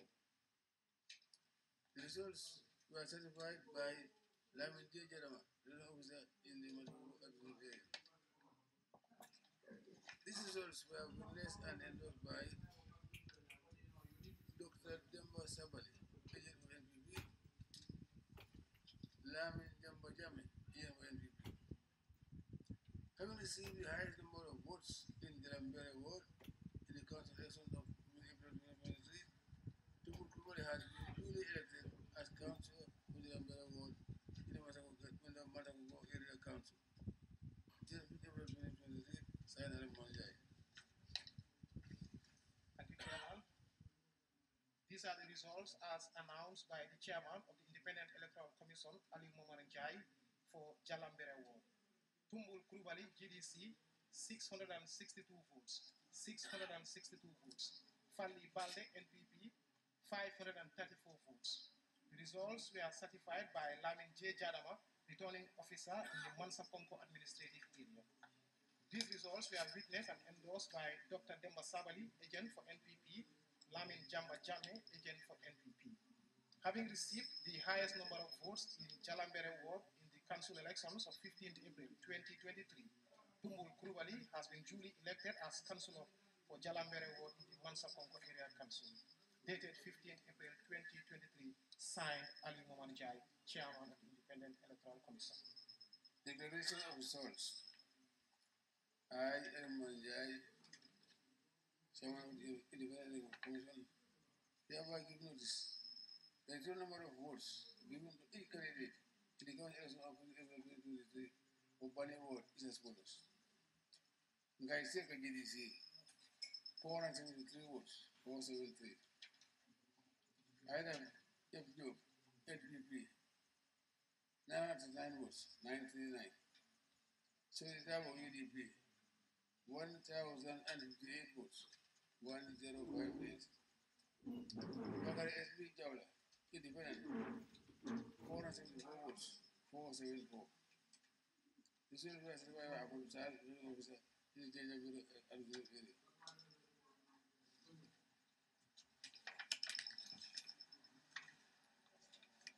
This is also witnessed and endorsed by Muru Esa, agent for UDP, Turo de Masavali, agent for NPP, Lamin Demba Jami, agent for NPP.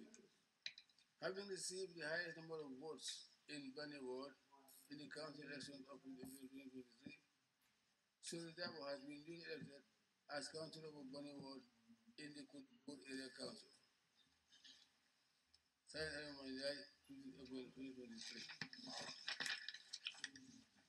Thank you, Chairman. These are the results as announced by Ali Moman Jai, Chairman of the Independent Electoral Commission for Bani Ward. Ngai Seka, GDC, 473 votes, 473. Ida F. Job, NPP, 939 votes, 939 votes. Soridab, UDP, 1,058 votes, 1,058 votes. Bakari SB Jawla, Independent, 474 votes, 474 votes. The results were certified by Amadou Tal, returning officer in the Janjambure administrative area. These results were witnessed and endorsed by Momodou Esa, agent for UDP, Dr. Demba Sabali, agent for NPP, Lamin Jamba Jame, agent for NPP.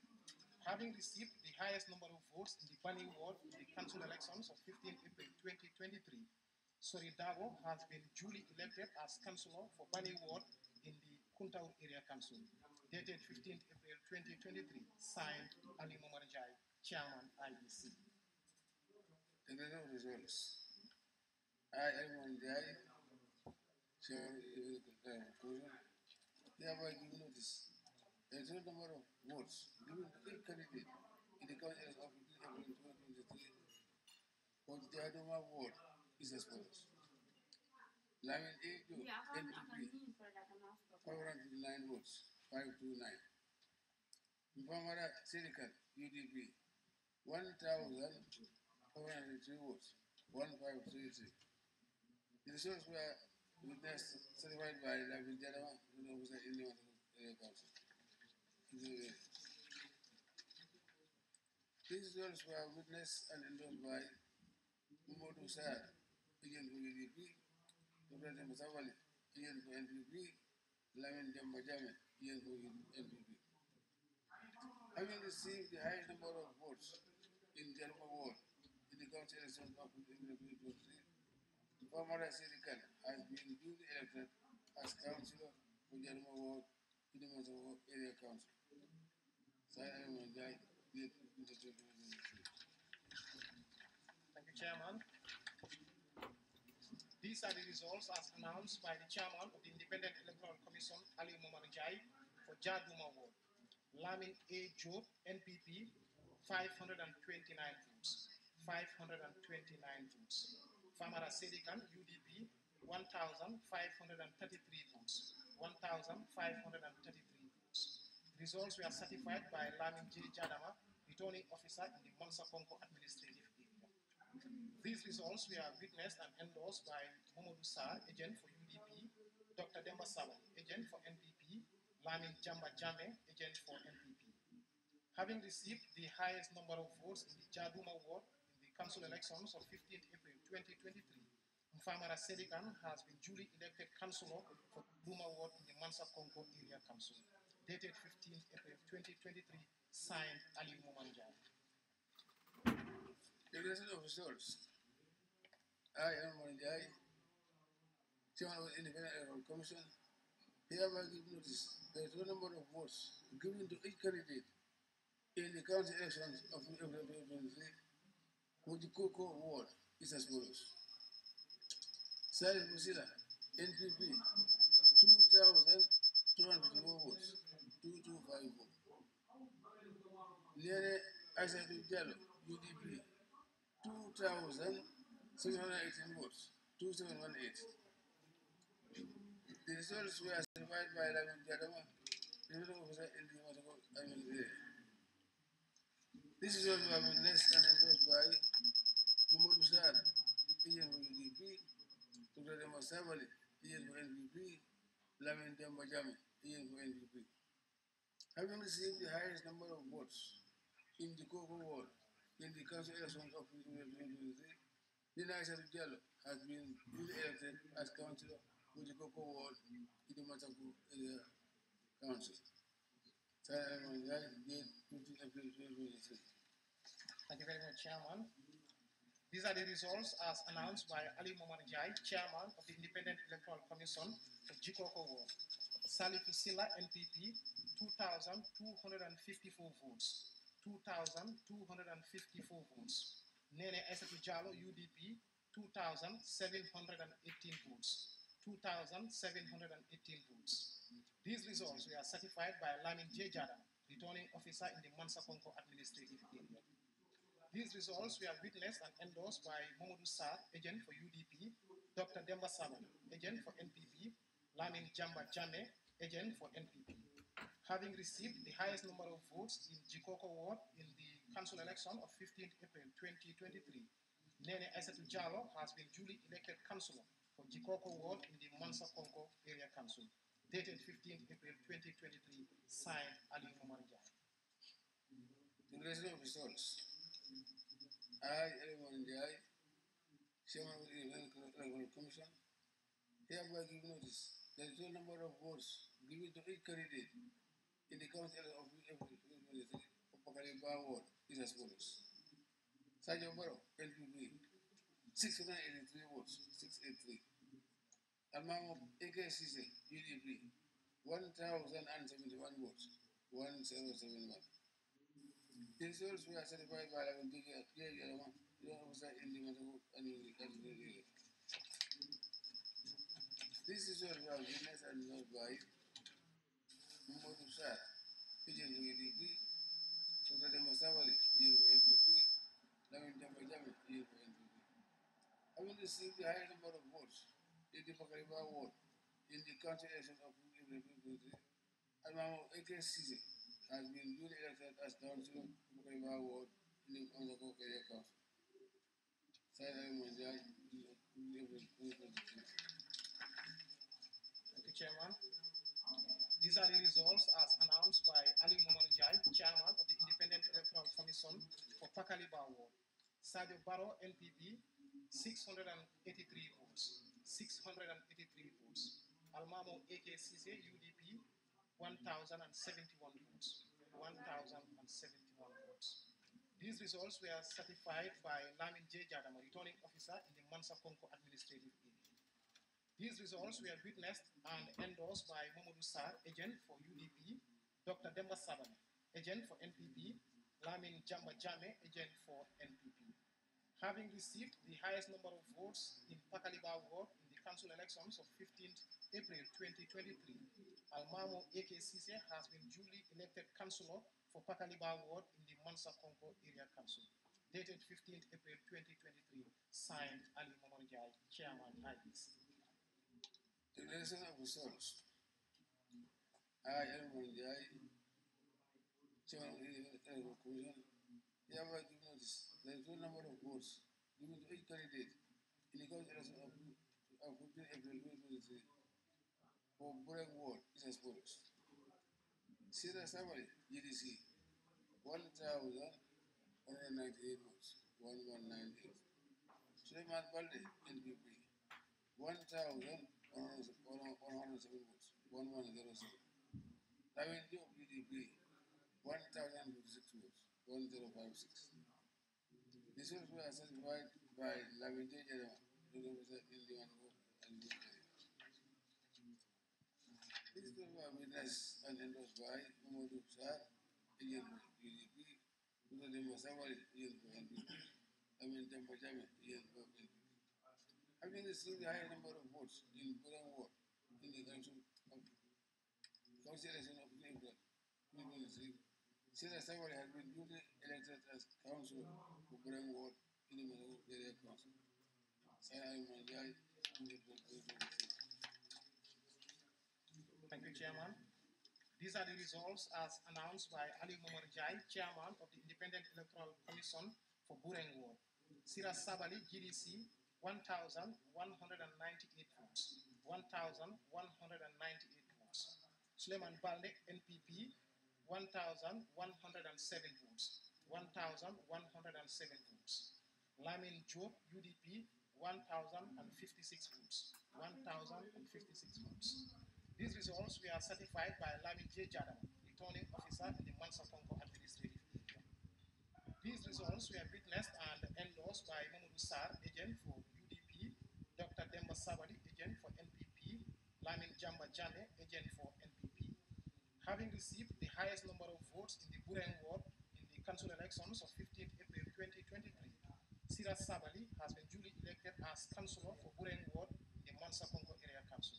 Dated 15th April 2023, signed Ali Momar Jai. The results. I, Manjai, Chairman of the Electoral Commission, hereby give notice that the total number of votes given to each candidate in the council election of April 2023 for Koyala Ward is as follows. Mamadou Sediba, NPP, 1,058 votes, 1058. Lamin Keta, UDP, 801 votes, 801. The same was certified by Lamin Jajarama, this will be witnessed and endorsed by Mamadou Sar, agent for UDP, Dr. Demba Savali, agent for NPP, Lamin Jamba Jame, agent for NPP. Having received the high number of votes in Koyala Ward, in the council of April 2023, Mamadou Sediba has been duly elected as councillor for Koyala Ward in the Masako Area Council. Sana Manjai, April 2023. Thank you, Chairman. These are the results as announced by Ali Momar Jai, Chairman of the Independent Electoral Commission for Queen Ala Ward. Mamadou Sediba, NPP, 1,058 votes. 1,058 votes. Lamin Keta, UDP, 801 votes. 801.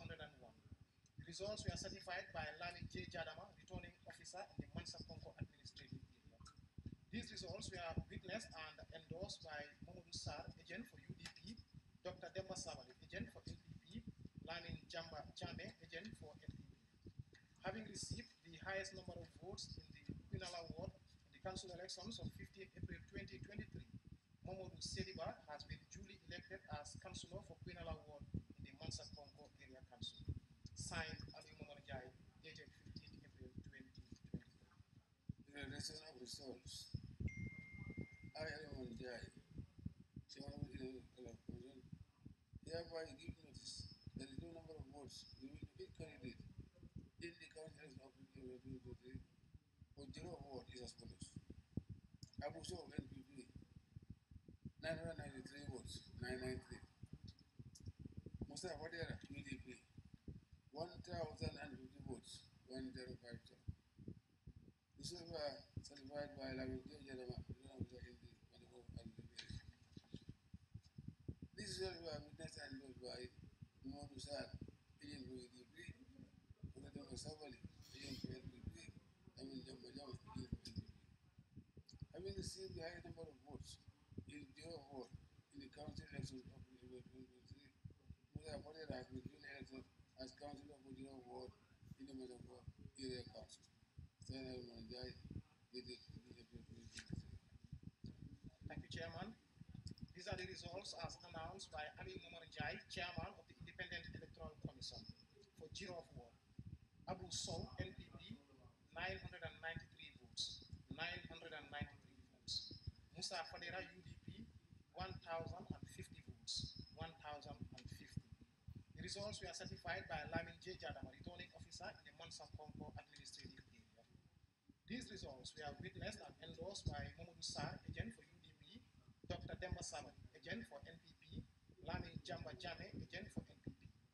Having received the highest number of votes in Juror of Ward in the council elections of 15th April 2023. Musa Fadera has been duly elected as councillor for Juror of Ward in the Mansa Ponko Area Council. Dated 15th April 2023. Signed Ali Mamanjai, Chairman IBC. Yes, thank you very much, Professor. So that does it so far. And we'll come back very soon as we have more details. Thank you. Thank you, Chairman.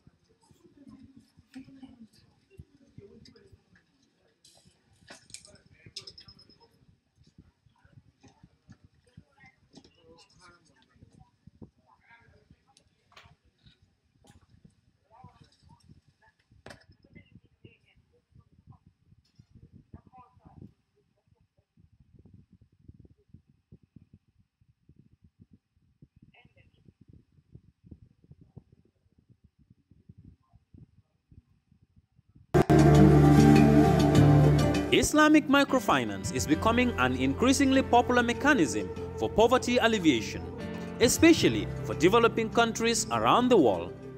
This microfinance service adheres to the principles of Islam as a form of social responsibility. Yona Islamic Microfinance is the Islamic microfinance of choice in the Gambia, trustworthy and reliable.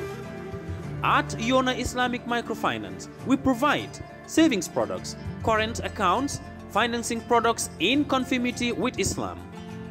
In addition, Yona Islamic Microfinance also offers local and international remittances, Takaful Fund, management of Zakat, management of Awqaf, trading and investment, and building of strategic partnerships to bring financial services to the doorstep of the poor with donor projects, madrasas, youth organizations, women groups, and farmer organizations. Make a choice with Yona Islamic Microfinance today. For more information on Yona Islamic Microfinance, call 377-2151 or 9832-151 or visit Yona head office at Tipa Garage, Bakote, or visit any Yona branch located countrywide near you.